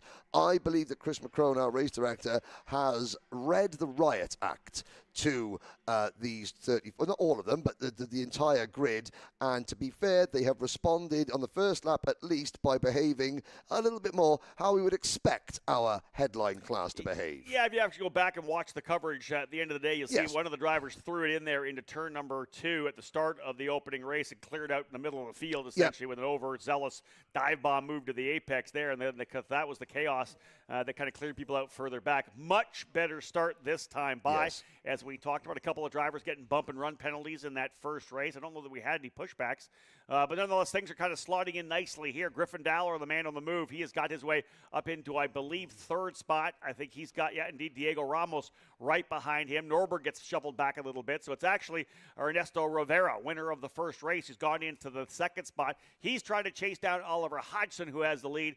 We'll give you the top 10 when they come back around through the turn number 15, final corner before start finish. Hodgson, Rivera, Dowler, Norberg gets by Ramos, Cooper O'Clair all the way back to 6th, Frankie Mossman 7th, Ian Quinn with the fast lap right now from 13th up into 8th, Macy Williams and Diego Conteca rounding out the top 10. Yes, indeed. Behind the top 10, we have got Henry Wheeler, Dalton Haynes, Ian Q, followed by Justin White, Aiden Fox, Timothy Pernot, Yash Rampel, Aiden Lorenko outside the top 20. Race Liberante is up to 14th. Race Liberante and Chase Jones, the two of the 3 co-owners of the MPG team, running in unison. There they are. We just saw their matching race. It flashed through the camera, but the lead group is still quite closely matched together. And this is the first time we've really seen all the contenders in Senior Rotax able to race and battle, because, as I said, at this point of race number 1, half of the pre-race favourites were way down at the back or retiring from the race. So this is what we came to see. This is good. It's Hodgson versus Rivera, with Dowler and Norberg closing in. Griffin Dowler, I'm going to keep banging this new tyre drum. Griffin Dowler, his pace has been superb at the moment. He's obviously very fired up at the end of the previous race. Him and Contecha both, I think, getting an exclusion from heat number 1. And there is the Ian Quinn kart just at the side of the circuit. Well, pulling out wide a little bit, but Dowler, as we got one driver at the bottom there who was retired. Rafe Shah is out of the race. In fact, no, we have got all 36 drivers. Rafe Shah out of the race. Carter Sheets in kart number 309 for Forward Direction Motorsports has pulled off at the side of the circuit. So Rafe Shah didn't start the race. Carter Sheets, I think, could be about to retire. Watching the lead group here now is Ernesto Rivera flexing his muscles again. Again, I talked about the fact and kind of let Henry know how good he has been throughout this season, running as the essentially top junior driver. Multiple championships already locked and loaded for young Ernesto Rivera, the young Mexican that we expect to see moved likely to F4 in Europe next year. That's the kind of conversations I've had with him. I was his teammate at RPG at the event here back in July, and again, that's kind of the look for him. But still, lots of racing to come. You know, we'll likely see him at a couple of races in Vegas in November and December as well, or rather in November. So lots of racing still for Rivera, but he's finding himself right up front, battling with some of these pro drivers. As Hodgson goes down the inside, then Dowler gets by as well. Now he's got more drivers behind him. Cooper Auclair's worked his way back up here again. So there's a lot of really good racing happening right now. Such good experience for Rivera stepping up to the big show here at Rotax. Yeah, and look at this. So you have got J3 competition and Oliver Hodgson leading. You have got Ruthless Karting and Griffin Dowler in second. You've got the RPG Rollison Performance Group with Rivera in third. You've got J3 competition with Cooper Auclair in fourth. Rollison again in fifth. Then in sixth position, you've got Frankie Mossman in kart number 302 for Mike Doty Racing. You know, a lot, and then you've got PSL karting with Diego Ramos. So all the big guns have come out to play in heat number 2 here at Senior Rotax. And then you got Race Lab with Dalton Haynes, like we said, behind them as well. One driver down in 20th position, Aidan Lorenko for Fox and Sons. Now he's got Aunt Linda's Kitchen is sponsoring Aidan Lorenko. Well, they're not sponsoring; they're feeding the entire Fox and Sons team. Auntie Linda Lorenko and Aidan. You talk about stories, you know, a driver was born with scoliosis at the start of this season, underwent a 9-hour operation. He had 17 vertebrae clipped and pinned. Wow. So it gained him 3 inches. His dad showed me a photo. He goes, "This is his before thing," and Aidan's dad is taller than him, and this is him after the operation. You won't see Aidan duck down behind his NASA panel because he can't. That's amazing. But again, to recover to overcome scoliosis, that 9-hour operation, the recovery process, he had to wear a fixed brace for 9 months, 16 hours a day, and to be out racing. He's outside the top 20 at the moment. He's a brave young man, but absolutely loves his karting. I did say to Aidan at the time, did Mum have some sort of thing? Well, maybe after this 9-hour operation, we might give karting a miss. And he went, no, Mum would never say that. So I was like, oh, fair play. That is fantastic. A little move you saw that move further back. That's Rivera going by Hodgson for the lead, but a little further back, Cooper Auclair, he made the move by Rivera's teammate Ryan Norberg up into turn number 2. So Auclair had gone to fourth. You see him right there, Dowler in the middle. There is Norberg, and then right behind him is Ramos. But you've also got Frankie Mossman and Dalton Haynes up in there as well. Haynes, again, has gone purple. He's at the tail end of the lead group. Dalton Haynes may be the sleeper pick this weekend on the TV cart for Race Lab. Wow, has he ever been impressive. You can see he's worked his way up. Not a fantastic qualifying effort. He'll tell you that back in 18th, but he capitalized in race number 1, was able to fight his way forward. Again, had the fast lap of the race and worked his way up to P5. We got a long way to go still. We're 2.5 minutes to the 10-minute mark before we even get the 2 final laps, and you know a lot of racing still going to happen. Dalton Haynes trying to put a second really quality run in the books. And you talked earlier, Rob, you mentioned about when a driver catches a pack of karts, they've got to use that momentum and make moves straight away. Now, in front of Dalton, and if Dalton there makes a move, but I think Xander, our man on the spot, has got a little bit of an update on Dalton. We're watching him make a move, Xander. What have you got? So yeah, sorry about butting in there, Henry. Just a quick note about Dalton Haynes. Part of the issue with qualifying, had a flat tire in the qualifying session. That was the main reason he's been marred back in 18th. As you guys have mentioned, super fast in Heat 1, super fast in Heat 2, but a flat tire in qualifying put him on the back foot for all 3 heats. He's continuing to roll, but man, is this pack crazy to watch from down here on the pit lane. Yeah, he just got together. I think that might have been Ryan Norberg who got shuffled off. They were dicing side by side trying to get through turn number 12. And Norberg went all the way off into the grass and came back on. These guys have their elbows up. We know Haynes trying to work his way forward. He does get a couple of spots. He is locked in here right now. And again, that was Contagia. That was Diego Contagia who went off. Okay, great update there from our production crew. So Contecha was the driver. There's Norberg still up front there. So Diego Contecha, who was ninth at one point, gets shuffled, or it was up into what, I think fifth or sixth. He got shuffled back. Things are getting dicey right now. We saw it in heat race number 1. I feel like it's happening here again in 2. Well, 1 minute to go, and we're down to 5 at the front. Hodgson, Dowler, Rivera, Eau Claire, and Mossman. We've hardly mentioned Frankie Mossman. There's the move for second. Dowler gets shuffled a little bit wide at turn number 9. Here comes Frankie Mossman. He's wearing that Team USA race suit. He never got to wear it at the Grand Finals. I think he's wearing it as extra inspiration to get him back. He's driving well, and there he has a little look at the inside of Griffin Dowler, but no dice as we come 20 seconds to go. Hodgson is using this to pull away ever so slightly. 3 laps remaining. We'll get to the 10-minute mark when we get back around. It'll be 2 to go after that, so it'll be essentially 2 to go when they come back around. This is the third last lap. We'll see how it all shakes down. Frankie Mossman, a driver on the move. Again, the same goes for Dalton Haynes, trying to work his way forward. He's got Diego Ramos behind him. It'll be Rivera covering the bottom of the racetrack. That's going to allow for an over-under here for Dowler. Will he set it up coming over to 6? I think he's in position. These guys are going to work each other hard, and in fact, way off the track. As Dowler, who had the apex, has the exit, run a little wide, and Rivera gets pushed back. He, I believe, lost a spot to his teammate Norberg. So, yeah, Norberg back up all the way back to 6th, I think, for Rivera, for a driver who led early, but it's Oliver Hodgson up front by 6/10. He's letting everybody battle behind him right now. You guys go out as long as you want. It'll be 2 to go when they get back around. But you know what else Oliver Hodgson is doing while all this goes on? He's saving his tires. Now, we just saw Frankie Mossman having a look at the inside of Griffin Dowler for second. So this is allowing Hodgson to save his tires. Who's going to emerge in second? Dowler's back to second. Mossman is third. Eau Claire is fourth. And I have to say, I think that Griffin Dowler, he just saw the pink and purple of RPG and saw red. And that is why he was quite aggressive there on Ernesto Rivera. And Rivera has dropped right back because here comes Mossman. Around the outside goes Cooper Eau Claire, but he's going to get squeezed. And Norberg comes into play again as we wait. It'll be one to go next time around.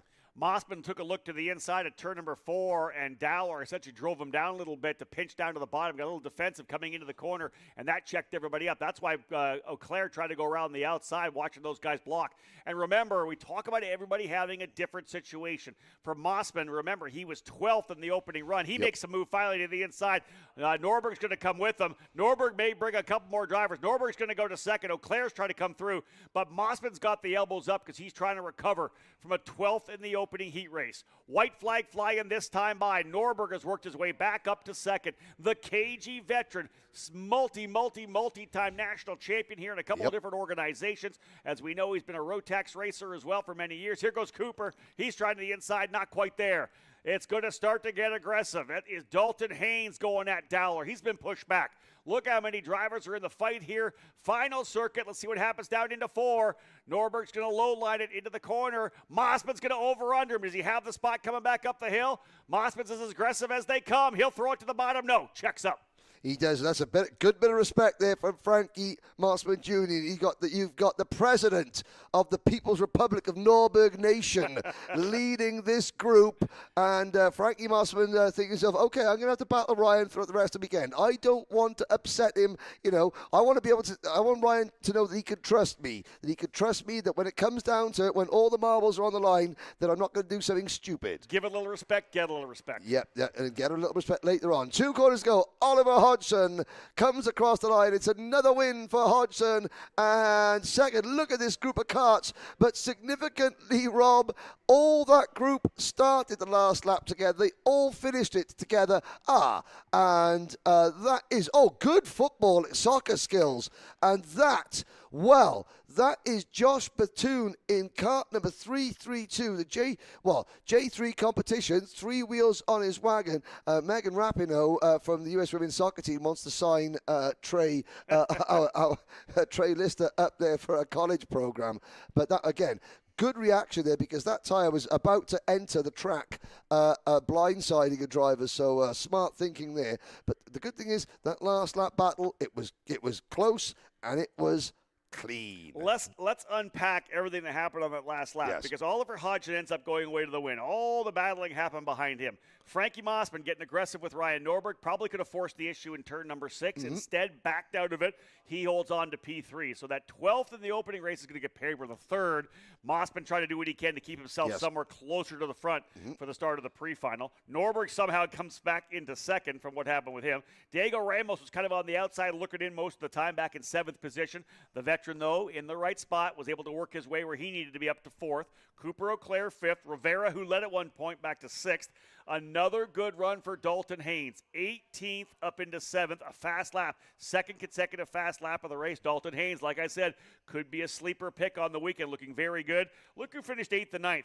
Conteka and Dowler right on top of each other again. They were already the combatants in race number 1. Another good run, though, as well. Chase Jones getting himself back up into the top 10. That is 2 consecutive top 10s, I believe, for Chase Jones. Yeah, remember, he was 16th to 7th in race 1, 16th to 10th in race 2. He's doing the work needed to get himself further up front for the pre-final. Yes, he is. Well, we just seen Oliver Hodgson take a win yesterday on our travels around the paddocks. I caught up with Oliver, who's looking to take another Rotax Grand Finals win 10 years after his last one.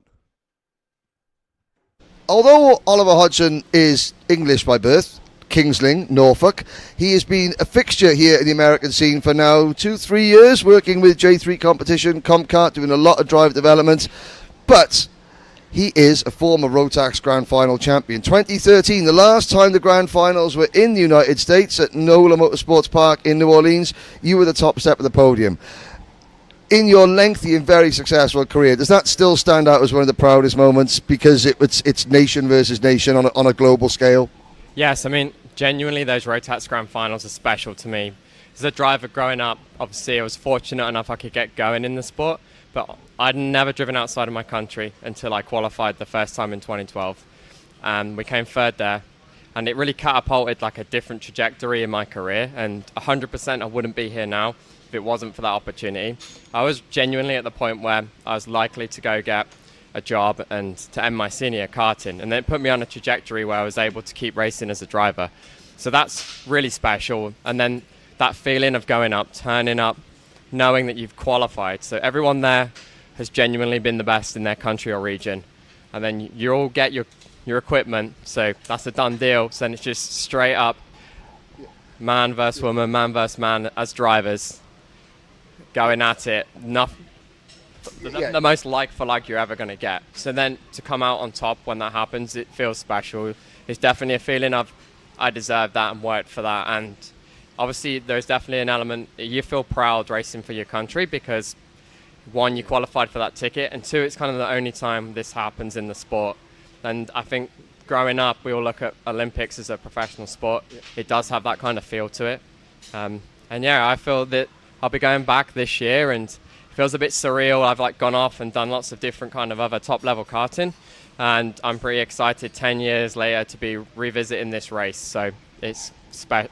Yeah, because we've known each other a long time. You know, I'm not trying to say that you're old, but you have like that experience now where you're overseeing the sort of the growth now of Rotax back in the USA. You've got other drivers in the J3 awning that you're doing a lot of coaching with. How proud are you now of seeing that you're passing that knowledge on, and you're seeing drivers, hopefully not beat you, but challenge you and running at the front? Yeah, I mean, honestly, it's one of the most fulfilling things you can do is try to pass on what you have learnt and then be part of someone else growing. It's genuinely one of the most satisfying things I've ever done in the sport. And yeah, I mean, hopefully some of these young drivers I'm coaching are going to beat me. I mean, I'm doing a good job as a coach. That should happen at some point. So, yeah. Because last year, you couldn't take the ticket last year because you had other commitments, but you won the final here by, I believe, 6 seconds. There's 36 of you this year. I got a feeling that a 6-second winning margin ain't going to happen. Yeah, it definitely should be harder. We'll see. I'll be trying everything within my power to do the same, but yeah, I think we'll end up with a competitive final. Yeah, because you've already got your ticket, so you're obviously here to win. But there's other members of the J3 team that are hoping to join you in Bahrain. Bahrain's one circuit you haven't driven yet.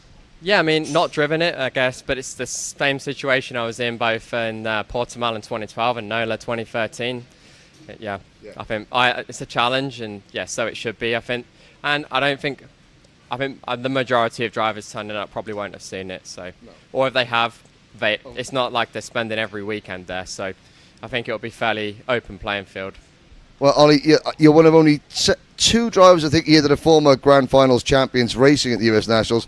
Best of luck. And hopefully you'll make it 3 podiums in 3 appearances, even though the second and third ones is a decade apart. Yeah, I think it would be special to do it, yeah, but I'm definitely only going there for one thing. I know how hard that will be, but yeah, that's what we love about competitive sport. Well, best of luck today, Ollie, and we'll see you in Bahrain. Thank you very much. Well, there we go. That were the thoughts of Ollie. Those were the thoughts of Oliver Hodgson. Yesterday, 2 wins out of 2 for Oliver today. 2 wins out of 2 for this driver on your screen now. The number 2 of Lucas Palacio. We are now getting set to go with the 3rd and final round of heat races today here at Newcastle Motorsports Park. We're going to get things underway with Micromax 8 minutes. Plus 2 laps. Your starting lineup is as follows. Lucas Palacio and Lucas Tarango are sharing row number 1. Connor Lipka and Hudson Howard, the youngest driver here this weekend, aged just 7 years old, share row number 2. Enzo De Janeiro and Sterling Mulata are on row number 3. Tyson Underwood and Holden Myers on row number 4.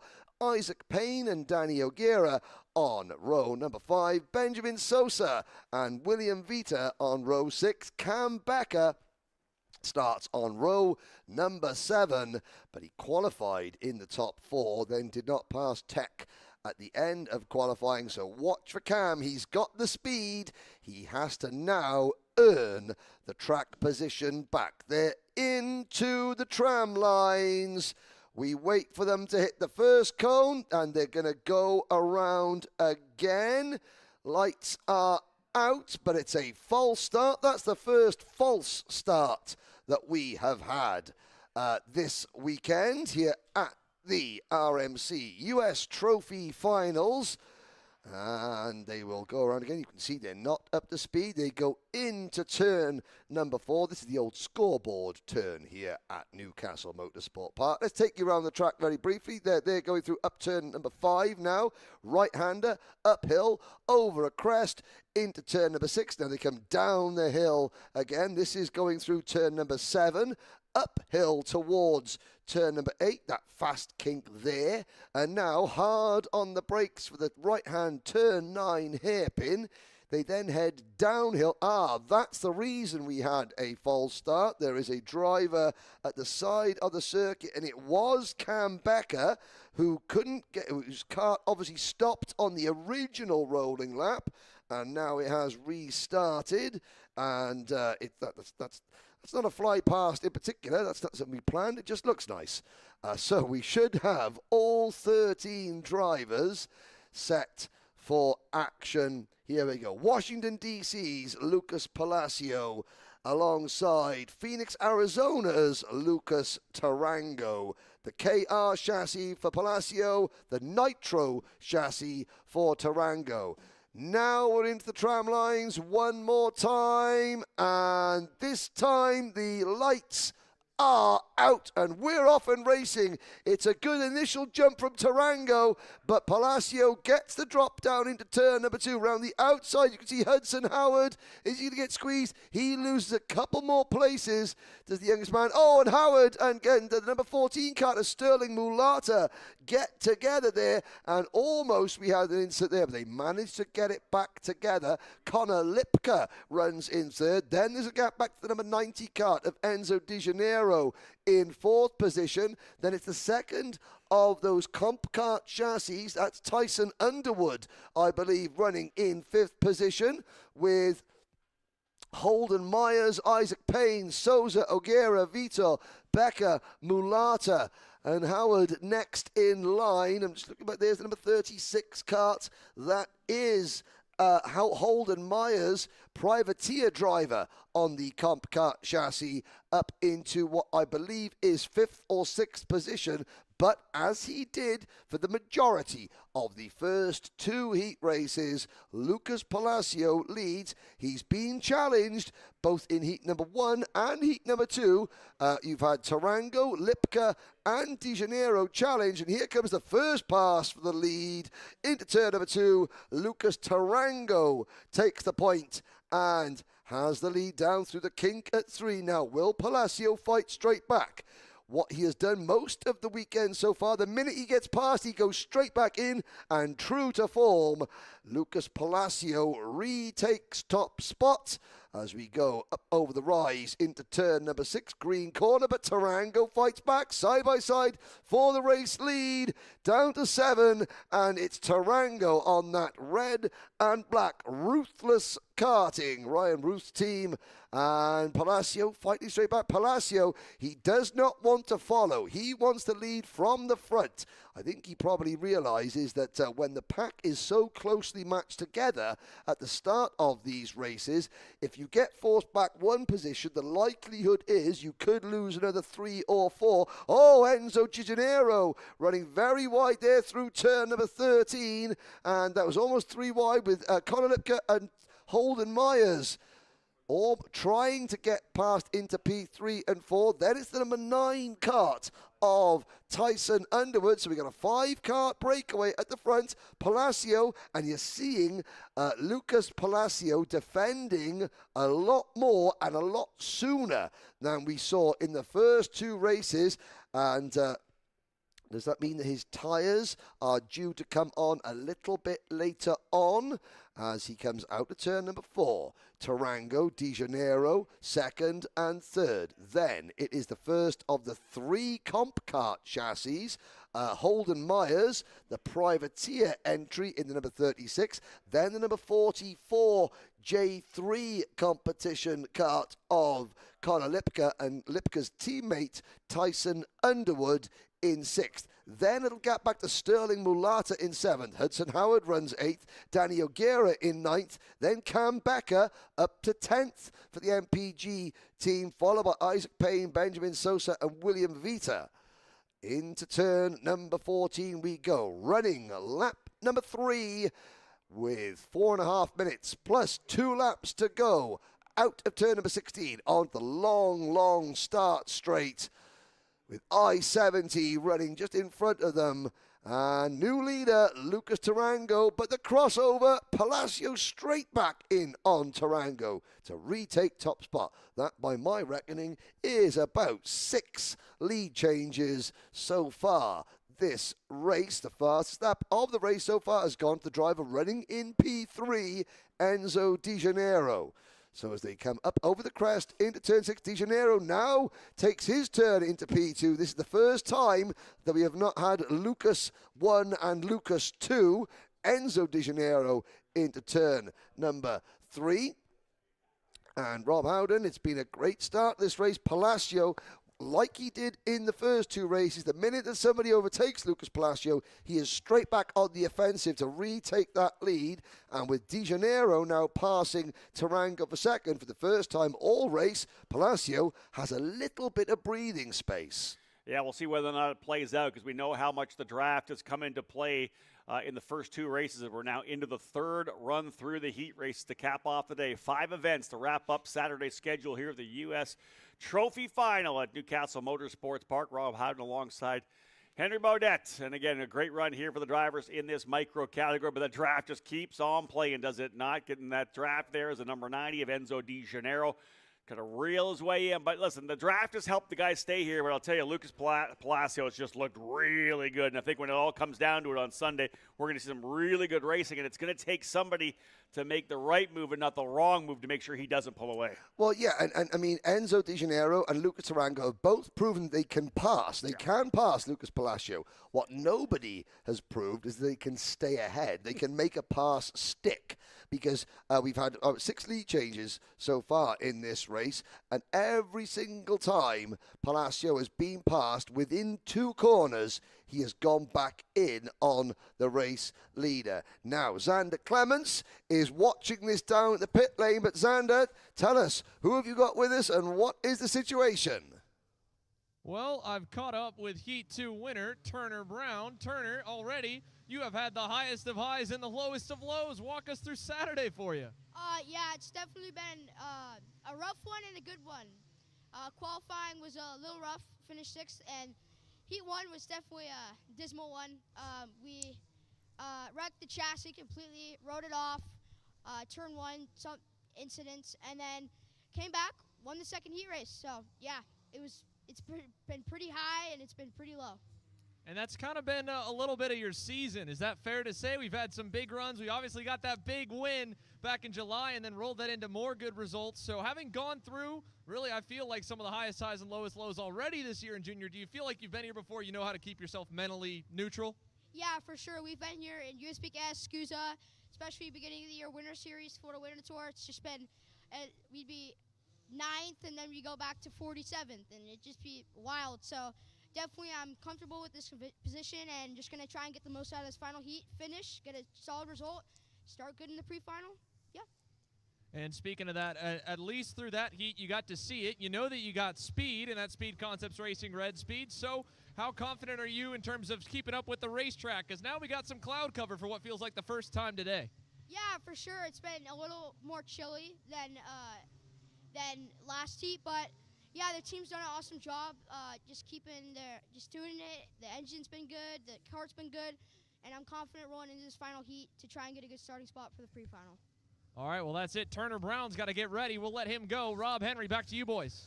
Quote of the day so far, Turner Brown, it be wild. what a great young speaker he is he not? Yeah, absolutely. And again, as Xander had said, there's been some up and downs, some big wins for Turner Brown. Really kind of his arrival onto the scene, I think, winning some big national level events. And I said I will not keep him out of this one, even though he had that issue in the opening heat race, riding off a chassis, as he said, coming back with the new tubes and able to rock and roll his way up to P1. He could do exactly the same thing in heat race number 3, and he's still going to have a decent starting spot in the pre-final, which again he could move to the forefront. We have not seen the last in terms of Turner Brown and potentially being able to run for the race win here. We will say one thing: we are now past the 8-minute mark, so as they come around here, it'll be 2 to go this time by. As we're past 8 minutes, 2 laps remaining. Lucas Palacio out by about a half a second, and but was not quicker than Lucas Tarango. You mentioned having the Lucases 1-2. They're back where they were before. Lucas Tarango back into second, and he was a 10th of a second faster than Palacio last time by. Palacio's lead was half a second as they came onto the start straight. It's going to be a lot less than half a second by the time they get to the braking zone at turn number 4, just courtesy of that draft. Here's the battle for third between the number 90 of Enzo De Janeiro and the number 44 of Connor Lipka. Up and over turn number 5 now into the green corner at turn 6. And again, it's constant little crests and rise. It does remind me a lot of the Mid-Ohio Sports Car course in terms of these little minor ups and downs. A great test of the driver's skills. A great test of mechanic skills as well. You've got to get the engine set up and you've got to get the kart set up to be fast down the straights, but then you've got to also, without sacrificing straight line speed, you've got to get it handling through the fiddly bits. I'll tell you, Mid-Ohio Sports Car Course, one of my favorite tracks. I've been able to drive it in karts, a 125cc shifter kart, also able to drive it as well in a Formula car as well. White flag will fly this time by, and as we got a pretty solid lead here right now, 0.7. One of the cool things, we'll throw this out here right now, 2 of the guys working here this weekend, we'll talk about it tomorrow as well, 2 of the guys that are part of the action here, part of the crew at Kart Chaser this weekend, 2 very impressive race car drivers. We have essentially the last 2 USF 2000 champions working here this weekend in Michael D'Orlando and Simon Sykes, who just won USF 2000 this year. Both of those drivers, the reason why I bring it up, aces at Mid-Ohio. Both those drivers fantastic at that particular racetrack. They're here working on the cameras here this weekend. So love to bring the Mid-Ohio mention in because there's 2 really solid drivers who were great karters in their own right as well. They were indeed. I have to have a confession to make that I didn't recognize Michael D'Orlando when I bumped into him because the last time I saw him at the grand finals, he was about 3 foot shorter, and certainly he hadn't been to the gym as much as he does go now. Let's put it this way. When he wins races, he stands on the bottom, and when I interview him, I stand on top of the podium. It makes it a lot easier for me, 100%. But yeah, they're here helping out this weekend. Final lap on the track. We'll talk more about those 2 gentlemen here throughout the weekend as well, especially on into Sunday. But Micromax looking good. 0.7 of a second lead for Lucas Palacio, and he really was able to take control of this one, as you had said Henry. He walks away. The victory ends up being 0.6 of a second, although he wasn't quite as quick as Tarango on the final circuit. He got the job done, right? A 1:13.2 his best lap, about a half a second off of that on lap number 9. Nonetheless, Palacio, another victory to lock down the pole position for the pre-final. This kid is really rolling here. 3 out of 3. A perfect day for Lucas Palacio. He can now pack up. He doesn't have to go home just yet, because after the race is finished, we do have the Team USA race suit reveal in the restaurant, as well as a large raffle, and we're grateful to all the partners, to J3 Competition, to Rotax, to Mojo Tires, to Exegel Motorsports, to all the people that are partnered with this event, to Capri Tools, who sponsor the Mojo Tire Changing Contest. Hey, we're doing a debrief tonight too. We're doing a debrief, so again, there's lots of reasons to stay in the paddock at the end of the racing. You can come to the restaurant, watch the live e-karting news debrief with myself, Rob Howden, David Cole will be on the buttons for that, as well as the raffle. The drivers have got to be here for the raffle, and there's lots of prizes as well as the Team USA suit reveal. But there's going to be 12 Micromax drivers that will come back in, led by Lucas Tarango in P2, De Janeiro in 3rd, Lipka 4th, Myers 5th, Underwood in 6th, then Mulata, Howard, Becker, Ogiera, and the rest. They've got some head scratching to do. They've got 2 races to prevent Lucas Palacio. We don't like talking because anything can happen in karting, and it usually does. But and without putting the curse to the commentator, it's clear to say that Lucas Palacio is now the red-hot favourite to take the 1 Micromax tickets to Bahrain for Team USA. The rest of the field have got a lot of work to do. They can do it.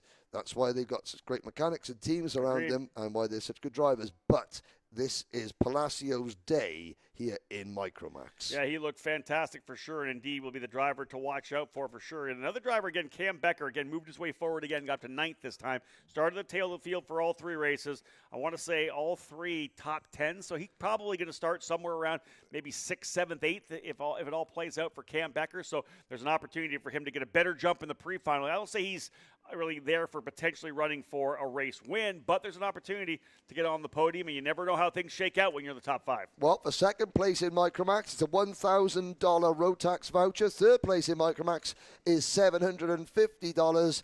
I'll quickly take you through the grid for Junior Rotax. They're coming up thick and fast here, and then Rob Howden will bring you to the start line. Junior Rotax, Diego Ardiles and Ty Fisher on row number 1.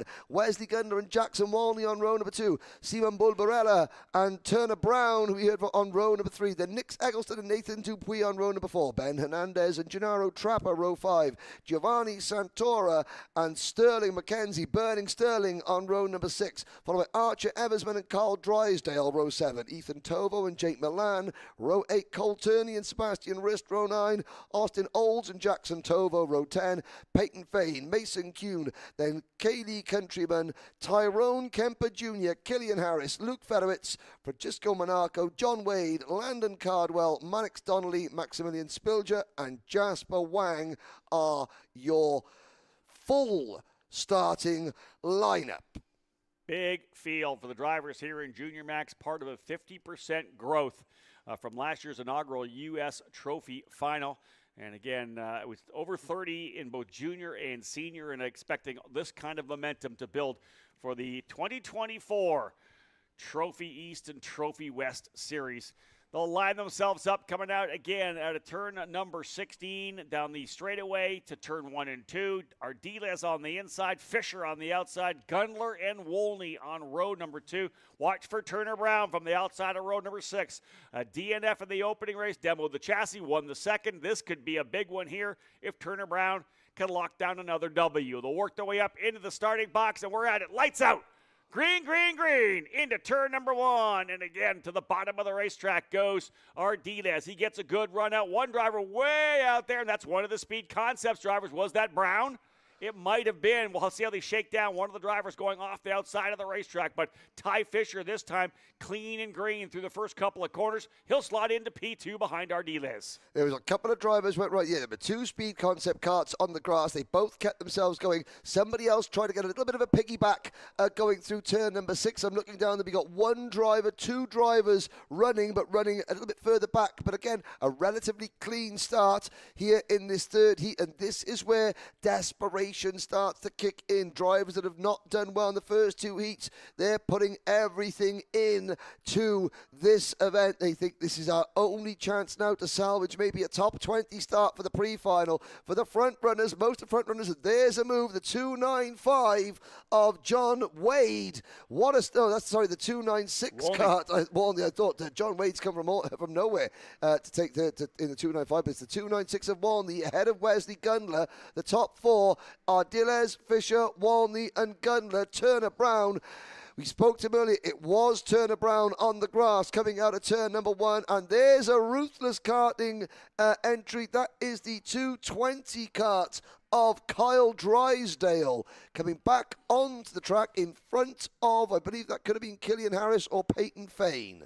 So again, tough one there, as we said, for Turner Brown to get things underway, but there's a long way to go, as we know. 10 minutes plus the 2 laps, so lots of time to work his way back forward. We'll see whether or not he can get the job done. We see some defensive racing already happening right now. That is, I believe, right in front.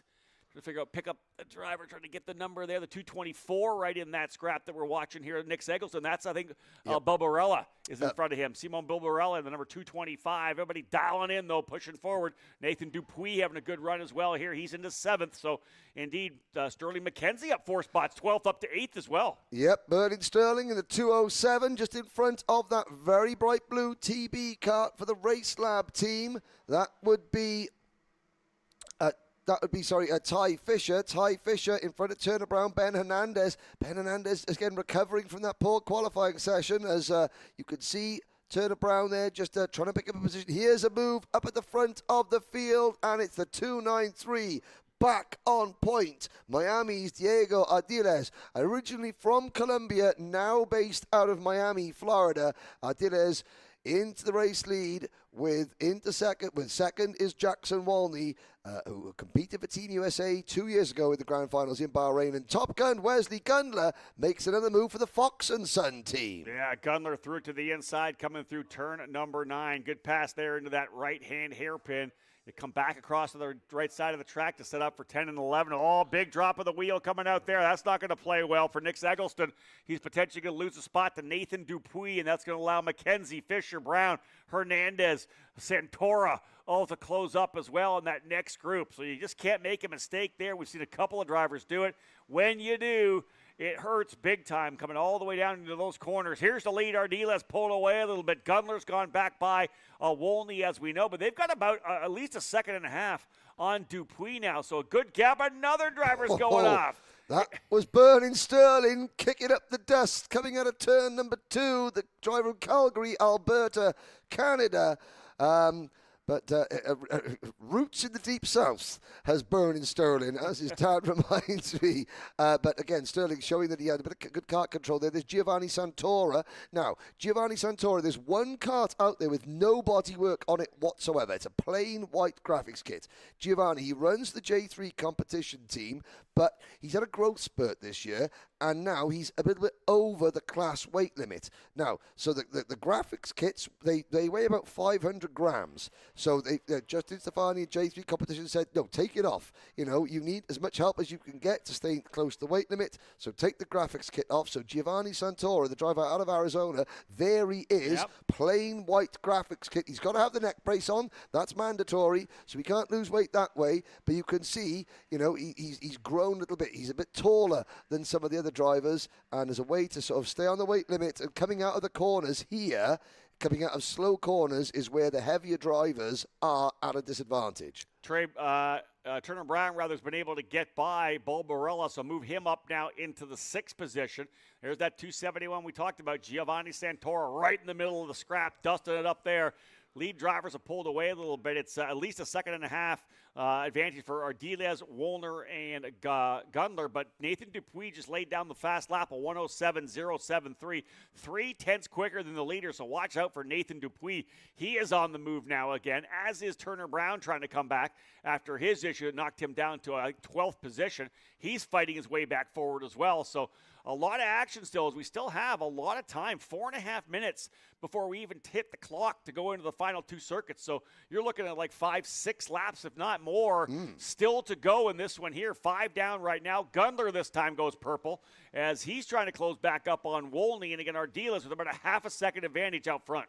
And you just saw Nix Eggleston there in the number 224 Ruthless Karting entry drop a wheel on the curve, off the circuit, onto the grass, coming out of turn number 16. Again, there's a problem down at turn number 2. 2 karts, like Romeo and Juliet, locked together in a lover's tryst, as it were, although probably no love lost there between the two of them. Trying to think who that was. John Wade and Jake Milan. I think it could have been, because I saw a Wade on the back of one race suit, and I saw the Kiwi Feather of New Zealand's Jake Milan on the other kart. So they've dropped back, but still in the race.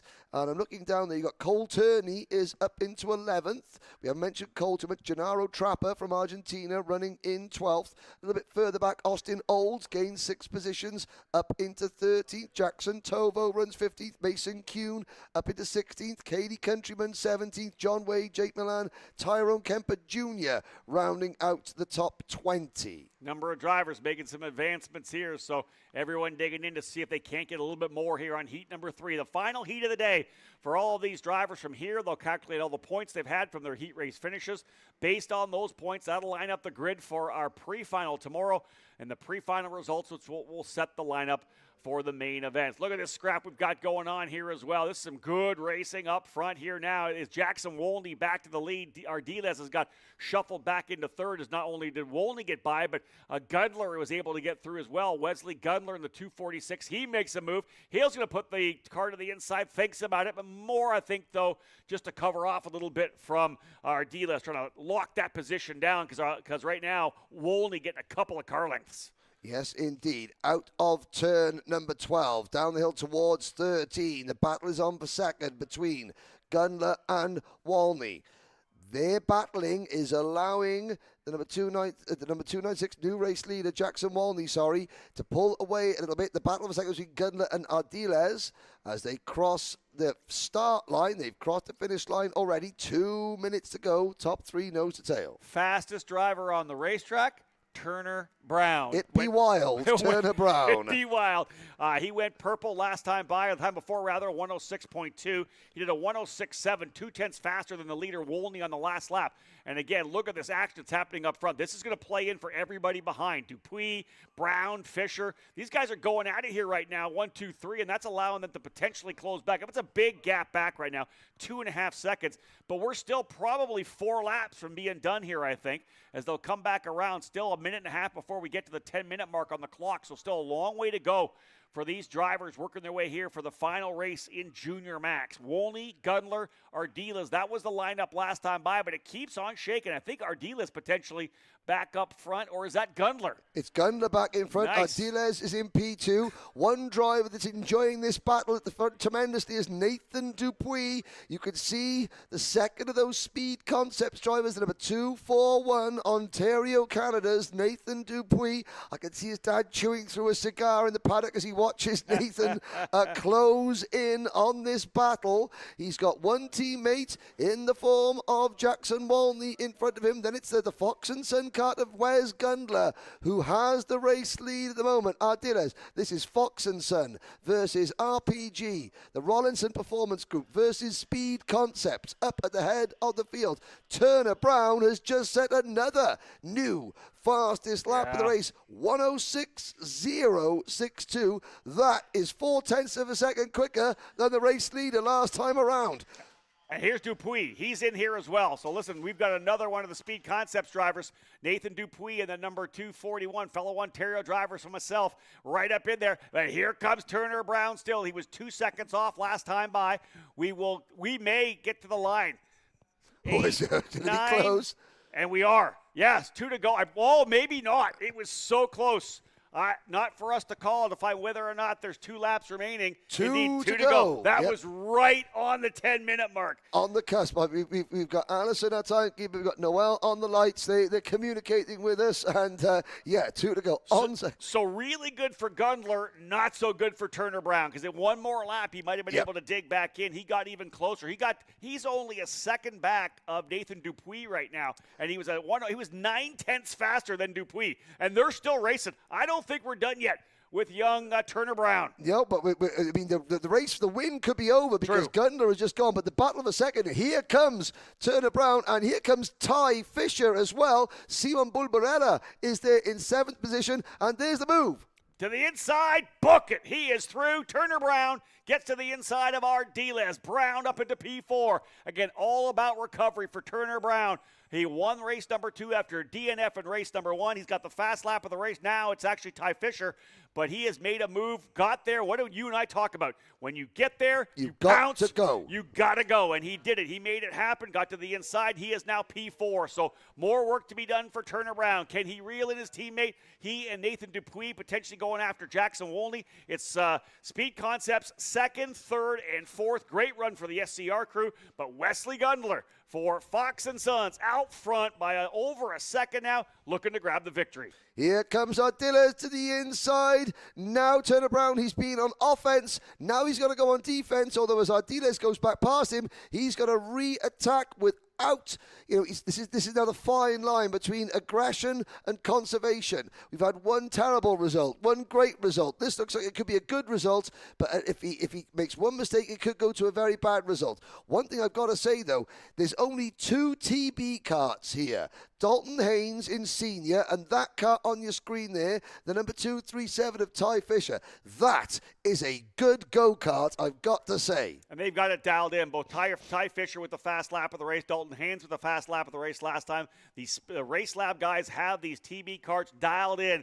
But it's going to be Wesley Gundler getting the victory for Fox & Sons.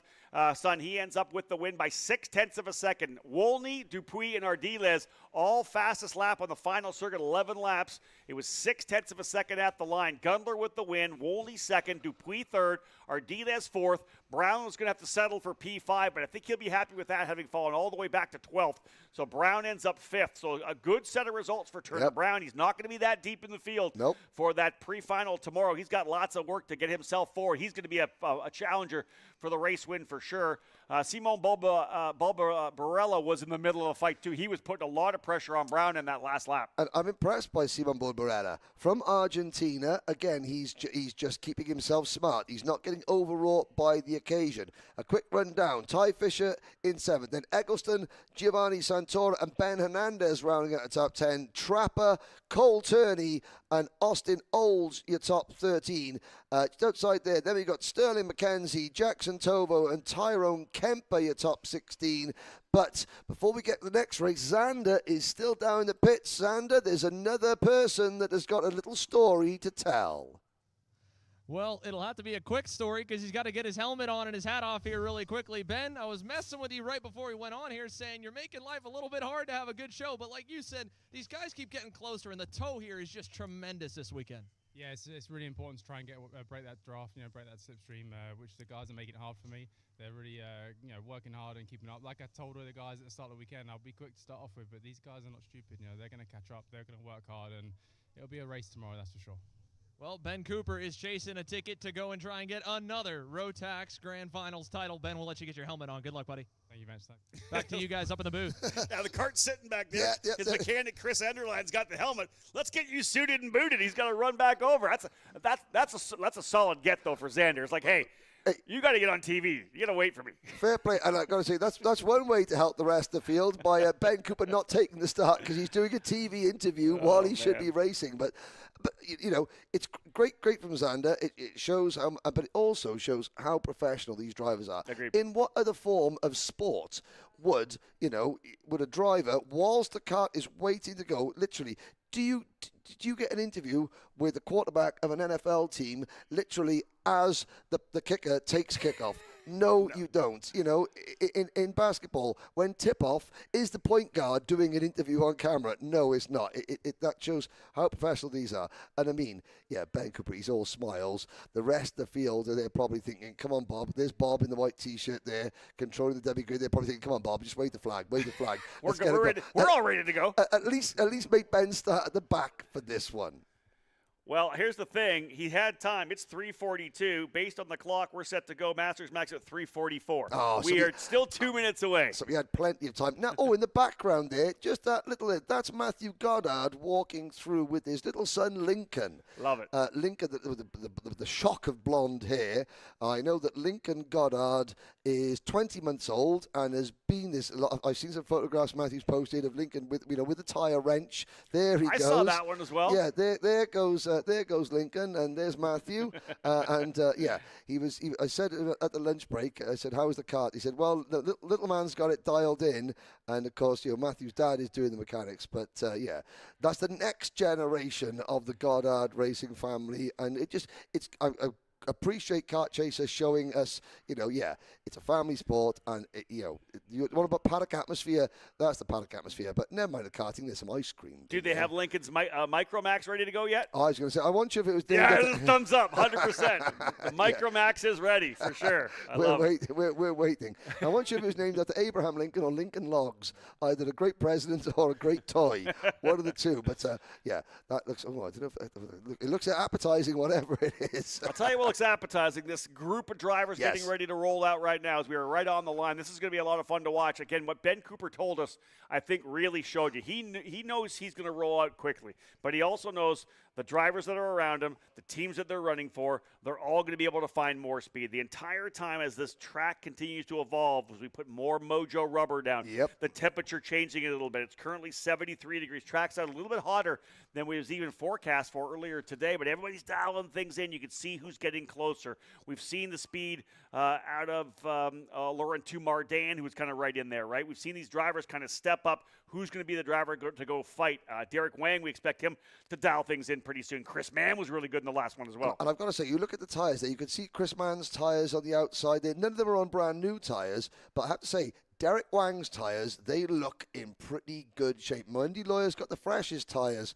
on there. Those fronts from Derek Wang, I know, I'm giving it away. Derek's got, they look good, Derek. They look good, Derek. But also, don't tell everybody that I've been saving tyres. Laurent Tumardin's tyres look pretty good as well. You can see on the rear tyres there, the fronts look a little bit cooked, but a little bit of rubber buildup. But look at those rear tyres. Compare them with Billy Cleveland's tyres just behind. They're much smoother, and that shows that Laurentius, he's been being smart and fast. We'll see how it all plays out. These drivers all getting ready to rock and roll for the final heat race of the day for the drivers in this Masters Max category. Ben Cooper, as we said, will start on the pole position in that Rollison Performance Group Cosmic. He will roll off now. He'll lead John Bonanno in the number 672 Fulcrum Motorsports Comp Kart, starting in the outside of the front row. Laurent Tumardin on the Techno on the inside of row 2 alongside Mundy Lawyer in that number 633 Lawyer in the EOS. It'll be Billy Cleveland and Derek Wang out of the Ruthless Karting Camp starting on row number 3 alongside each other. Vincent Carey and Christopher Mann on row number 4. Randy Nelson and Ray Bannock on row number 5. Christopher McGinley and Gary Peterson round out the Dirty Dozen here in the Masters Max category. They're all chasing Ben Cooper, but it has not been easy yet. They have been breathing down his neck, and I'm looking forward to seeing how those top guys potentially find just what they need to peak when we have the main event on Sunday. Yeah, now I've noticed 11 drivers on our screens, not the full complement of 12. Trying to figure out who might be missing. Let's have a little head count as they come around. Now, we did see one of the privateer drivers, was it Gary Peterson, having an off in kart number 625. Yeah, the comp kart driver. So let's have a look. 1, 2, 3, 4, 5, 6, 7, 8, 9, 10, 11. We're missing one. I think there might be a comp kart missing from towards the rear of the field. We will give you the update, ladies and gentlemen, as to who may have had problems. But it's Cooper and Bonanno on row number 1. Can John Bonanno cut inside Laurentius Mardan and not get hung out to dry going through turn number 2. That's it. We're like, he's had the trouble. We've seen it, right? Coming out of turn number 2. A number of drivers have dropped the wheels because it gets aggressive. Everybody's coming through that corner. They end up going wide. They're going to drop it in, but away we go. Into the tram lines, the drivers focused on the bank of 4 red lights. Lights are on, lights are out. We are off and racing down through turn number 1. Cooper and Mardan, and I've got another great start. It looks like Bonanno once again is going to get forced a little bit wide, and it's Billy Cleveland kicking up the dust, but Vince Carey makes a great start into P3 for Carey, and Carey now looking to the inside. Cleveland around the outside, 2 Cosmic Karts. Carey for the Kart Works team. Cleveland for Ruthless Karting as they go up over the rise into turn number 6. Bonanno down into P5, and I have to say Mundy Lawyer didn't make a great start either. Watch for Mundy Lawyer. Does he still have that tyre advantage that he caused from retiring from heat number 1? Well, he's going to have to use a bit of that mojo rubber to get up towards the front. Derek Wang didn't make a great start either, and I'm just looking down to see who we may have lost. Can I see Gary Peterson out there? I don't think we can. So Peterson, the number 625 driver, the driver out of Rochester, New York, 60 years old, privateer driver in the Comp Kart chassis, not out for this one. Once again, though, Rob, it's Ben Cooper with a healthy lead at the end of lap number 1. How about Vincent Carey? 7th up to 3rd on that start. He ends up going back to 5th, I think, here now because of both Billy Cleveland and John Bonanno able to get by. But a good start for Vincent Carey. Derek Wang getting shuffled back into the 8th position. He did not get a good start. He's lining up with a couple other drivers ready to battle it out with him as well. Right in front of Wang right now, I believe Mundy Lawyer's right there. So you can see all these drivers dicing, slicing back and forth. McGinley's gone up forward and then falls back into 11th. But up front, as you had said, Ben Cooper getting out cleanly with Laurentius Mardan chasing him. Cooper in the RPG Cosmic, Mardan in that Techno Kart USA machine, trying to, again, give chase to Cooper to see if he can't be the guy that's going to battle for this ticket. Now, that's the key thing right now. Both Cooper and Mardan are 2 drivers who need the open ticket. They don't have the reserved opportunity from having run either the Trophy East or Trophy West series. So those guys are going head-to-head. If indeed they're the 2 fastest drivers potentially to roll out here in the main event on Sunday, one of those drivers, not both, is going to get a chance to get a ticket. Yeah, exactly, and that's going to be very painful for one of them. And there's a move from Mundy Lawyer just pulling out there to try and make a move as they go across the start-finish line. And Billy Cleveland just getting his line a little bit wrong into turn number 2. Bonanno is in the position to pounce to try and take 3rd place away from the ageless wonder, Billy Cleveland. There comes Derek Wang at the inside of Vince Carey. Yesterday, Vince Carey he said basically had issues with his race motor yesterday, and he spent 3 out of the 5 practice, or 3 out of the 6 practice sessions yesterday, sort of trying to suss out the race motor, and that put him a little bit behind on setup. He said he hopes he's got his race motor sorted. He had a good, decent first heat, not great in the second heat, certainly quick off the line here, but now Vince Carey is beginning to drop back, the driver of New York in this number 644 Cosmic Kart, but there he is. He's under pressure now from Chris Mann, Randy Nelson also in that group. And what we're watching here is Billy Cleveland leading John Bonanno and I believe Mundy Lawyer's working his way up there. Yeah, Mundy's the driver right on the tail of that group in 3rd spot. He's making some. This could be good, actually, for Cleveland if Lawyer can go to work, starting to put some pressure on Bonanno. In fact, Mundy Lawyer, remember, he's got those tires a little bit better than everybody else's. He did not run after an issue in the opening heat race, did not run the opening heat, and a little trouble for Bonanno again, and another driver all the way off. I believe that may have been It's the Barrels, Randy Nelson. Oh, Randy Nelson goes off. The Burrell Art off of the outside at turn number 2, but nonetheless, Mundy Lawyer putting the pressure on Bonanno could give Billy Cleveland a little breathing room. A chance to escape. Yeah. We said, why is Billy sort of looking to sort of like step back a little bit? And he said, he's still aching on Thursday morning at the end of a race meeting. And 66 years young. And Thursday is when he's going to go back to the track to race to practice for the next race meeting. But, you could see Bonanno and Mundy Lawyer, hot on his heels. Lawyer with that Nash Motorsport kart, that sort of like turquoise blue Nash kart. Now, that's Tito and Elio out of Nash Motorsport. They've also got Ethan Thorne in their field in seniors, and Ethan's got help from another Peruvian driver, Harold Watson, who we've seen at many Rotax events in the US before, but Harold is just here mechanicking and mentoring Ethan Thorne. Mundy Lawyer is looking to the inside. No, he's not. Derek Wang is closing in on this group. And then the next group, there's Vince Carey. And Vince Carey in front of Ray Bannock, Chris Mann, and Randy Nelson, with Christopher McGinley in 11th place. And McGinley has fallen off, and it was Gary Peterson who didn't take the start. So there's Randy Nelson once again, just getting 2 wheels on the grass coming out of turn number 6. Here's an issue right now. I'll just throw this out there. Again, all the way back, Chris Mann, all the way back in 9th position. He was 4th in heat race number 2. And again, remember, Mann, who started in the 8th position, was able to move to 4th. This 9th is not going to help him in terms of trying to position him where he needs to be. And again, these guys, it's only a field of 12. They're going to have time, obviously, to go to work in the pre-final, but not something that Mann wanted to see. He was so good here last year as well. Really needs to dial things in. Not the heat race he wanted to cap off the day. Yeah, no, so I'll throw a question to you here, Rob. At the moment, as things stand, Ben Cooper has won both heat races and leads this one, so he would start pole position for the pre-final. Laurentiu Mardan, a 2nd, and then a 3rd, and now a 2nd. That's going to give him 2nd place points. Bearing in mind what we've seen happen to John Bonanno from the outside of row number 1 in all 3 heats, Mardan, he's had 3 great starts from P3 on the grid. Does he want to start 2nd or 3rd? Does he want to start alongside Ben Cooper in the pre-final, or does he want to start directly behind Ben Cooper?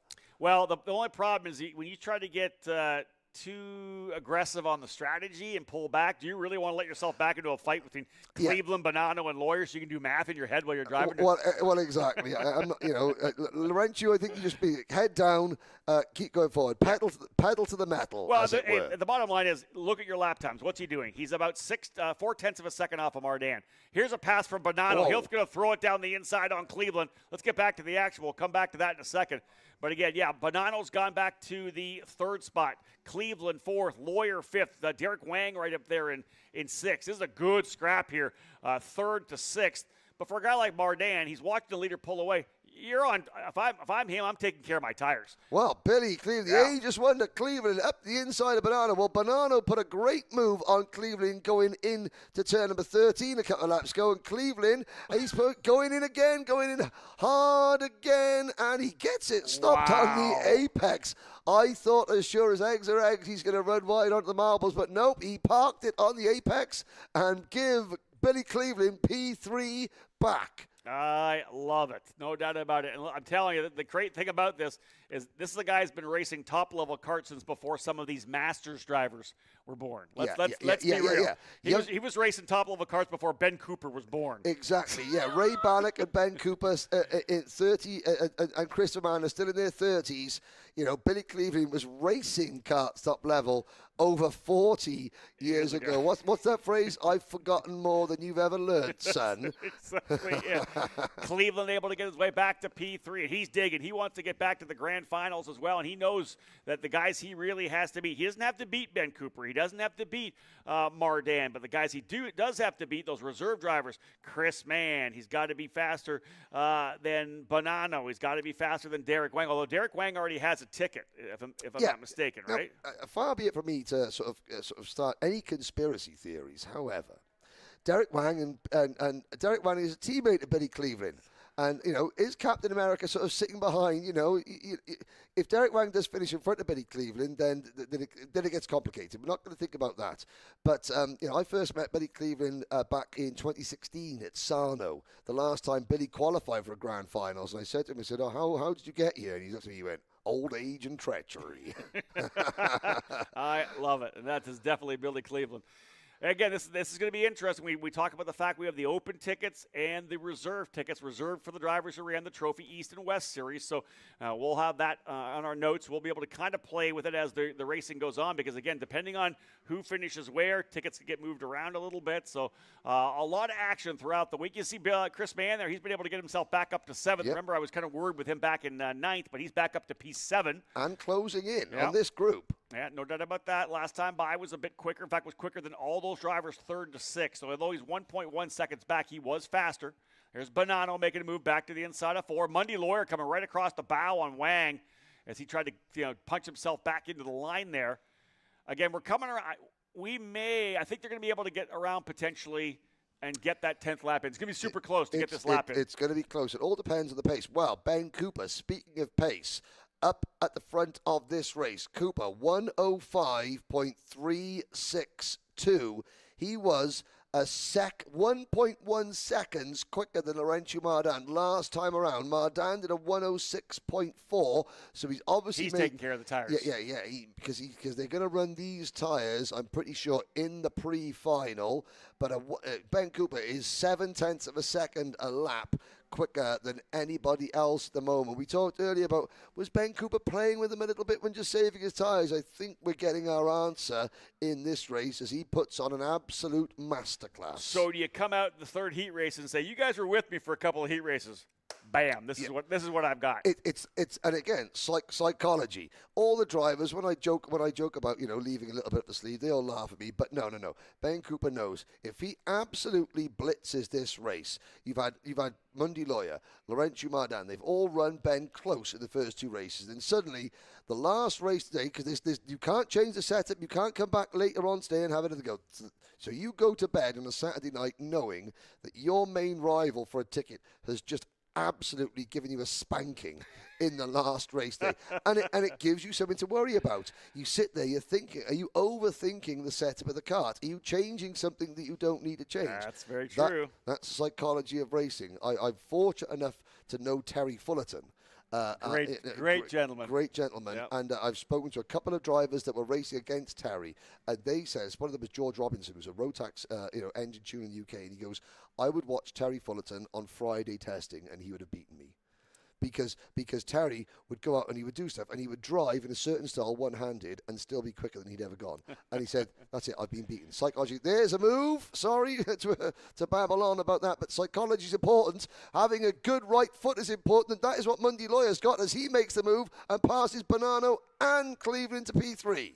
Indeed, they have started this last couple of laps off right now. We talked about the fact that Ben Cooper was quick enough to get in and cross the line before we got to the 10-minute mark. So, indeed, we are ready to wrap this one here up. And we got some good racing. Mundy Lawyer, who finished second, remember, had an issue in the first heat race, didn't finish the first heat race, but back in 12th. He ends up finishing a strong second in the second heat race, now running third. He's definitely going to put himself potentially at the front two rows for the pre-final.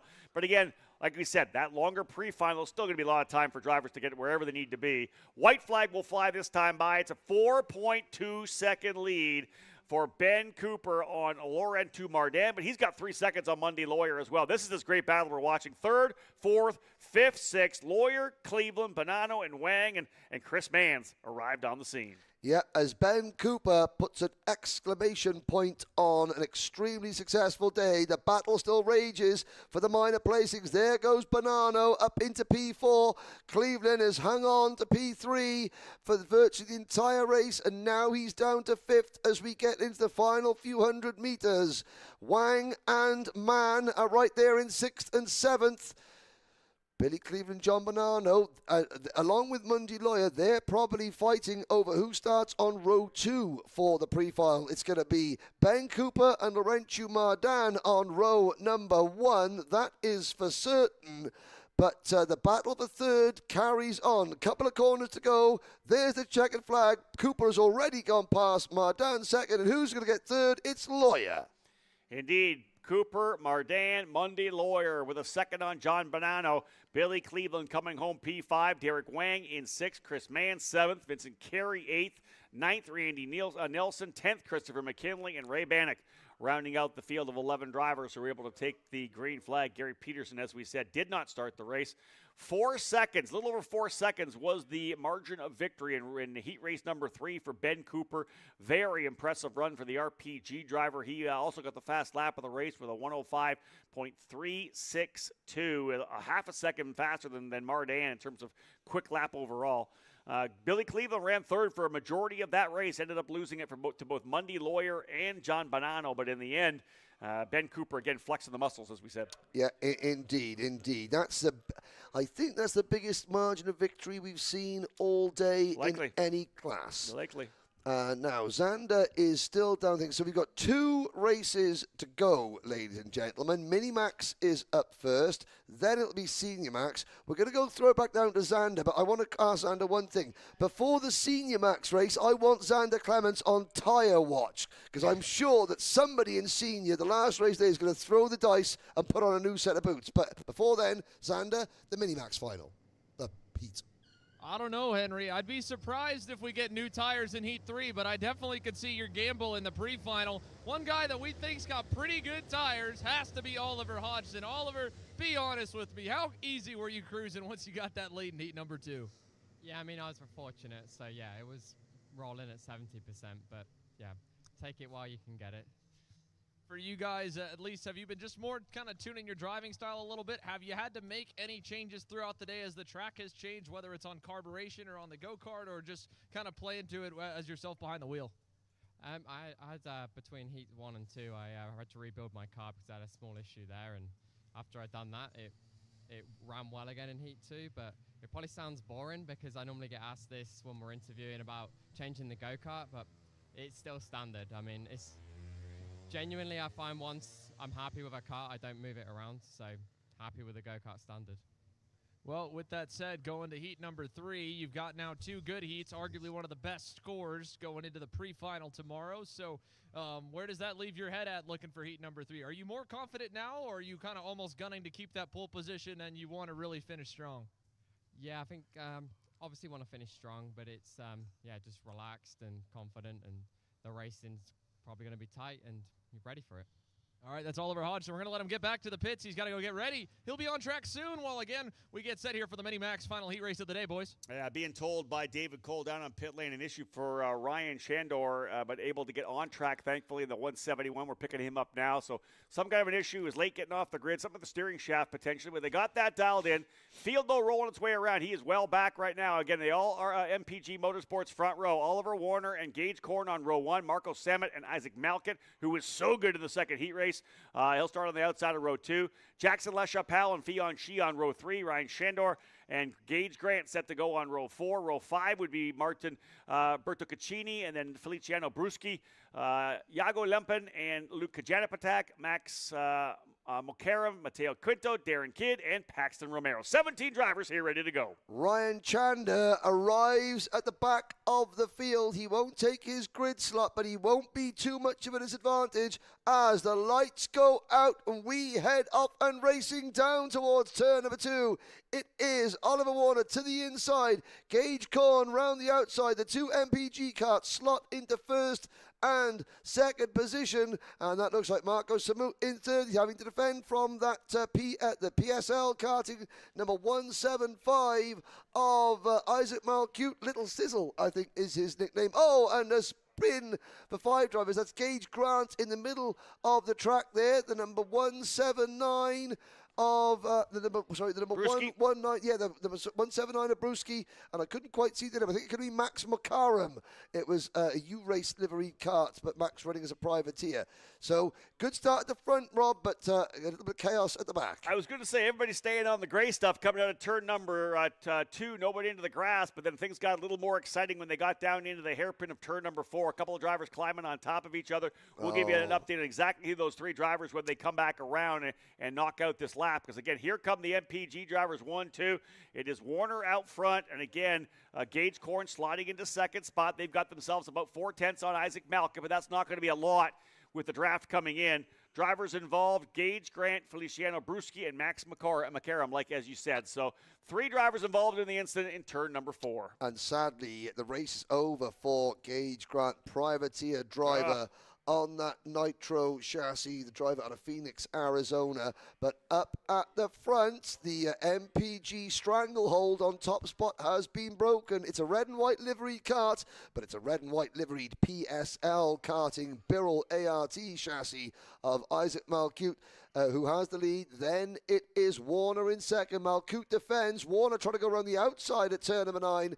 And behind them in 4th place, that looks like Jackson LaChapelle, who has now got past Marcus Samut. Fionn Shi is up into 5th position. And then rounding out the top 7 on circuit, Behind Shi, you have Marco Samut, and in P7, you have Martin Botticaccini for the AM Racing team. What I find very interesting here is, again, we're thinking about how things will shake down for the pre-final. 4th in the opening race for Malkit.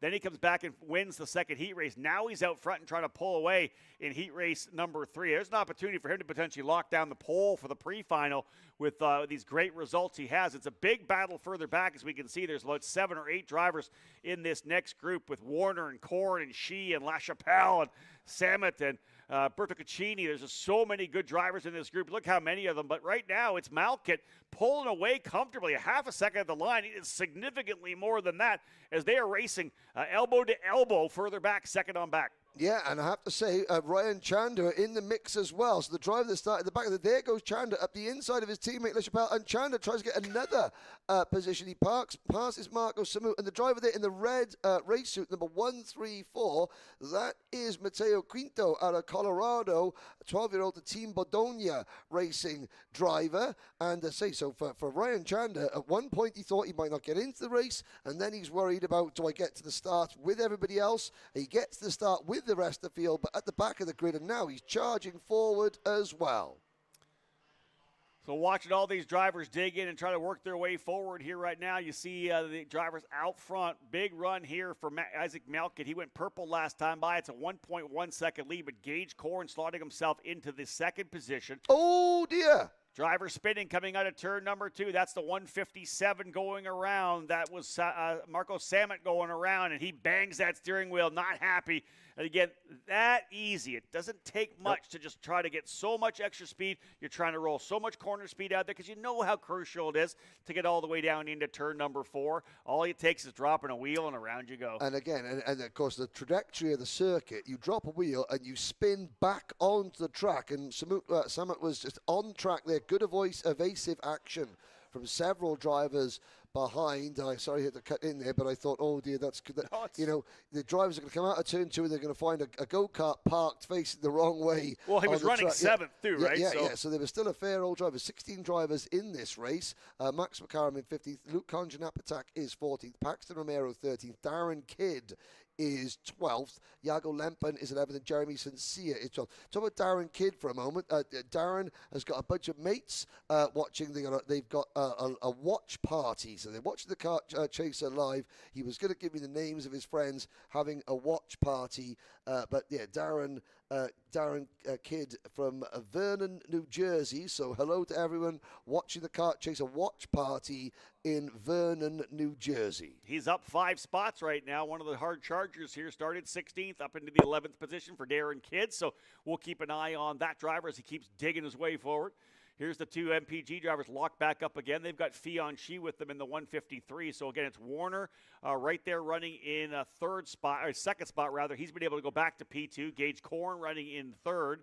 And then Fion Shi in 4th. They got a bit of some breathing room, almost a full second over Bertocaccini. So, and they're busy back there anyways. They're doing their own battle because Chandor's out there. I think actually might be Chandor, up into the 5th spot now. Chandor has passed Bertocaccini, but then there's a second RPG car. That's Jackson LaChapelle in the 104.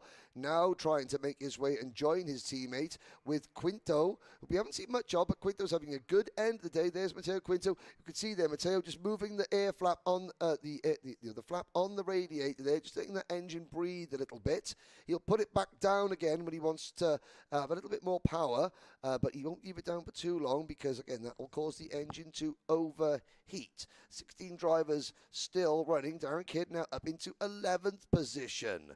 And you're looking there, that's the number 102. What's that yellow pipe sticking out of the car? That's the fuel overfill. Yeah, I wonder what that was. Yeah, there's a little extra, like a water tank or a fuel tank there at the top there, a breather pipe that has come loose off that car. And of course, you can see it very clearly because for some reason, Bertocaccini's decided to have a bright yellow breather pipe. Another fast lap this time by for Isaac Malkit. He goes purple again. It was about 0.3 quicker than Oliver Warner. He has stretched this lead to 1.9 seconds. We just wrapped up the Masters Max race where it was a 4+ second win for Ben Cooper, putting on a show there. We've seen another one here. Remember, Malkit was very strong in the second heat race as well. Let me bring that up real quick. In the second heat race, he won by 2.1 seconds, already out by 2.5, so he's already further out into the lead Henry, than he was in the opening race. So they are racing behind him a little bit. We know that. Warner, Shee, and Korn all going at it. But there's way up the road right now is Malkit. And I've got to say, that is not something that we expected to see, Rob, especially when you consider the slipstream and the draft on this particular circuit. To be able to break away is impressive in any class. To be able to break away in mini or micro is truly, truly impressive.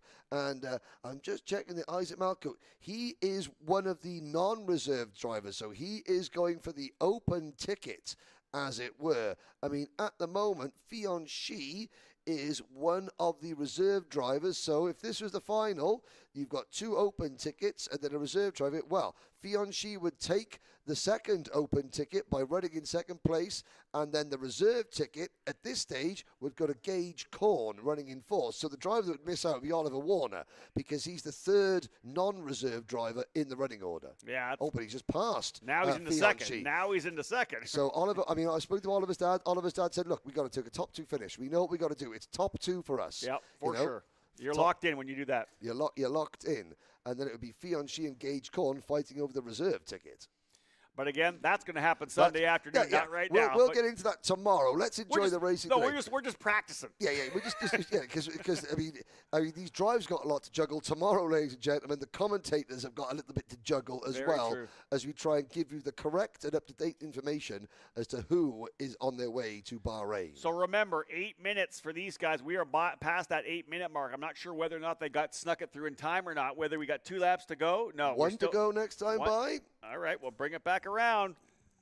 So playing things down here for the drivers here in this Mini-Max. This is our penultimate race of the day. As Henry has told you, we've got lots still to come. We have an EKN debrief that we'll do as well. We'll get a couple of guests to join us for about a half-hour debrief to kind of wrap up the day. We'll look at the points. We'll be hopefully at that point we'll have the grids. We can talk about the grids for the pre-final. 5:30, the grids are released for the pre-final. There's white flag in the air as Isaac Malkut leads by nearly 3 seconds. It's game on for second place, though. Yeah, indeed it is. Look what's happening here right now. Warner's going to get hung out to dry on the outside. Fionn Shee goes to the inside. Gage Korn will follow him through. In fact, gave him a little bit of a tap there to make sure he got the job done. He says, listen, if you're going to go through, you got to go through with some aggression because I got to come with you. Don't lock me down. Korn going to try to line up a nice over-under. Not quite there. Fionn Shee, though, who was part of Team USA last year, lining things up, P2 and that RPG Gallard. Not done yet, though. Not done yet, though. Born in Melbourne, Australia, lived in Australia till he was 6 years old, now residing in New Jersey. And he's going to have to get New Jersey tough here because he's got not one but 2 MPG karts knocking on his back door saying, we want to come through. As the checkered flag is being unfurled, Isaac Malkut has 1 corner to go. He takes the win here. Who's going to be second? Gage Korn had it, looking to take it away from Fionn Shee, but Shee holds on. Wow, that was some wild stuff. One driver way off the racetrack there, trying to come back across.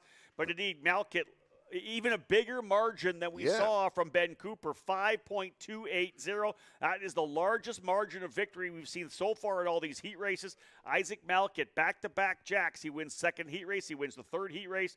Fionn Shee, though, coming forward 4 spots. He ends up getting second. That'll be big for where he'll start the pre-final. Gage Korn third, Oliver Warner. Those drivers have been up front all race long. And Ryan Chandor, who had to start at the very tail of the field after an issue on the grid, works his way back up to P5. So overall, you got to think a solid result when you were potentially thinking you were stranded on the grid. Absolutely. Jackson LaChapelle in 6th, Matteo Quinto in 7th, then Bortocaccini, we saw running wide in the last corner, Jeremy Sincere in the top 10, rounded out by Iago Lempen. Darren Kidd, for those of you watching the watch party, Darren's mates, he finishes in P11. 1 race to go, and we're going to, amongst the 36 drivers we're going to see in this next race, is a driver that you caught up with yesterday, Rob, Aiden Fox. One of the great things about this year's U.S. Trophy Final here at Newcastle is the fact a lot of heavy hitters have come in from other organizations, other disciplines, other engine platforms. But this driver here, Aiden Fox, does a lot of Rotax racing. Is that going to give you maybe the little advantage you need here this weekend? Yeah, I don't know. We'll see. There's a lot of guys here that I don't normally race against in Rotax, but I've done pretty well in Rotax over the past couple of years, and I'm confident with what I have, and we'll just have to see how it all plays out. I think one of the things, obviously, the engine itself, the way the power is delivered, the way you have to handle it, the tires, the Mojo tires as well. Talk a little bit about how different that is running from maybe a different, like an MG and an IAME. Yeah, so with the tires at least, the Mojos come in really quick. Like the first lap, they're going to be pretty much the fastest they're going to be. So that's way different than the MGs. But just in terms of throttle application with the engine, you really have to be careful with it. I would say it requires more skill than driving an X30, which is personally why I like it. But I just like the overall package, everything the best, and that's why I like Rotax. So another great thing about this story under this tent as well is it's not one of the big teams, right? It's you and your dad's Fox and Son. Talk a little bit about what you guys do, all told. Yeah, so, I mean, we've just been doing our thing for a couple of years, and, we work really hard back at the shop. We do a lot of testing on the dyno and stuff between different engines. And yeah, your dad builds the engines, right? Yeah, he builds all the engines. I help him out with it. I test the engines, and we have a club team, and we do a lot of research and stuff there. And overall, it's just been great, and I love doing it with them, and it's a blast. I love that father-son deal. Listen, Rotax is obviously coming. There's a lot of momentum right now. Yeah. How happy are you to see that? I'm really happy. It's building a lot of momentum. The entries keep going up and up and up, and I think it's great for the sport. I think we need to branch out, and I'm super excited to see what the future holds. There you go, folks. Aiden Fox, keep a watch out for him this weekend. Well, work to be done for Aiden Fox, qualified essentially right in the middle in that 19th position, so he's going to have to keep digging his way forward. But the guy, as we know, we've had him on the broadcast a couple of times already, Oliver Hodgins. Things are working really well for the defending race winner here, the Brit who runs with J3 on the comp card. He has just been really good. And the rest of the field to be worried when he said, when Xander asked him earlier on, he said, were you able to get away? He goes, yeah, I was able to dial it back to 70%. Right. Oh boy! And then when he said earlier, he goes, we had a bit of a problem with our carb. I had to rebuild my carb between race 1 and race 2. I mean, in race 1, he was in the battle lead. I know he lost out to Ernesto Rivera eventually, but he was still there or thereabouts, battling for the lead with a carb that was faulty. And then the second race, 70%. And he said that he likes the car even more on used tires. It's really good on used. That's the interesting. That's going to really help him in the pre-final. They're going to hold the tires over. They'll run all these heat races, right? And then we go into the pre-final. That's when your tires are going to be starting to fall off a bit, and then everybody's going to put fresh boots on for the main event. So that means he's going to be really strong when it comes down to where you're going to start the main event. So this is going to be strong. Oliver Hodgson will start on the pole position. Cooper Auclair alongside him on road number 1. Ryan Norberg and Diego Ramos will be on road number 2. Ernesto Rivera, a winner in the opening round, will start 5th alongside Macy Williams. Griffin Dowler and Diego Conteca have had an interesting week or day so far. They're on road number 4. Frankie Mossman showed well. I was really impressed with him in heat race number 2. Zimming Wang alongside him on row 5. Ian Q and Yas Rampel on row 6. Ian Quinn and Justin White will occupy row 7. Row 8 will have Henry Wheeler on the inside, Chase Jones on the outside, Josh Bethune and Dalton Haynes, who I keep saying could be the sleeper here. Obviously, Oliver Hodgson's been impressive, but the fast lap of both heat races came from a guy who's starting all the way back in 18th, Dalton Haynes. Well, let's not forget, there's 4 tickets available. It's not just about the race winner in senior Rotax. Haynes has shown an awful lot. Aiden Fox alongside Race Liberanti on row number 10. Ethan Thorne and Timothy Pernot on row number 11. Matthew Taskin, another one of our Canadians, and Aiden Lorenko on row number 12. And then row 13 will have Cam Hill and Rafe Shaw. Ben Gaunt and Matthew Goddard on row number 14. Tyler Ruth, and how do you say that one? That is Jia Zhanbin. Jia Zhanbin. I'll work on that one. Jeremy Cooper, Chris Harrower, Carter Sheets, Kai Broben Facino, and Nick Mercer round out the 35 drivers we have in the field. One of the cool things about this weekend and this event has been the arrival of a lot more teams, big national teams, or even programs of guys, big teams, solid teams in the Northeast as well. I got a chance to talk with one of those primary teams, a guy I've known for many, many years. I did an interview with Mike Doty. Let's run that now. One of the key aspects to the success of this US Trophy Final here at Newcastle has been the surge of race teams and shops coming in to be part of the Rotax program. Mike Doty Racing being one of them. Mike, obviously you guys stepping in here, a number of carts here under the tent. Talk about Rotax and what it's done in the Northeast. Well, it's good for the beginner karter when they want to come out and rip some laps. We get a product and put it on their cart. and we don't have to worry about the maintenance aspect. We're just out there learning to drive, and it has the speed, and it's just really reliable. What do you feel? I know that the program, the Trophy Series East, is kind of growing a little bit here. Is that something you guys are getting behind in a big way? Oh, yeah, and it's really close to our area, and there's so many Rotaxes, and so not everybody can travel across country, so it really works out well for us. You know, one of the things we've had in many years past was that Grand Nationals, whether you go all the way back to the ICAF Grand Nationals, where it was a one-off weekend, right? You raced all year long to get your tickets to come to one race. You mentioned new people coming into the sport. They can run at their club, they can run at their regional program, and then come to this one big race a year. Do you think that's going to be one of the things that's going to grow this race? Yeah, that's one of the selling points when I talk to people. When I first started doing Rotax, it was a regional-based series, and then everybody got excited and met for the one race, and it was one of the biggest races of the year, and it's just a really good event. There you go. That's exactly it from Mike Doty. This is one of those events that's going to keep growing because not only just all the big national guys who run so many races a year, but the regional and club driver can come to one big race and see if they can't win a ticket to be part of Team USA. Mike Doty has been in this sport for a long time as a driver, and of course now is one of the the highly esteemed team owners and driver coaches in the sport. And for him to be up in the Northeast and where it needs to be, where one of the places where J3 really kind of focused their growth when they were reestablishing the Rotax brand with that Trophy West series, and all in on it. And we had a great talk even off camera as well after that interview, just talking about the program itself and just how Rotax, they've dialed everything in, and just fantastic for him to bring new people into the sport as well. Yeah, and I mean, when sort of Rotax sort of officially relaunched in the US back at not officially relaunched, but when at the start of 2022, the Florida, the Rotax Winter Trophy, I was invited down there, and Mike Doty had drivers there at the very, very start of this, the new era, the J3 competition, the Pro 14 Motorsport, Grid 14 Motorsport, two promoters and distributors in the UK, and that was the real rebirth, not rebirth because Rotax has always been in the UK, but the fight back has begun back into bringing Rotax back to prominence in the US. It's been 10 years since the grand finals were held at NOLA Motorsport Park in the United States. 10 years since we had our last Team USA winner of a grand final, Juan Manuel Correa, on that day. And again, that was a fantastic race. Junior, last lap. But we've got karts coming out now, and I'm looking out the window. No, I can't quite see. I'm sure that there's got to be somebody that's got a gamble, but I can't see anybody on new tires. No, not even the drivers starting right down at the back in the number 355. Dalai Lai is out there. He has gone out there, so we should have 36 drivers on circuit. Can't quite see who would not be, but I've got to say, I'm with Xander. I'm thinking maybe pre-final. Maybe pre-final. I've been banging the tire drum all day.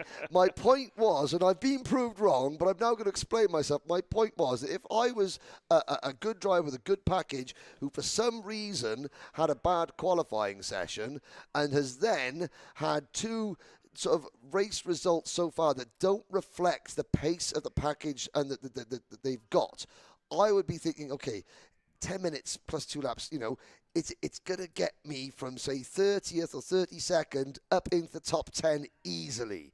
But I've been proved wrong. What do I know? That's why I stay in the commentary box and they are on the circuit. We just got a driver shot off the racetrack back to the pit lane. So somebody just had an issue on the warm-up lap, and that's the 3:03 of Rafe Shaw. Right, another driver. He's Mike Doty racing driver. No. And Rafe, he's the 21-year-old driver out of Stamford, Connecticut. Well, the only other thing that I know from Stamford, Connecticut, that's where WWE are headquartered. Okay. And so, unfortunately, the Kart has just laid the smackdown on Rafe Shaw. Thank you very much. Oh, you're here all week. I know. Drivers into the staging lanes, the tram lines. We are set to go for the final heat race of the day. Henry, lights are out. We're off and racing. It's side by side in turn number 1. Cooper O'Clair getting squeezed a little bit wide. Oh, and at the back of the field, 3, 4, 5 drivers up and over. And that's some of the tail enders. The one driver there in the Chinese Taipei and Taiwan race. That could have been Dalai Lai, I believe. And more drivers spinning. That is Race Liberante going backwards into turn number 4. So we had that very testy opening heat. The second heat was a little bit calmer, but up at the front, front, pulling away, is Oliver Hodgson. And Cooper O'Clair, he's fought back out of our viewpoint. Ryan Norberg briefly took second going into turn number 2 rather. But Cooper O'Clair fights back. But look at the lead that Oliver Hodgson's got as they come out of 12 down towards 13 on lap number 1. A lot of drivers going left and right coming in. We'll tell you the 5 drivers involved. I know one of them was Aiden Lorenko, but when they come back around, we'll give you the update on all the drivers that were involved there. Hodgson, O'Clair, Norberg, Rivera, and Macy Williams, the top 5. Conteka runs 6, Ramos 7th, Wang, Dowler, and Frankie Mossman. 5-position improvement for Chase Jones, already up into the 11th spot. But the drivers involved, Dalai Lai, Ethan Thorne, Matthew Taskin, and man, it's been a rough day for Matthew. Aiden Lorenko, Rafe Shaw, we said he went out early, and I don't. Tyler Ruth, who had a good run, has not yet posted the time. So remember how good he was in race number 2. So again, Hodgson out front, but a number of drivers just did. Oh, and Chase Jones is having some more trouble as well. He gets roughed up a bit. He slots in behind Aiden Fox. He gets run wide coming out of turn number 4, and I got to say, there's a driver in, I think it's Tyler Ruth, black race suit, orange sort of strips over it. He was sat on the exact same barrier in race number 1, and he's sat back there in race number 3. It's not been. It's Matthew Taskinen, who races with the Chinese Taipei and Team Taiwan race suit that he swapped with one of the drivers at last year's Grand Finals. He swapped his Team Canada race suit with that, and we saw him getting involved. But it is a 1-second lead for Oliver Hodgson. But fastest driver on circuit, Diego Ramos, in the number 363 kart, the PSL karting team. He is in 6th position, running just behind Macy Williams for the CB Motorsport kart. And there's Tim. There is Roth. There is exactly the same position. Strong in the first heat, horrible second heat, like you said, a couple of DNFs. What a shame. Yeah, and exactly the same point on the track as well, which would make his cup of misery overflows. Oliver Hodgson trying to pull away. Ramos was the fastest last time around. Macy Williams hanging tough in 5th position. The CB Motorsport number 314 kart. Macy Williams raced for Team USA back in 2021 and just missed out on a place in the final itself. I think she's in the P4 now. In fact, she was able to get by Cooper O'Clair, so move Macy Williams up into that 4th position. Driver finished 2nd in the Trophy Series West in 2023. She's, of course, one of the reserve drivers trying to see if she can't get that ticket to go to the Grand Finals. Indeed, but it's everyone chasing Oliver Hodgson, Ernesto Rivera. Can't say how impressed. I mean, personally, you've seen him all year, Rob, and you said he's been the most impressive junior driver in the USA. And I can only say that graduating to seniors and just the pace that he's showing against the competition, you're not wrong there. He is extremely. He's going to be one to watch for certain. And there's a late move from the number 337 kart. That was Diego Contesha from Colombia making a move. And again, Contesha's had an interesting day so far. Undoubtedly, the Colombian driver is very, very quick. And now he's got to get his temperament under control. That's it. Get focused. Get things dialed back in here right now. Diego Ramos right there racing with him. Last time by, Frankie Mossman right there. You see him in the Team USA suit on the Orlando Norris kart for Mike Doty Racing. Mossman in the 302. Fastest lap. Went purple last time by. Up a spot from 9th to 8th. But he's got to keep digging. Had a really good run in the second heat race, trying to see if he can't recover to give himself a solid starting spot for tomorrow's pre-final. Again, that pre-final is going to be so crucial. But there's your front 3 drivers. It is Hodgson, Rivera, and Norberg. They've got a 2.5 on Diego Ramos. But, man, Henry's pointing at here. Fast lap last time by. Who? Dalton Haynes. Step forward. Race Labs, Dalton Haynes. Let's look back. There he is. Xander Clement said earlier, a puncture in qualifying. He's sitting there behind the BBR entered number 2, a 301 kart of Zimming Wang, Vancouver Zimming Wang. No, he's not behind him anymore. He passes Zimming and sets off after the next kart in line, and that would be one of the J3 competition entries. That would possibly be, let's have a look. 320 to 321, Cooper O'Clair. So Cooper O'Clair has dropped backwards. So Cooper O'Clair was 7th. He's now dropped back to 9th or 10th. Yeah, well, he just got passed again. Move. Like, I'll tell you right now, Haynes is just passing at will. What a fantastic move to the inside of 9, making it stick to the bottom of the racetrack. Here's your leaders. They're flat checking out. In fact, Ramos has got some pretty good room as well. Rivera just turned the fastest lap, but let's wait to see where Haynes comes in. He He is 10th position right now, closing up on Justin White, so made the move, lost a bit of ground there.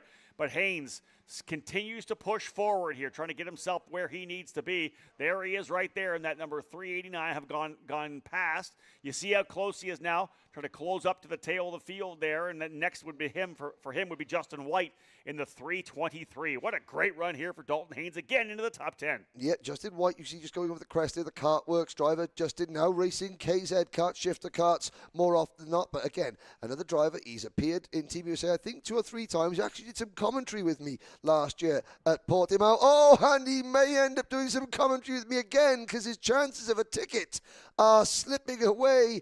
And Justin White, the driver from Scranton, Pennsylvania, high, white and handsome. Now, who was that? Was that Macy Williams? Yeah. So a contact, and well, Justin White and Macy Williams, they finished 37th and 38th in Bahrain after the pre-finals at an event where the top 36 go through to the final. So they know each other well. Yeah, that stings, and that collision could have disastrous consequences for their hopes of a ticket to Bahrain. But up at the front, I've got to say, Ernesto Rivera closing in.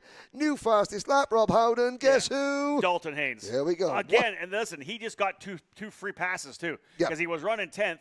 And with the issue with Macy Williams and Justin White, that puts him now up into 8th spot. He's only 0.4 of a second behind Griffin Dowler and was 0.3 of a second faster. So Dalton Haynes, the man on the move right now. His lap last time, 0.4 quicker than Oliver Hodgson. I keep saying sleeper pick, but now it just looks like he's going to be one for us to watch in the pre-final. Yeah, I talked to Dalton yesterday. He's basically spent most of the year living with Brandon Carr. Brandon Carr is last year's British Junior Rotax champion, then went and raced in seniors in the grand finals, finished on the podium on his senior debut, has relocated to the US this year, has done a lot of good racing, hasn't always made best of friends there, everybody, because he's an aggressive driver, and I've got to say that I think some of Brandon's, that British style of aggressiveness is rubbing off on Dalton Haynes, and Dalton is doing a really good job. Again, he picks him up, puts him down. Catch, pass, mirror signal maneuver, move on to the next one. And get ready. We're going to see more of this happen, I believe. We do have a move for the lead as Rivera's going to go to the inside, book it down in turn number 4. Look at this slider. There goes one of the drivers off. That's Concheca. And Cooper Auclair's up there. Another gift, I believe, for Dalton Haynes. He's going to get a couple more spots here as they continue to push. There's Ramos, and there is Haynes right there as he's got a couple more spots. I think that's Dowler just up on him there. Yep, that's Griffin Dowler, so he's trying to roll up there. He's already now into at least the 7th spot. So Dalton Haynes trying to knock out 3 top 10 finishes, having started back in 18th spot. So this really, to me, the overall performance of the day, I think Dalton Haynes of any one of the 111 drivers. Absolutely, I totally agree with you. Norberg in 3rd position is now trying to close in on Hodgson. These 3 drivers are 1.7 seconds in front of Diego Ramos, running in 4th. Dowler is 5th. Haynes up to 6th because off camera Haynes has also passed Frankie Mossman. Then it's Cooper Auclair in 8th. Contesha is 9th. Chase Jones recovered to 10th ahead of Aidan Fox. Then it's Josh Patoon. Ian Quinn runs in 13th position, followed by Henry Wheeler, and we've got another position, so that is Dowler being put to the sword, and Mossman goes past Dowler as well. I'm just looking down the order. Goddard runs 15th, then it's Wang, Hill, Rampel, Liberante, Justin White back to 20th, and Macy Williams down to 21st. And we've got 30 drivers still running. Taskinen, Thorne, Lorenko, Shah, Ruth, and Ian Q are out of the race. Leaders are just going to come through here before we go to the 10-minute mark, so we are looking at 3 more laps. So 3 to go here. They come back around. They're going to come through with probably about 20 seconds remaining on the clock. So indeed, when they get back around, we will see the 2 to go. So 3 more laps remaining. Dalton Haynes now up into the 5th position from 18th. He's had some luck from other drivers getting some contact, but he's been an absolute bull coming through. Mossman, though, with a fast lap, but Dalton Haynes, very impressive. And there's something we haven't seen much race. That's somebody overtaking Dalton Haynes. Now, when Macy Williams and Justin White collided, I had a little look at the graphics at the timing screen, and Dalton Haynes was 4.3 seconds behind P1. He is now several laps on, even though he is running in 6th position, 3.5 seconds. He's actually closed on the lead of the race.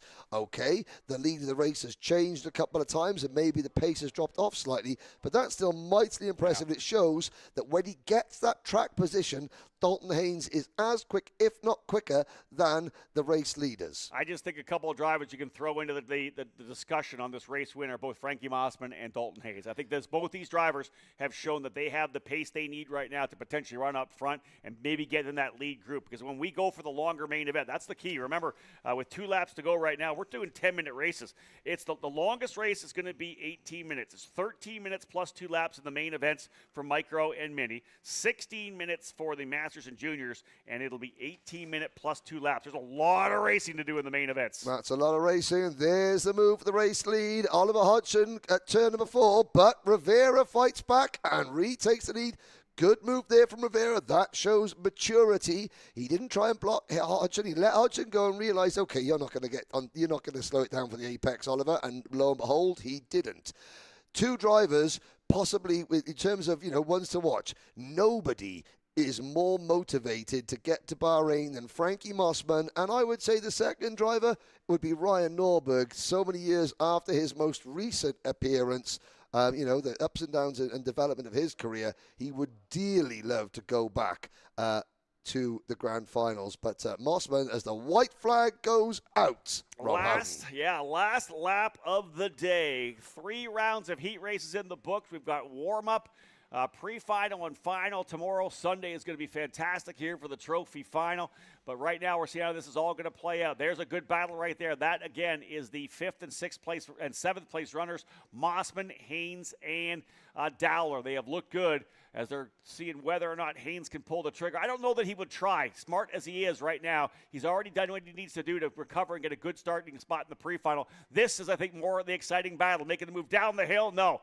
I thought that maybe Hodgson may have a look at it, but Rivera still there as the leader. He doesn't cover the bottom, a little bit of a defensive line, nothing too crazy as they work their way out of that corner through the 10-11 complex. Rivera looking to try to get his second heat race win. And of course, 2 heat races out of 3, could that give pole position to Ernesto Rivera? We've been talking about Oliver Hodgson all day, like we've already put the trophy on his cabinet, but Hodgson might not even be starting the pre-final from pole position as Rivera makes it 2 out of 3 in fine style.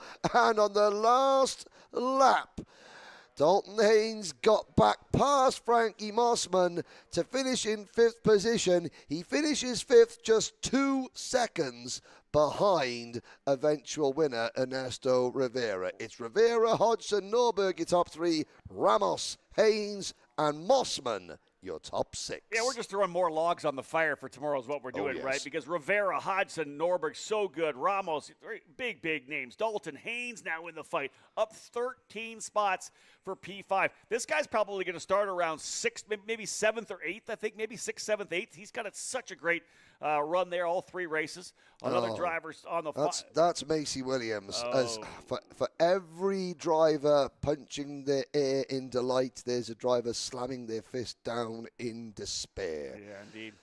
And Macy running up in 4th position, ends the race watching her rivals go round as the wagon has broken.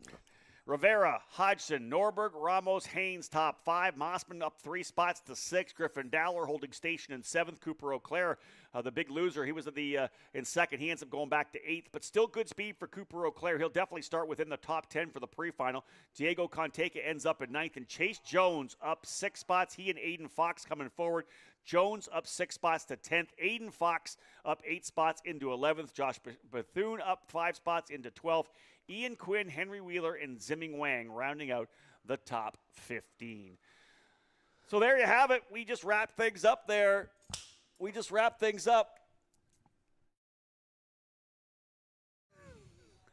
So we're ready to wrap it up here.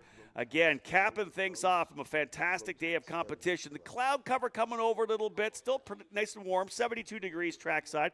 We are really looking forward tomorrow because, listen, we just saw 3 races for all the categories. We saw the racing back and forth. What you and I talked about, Henry, from the very beginning was we're going to get an opportunity to see who's going to maybe go to the forefront? Who are the drivers we're going to be talking about? Who are the guys that are going to be potentially running for race wins? It could be somebody out of nowhere still, because there's lots of racing to do tomorrow. Teams can find some more speed. They can dial things in, but the bottom line is I think you and I have a pretty good indication of who we're going to be talking about when it comes to the main events on Sunday afternoon. Yes, indeed. But, the coverage does not end today here even now. Okay, the racing is over. I know Xander Xander's gonna bring us a couple of last interviews. We've got the EKN debrief live. That's going to be on eKarting News live. You can listen to that. You can watch it. You can watch it live here at the circuit. That goes out at I think probably 5:45 or something like that. 5:45, and we'll be able to bring you the starting lineups in that show for the pre-finals, because they get released at about 5:30. We've got the Team USA race suit reveal for 2023 and a raffle for all the drivers here at the paddock. You must be in the restaurant after the EKN debrief. After the EKN debrief to claim your raffle prize. So there's still lots going on today. It's been fantastic day. A huge thank you to Erin at Kart Chasers and himself, Rob, and all that, but it's not over just yet.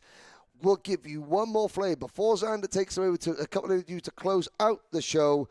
This is what every one of the drivers here at the Rotax Trophy US Finals are fighting for.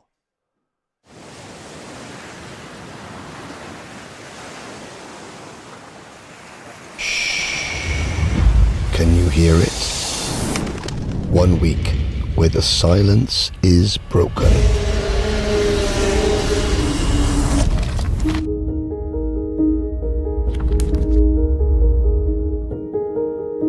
"394 drivers, 60 nations, united in their goal to be the best, the very best." This is the most equal race in the whole world. I will win. There's no opportunity.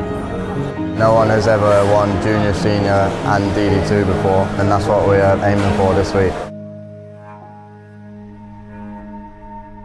1 week where every second counts.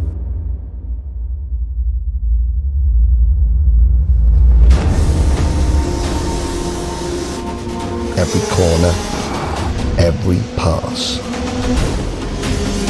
The competition does not get tougher than this, closer than this, more intense than this.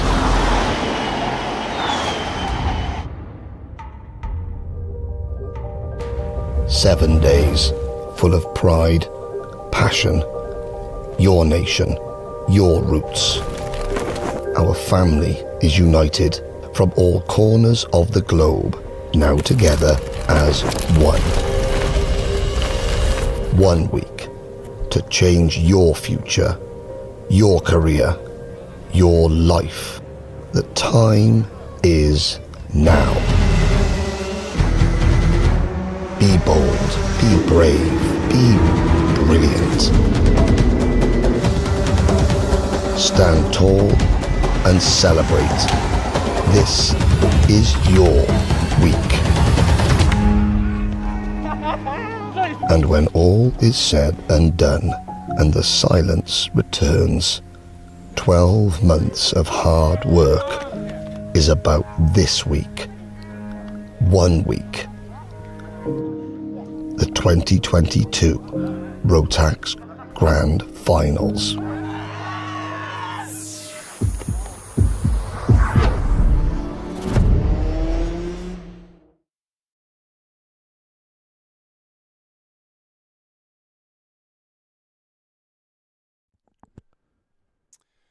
Again, that's what it's all about. Grand Finals, that is what it is all about. It is Bahrain or bust. And again, one of the great things here is to see the momentum, see so many people, so many teams, drivers, families jumping on board and get back to enjoying Rotax again like we've had so many years here in the United States. You talk about the 2013 edition of the Grand Finals, which took place at Castle Motorsports Park. I got a chance to call the PA action of Juan Manuel Correa's amazing victory for Team USA. Other drivers on the podium, we had Oliver Askew, we had Joey Wimsett. There was a number of great drivers who were involved involved.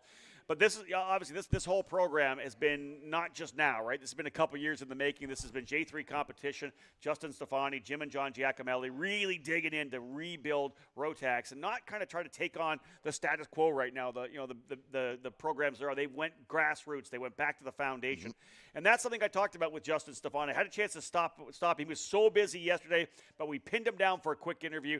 Here's what I had when I had a chance to talk to Justin Stefani. Let's watch that interview now. If there's any proof that Rotax is growing, it is a 50% growth from last year's US Trophy Final to the one here in 2023. Justin Stefani from J3 Competition. A lot of work has gone in from last year to here, back again at Newcastle. Can you talk about the work? Can you talk about how good it feels to see a bigger paddock and a 36 kart grid in Senior Max? Yeah, no, that part's awesome, obviously. I think also with that, I think we've kind of continued like the energy, and you see a lot of smaller teams intermingled with the bigger teams, and you're seeing a lot of mix out there on the track between what you would call your kind of full-time national guys and some of your regional guys. So I think that for us adds a lot more to it, right? Because that's, ultimately what we're after, and we talk to is trying to maintain that grassroots regional side along with this being the top of our pyramid. Obviously the top of the pyramid is the grand finals, but in the US it's this race. So to have that energy there, yeah, you're always pretty happy, and happy to have you guys here. So yeah, it's a good feeling. I think one of the cool things right now, and talking to all the team owners, obviously there's the competition side, right? That's the racing that we've done here. You guys do such a great job just putting on races with the 5 categories. But there's the business side and the technical side as well. Almost every team owner we've talked to have said that the Rotax package is fantastic right now. Any issues that were in the past are gone. They've fixed it. Everybody is so fired up with the engine package itself, because that's the foundation of what you guys are doing.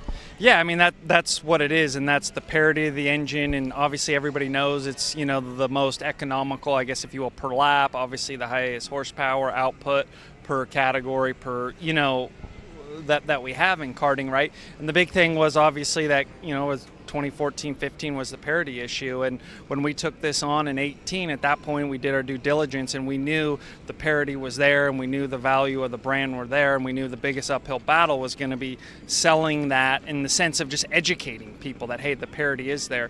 And now that everybody's seen that, all those other great foundational pieces that Rotax stands for, we really have the full matrix put together, and I think that's what Rob's, you're probably seeing, right, from the people is, wow, we knew it had all this, great stuff about it, but now it has the parity too. So you're getting the competitors, the competition side, as you said, they're fired up about it because they can go now run their race teams, run their businesses, and know that they're saddling their drivers up with a really good piece, and they know they can do their job developing the drivers and working on the chassis and not spending their whole time working on the engine package, right? So you have that recipe, right, of success, and then you have the fuel, which is these events, right? Yep. The momentum you have right now. Last year's race was so good, it fueled the momentum in the Trophy East and Trophy West series. Those grew, and now we have 50% growth here. This is only going to keep feeding itself. You're going to see bigger numbers, both the East and the West as well. Yeah, no, I think so, right? And we just announced the West earlier this week, so that's a 3-race program, and that's going to hand out a set of Grand Finals tickets. So the whole idea was to get this spooled up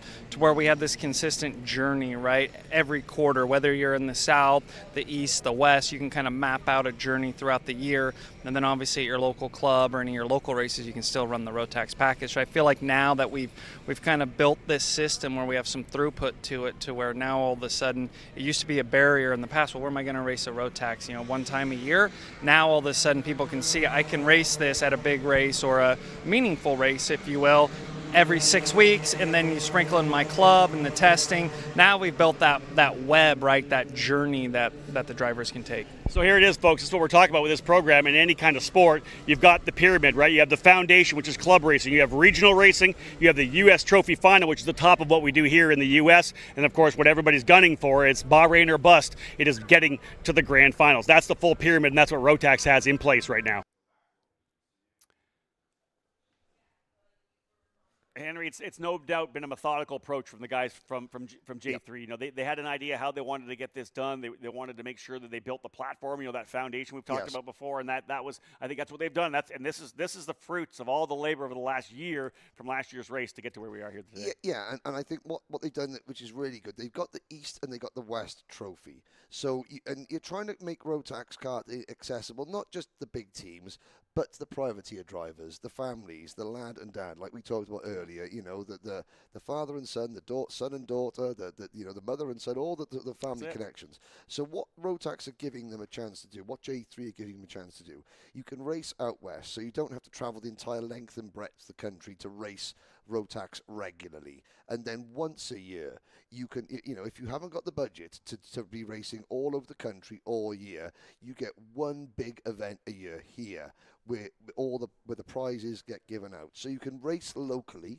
and build that base from a local thing, still make the championship, make the class, make the engine accessible to the everyman. And that's what it's almost unique to America, because that's the American success story, isn't it? It's making a dream achievable for your average working class guy and girl. And it's one of the things that we deal with a lot here in North America, Canada, and the U.S. The country is so expansive. It's not like you're in the U.K. or you're in Italy where there's so many racetracks. You don't have to drive that much. We're talking like 30, 40-hour drives from northeast to the southwest, right? So to have that club race or that local series, a closer series where you can come and get, you focus on that, and that one time a year you go challenge all the other Rotaxians around the country.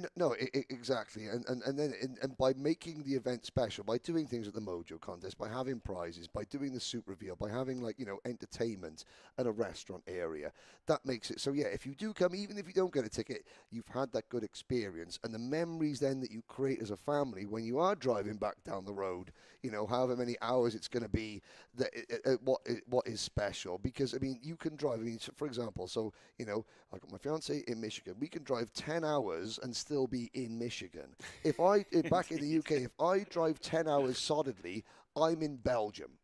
100%, That's the difference. And so the geography, it's great. You've got drivers from all over the US here and the other countries, but they're creating two hubs. You've got the Winter Trophy in Florida, but then you've got the West Hub out in Phoenix, Arizona, and you've got the Eastern Hub out in New Jersey. And there's a collection of racetracks around that drivers from Colorado, drivers from sort of Idaho, Montana, that area, California, they can race regularly without having to take 8 weeks off work to get to the track. Yeah, and then there's just one big race, right? And like I said, if you can come here, and let's say you don't come with it, you leave with a ticket, you leave with crucial experience. I always tell any young driver or any driver, get a chance to go to a big race, because once you've gone to a big race and been there, you're never intimidated when you go back home again. No, exactly. You've just pushed yourself. You've stretched your limits of what you're comfortable with, and you learn so much when you come, especially running against different drivers from around the country. It's just a great experience, but it also makes you a better driver. Indeed. The drivers that don't get a ticket, what I would say to those drivers is that you're going to go back to the East Trophy, to the West Trophy, to other championships that you race in at your local circuit, and because you have driven at such a high level against such high-level competition at a big prestigious event with the structure where you've got to be at the grid at a certain time, you've got to adhere to this regulation and that regulation, you'll be much better for it. And also from Rotax's point of view, you've got Alex Vandal and Tobias here. You've got myself here from the Grand Finals to do that. So we want the drivers that don't qualify, tune in to Bahrain at the start of December and cheer on those drivers. Yeah, your rivals here, but when you race for your country, you're also like countrymen and women, and that's true. And that builds a brand loyalty. Which is another thing, which is obviously important. And what we've seen, I think, over the last year, the great thing about it is the momentum, right? Last year when we were here, this race was such a fantastic race, but we had 77 entries over the 5 categories. Senior was the biggest class. It was some great racing, as we know. Oliver Hodgson was able to get the win there.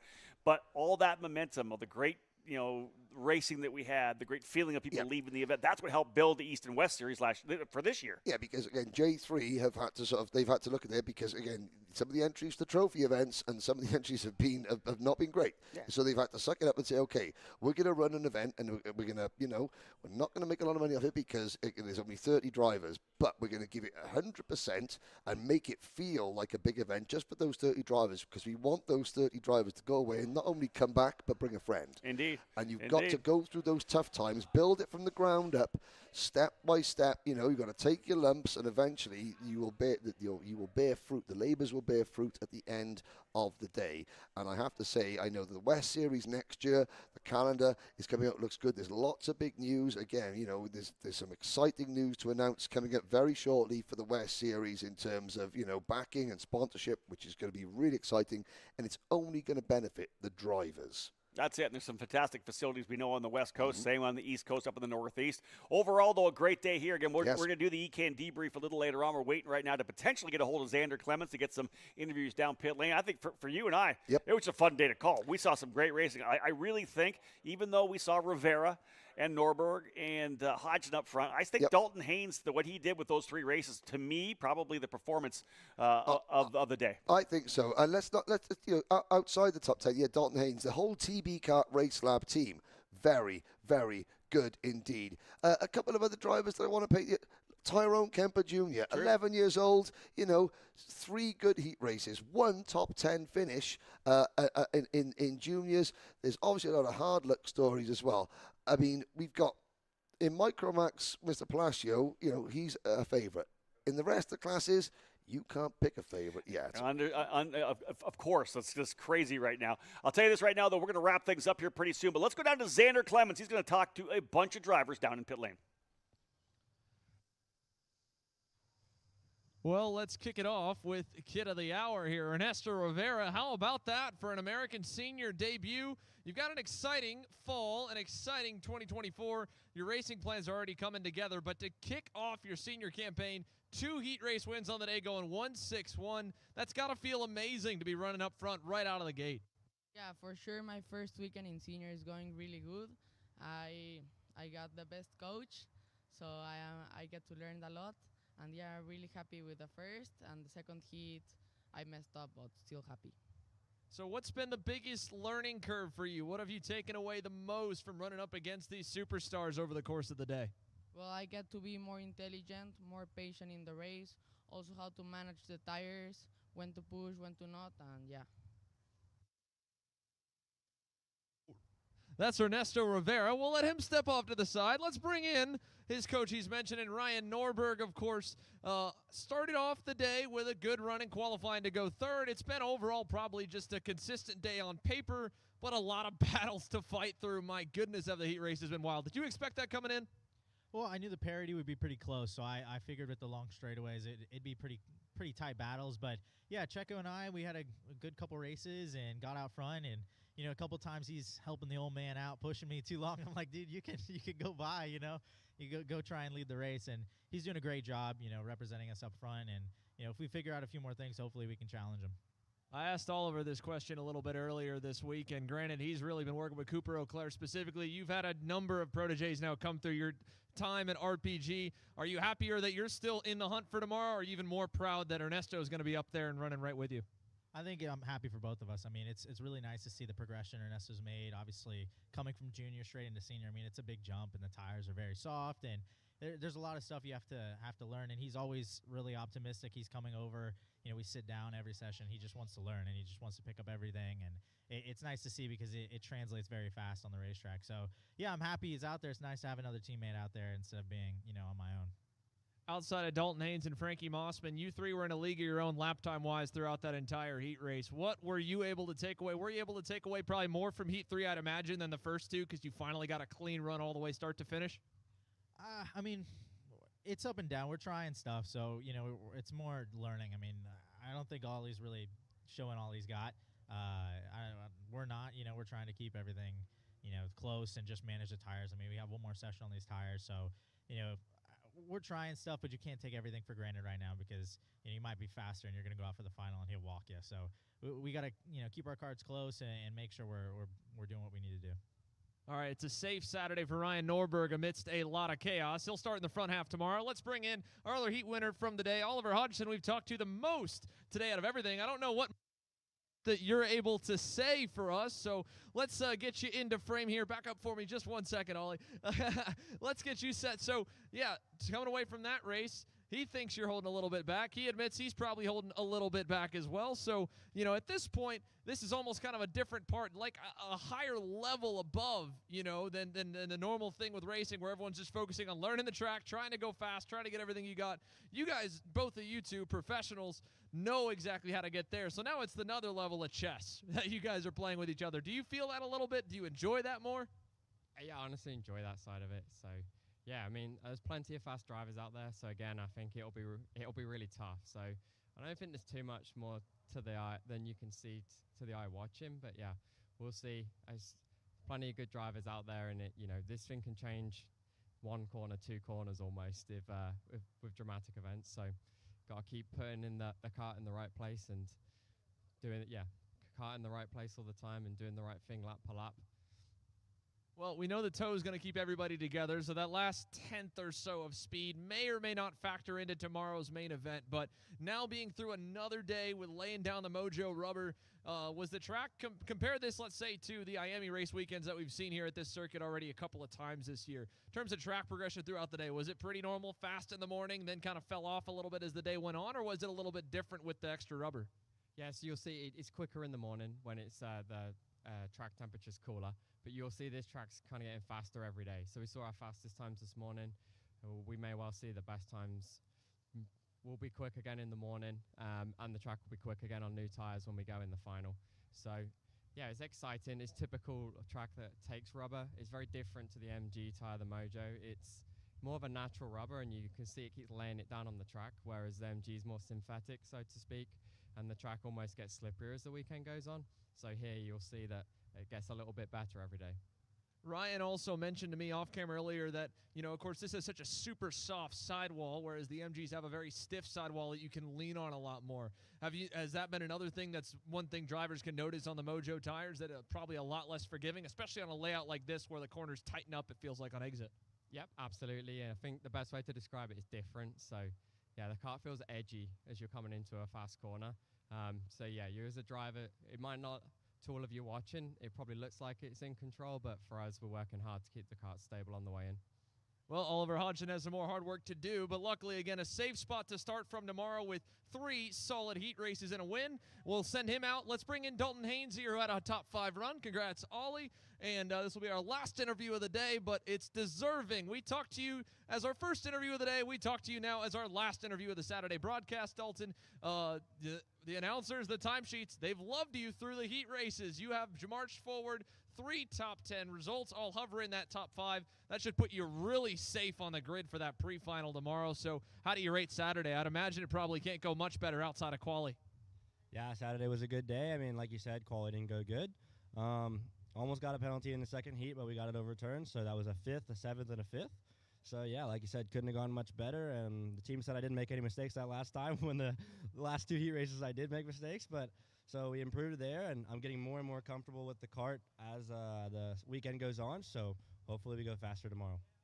Yeah, looking ahead into tomorrow, you've got probably the best view of everybody outside of the top couple of drivers of where everyone is, where their karts are handling, where they're fast, where they're slow, because you've had to march through the entire grid, whereas for Oliver, Ryan, and Ernesto, they've been out front kind of blind for a lot of the heat races. So is that almost an advantage to kind of know roughly where everybody is, walking through them and paying attention, or not too much? Definitely, like you said, like I noticed where some people were fast, where some people weren't. I'd say it was a disadvantage just because I won't have the tire for the pre-final. The tire has a bit, but obviously when you're passing and they're just sitting doing nothing and maybe making 1 pass a lap, I'm making 3. So they're not really doing anything. They're not working the tire very hard. They have the advantage to save tire, so they might have a little bit more tire than me. I've been trying to, even when I'm passing people, I'm braking early and just rolling beside them, really trying to save the tire as best I can, because I know in this pre-final I'll be starting good. So what I'm betting is we'll be fast at the beginning of the pre-final, and then 3 laps to go, it'll get hairy.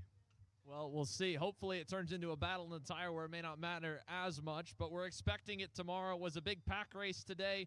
Do you think from the viewer side they can expect a lot of the same type of racing today? Because my goodness, did we have a lot to talk about. Yeah, absolutely. I just hope I'm not in it. I'm in that P1 position, All right, that's Dalton Haynes here in his debut with Race Lab Karting and TV Kart. Dalton, congrats on the solid run. 3 good runs in the top 5 for him. And again, guys, a beautiful day here with a nice breeze to wrap up at Castle Motorsports Park. We'll send it back up to you, Henry and Rob. Ciao dall'Italia! Ciao! Hola from Colombia. Hello from the Netherlands! Okay, just say hello, welcome to the Rotax Grand Finals. At the same time. Ahoj, vítejte na Rotaxovém Grand Finále.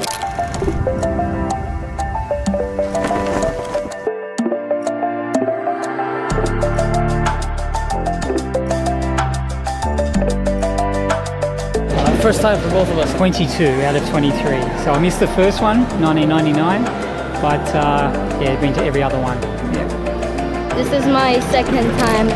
Marhaba, welcome to the Rotax Grand Finals. Last time when I was in Bahrain, I started last, but I climbed to 8th position at the end. 2001, I won the Masters in Malaysia. Making it to the final in 2021, yeah, that was really good. Hola y bienvenidos al Grand Final. Welcome to the Rotax Max Grand Final. 欢迎来到 Rotax Grand Final. My expectations basically are to, I think, progress. World champion, obviously. There's only one answer. Pride and respect and excitement. I think I'm like one of the first drivers qualified from Saudi to the Grand Finals. Obviously there are champions from all the countries and the cars are the same, the engine, so it's very close together and it's very competitive, and that just makes it so special. It's going to be a fun experience. We can't wait for the week ahead. Go Chinese Taipei! Viva Belgium! Go South Africa! Thank you. In Hungarian, say hello and welcome to the Grand Finals in Hungarian. Köszönöm szépen, hogy itt lehetek a Grand Finalen. Thank you. Forza Jane White. Yes.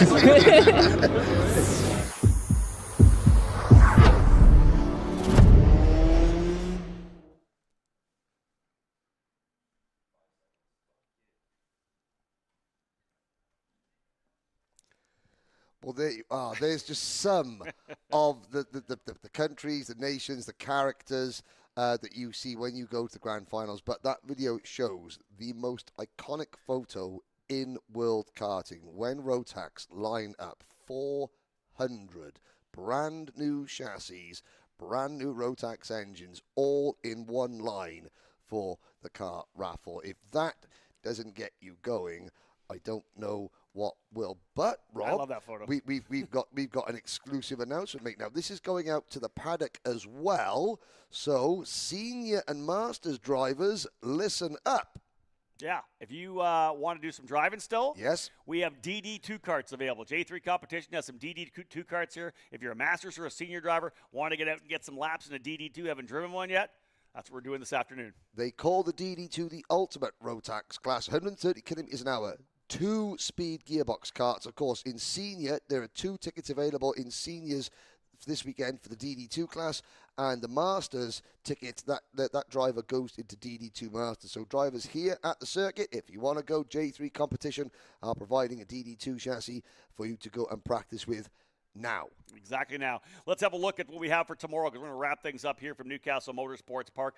10 a.m. Eastern Standard Time, the first race. That'll be the pre-final. 10 minutes plus 2 laps for the drivers in the Micro Max category. We're probably going to start a little bit earlier than that on the broadcast to kind of set the pace or set the stage for the pre-finals, because that's what we've got. We've got warm-ups in the morning, pre-finals and finals. So 10 o'clock start time for our run through the pre-finals.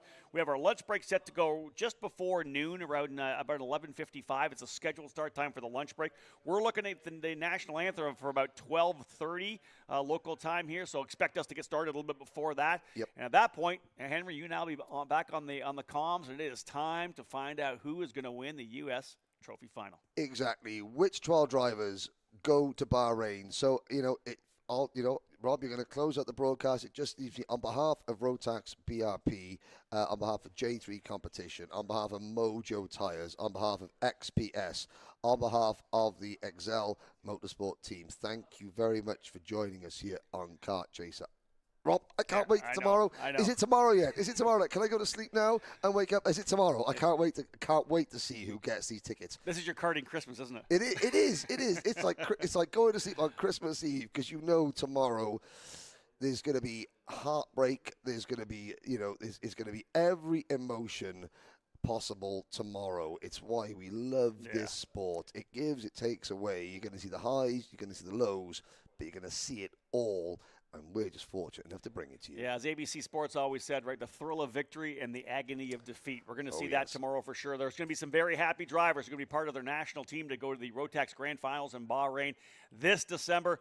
We're wrapping up things. Like we said, we're still working. We've got the EKN debrief. That'll be on the Facebook and YouTube channel for eKarting News. Look for that. We'll post a link on social media. So we'll be doing that still. The DD2 carts are out there for drivers to get some laps in as well if you haven't driven a DD2. Otherwise, folks, we're wrapping things up for today. Tomorrow, it is the big day. It's Sunday. We'll see who walks away with the tickets. It's going to be some great racing. Make sure to come back here on Kart Chaser. We'll have the live coverage here. If you can't get the Kart Chaser live coverage, of course, also on ekartingnews.com, the live audio broadcast on the app or through ekartingnews.com/live or ekartingnews.com/radio. Big thank you to David Cole for everything he does. And, of course, everybody here at Kart Chaser, all the guys behind the scenes that make this happen, make this show happen. And we thank you for tuning in as well. We hope you guys enjoyed it. On behalf of my colleague here, Henry Bodette, my name is Rob Howden. Bye for now.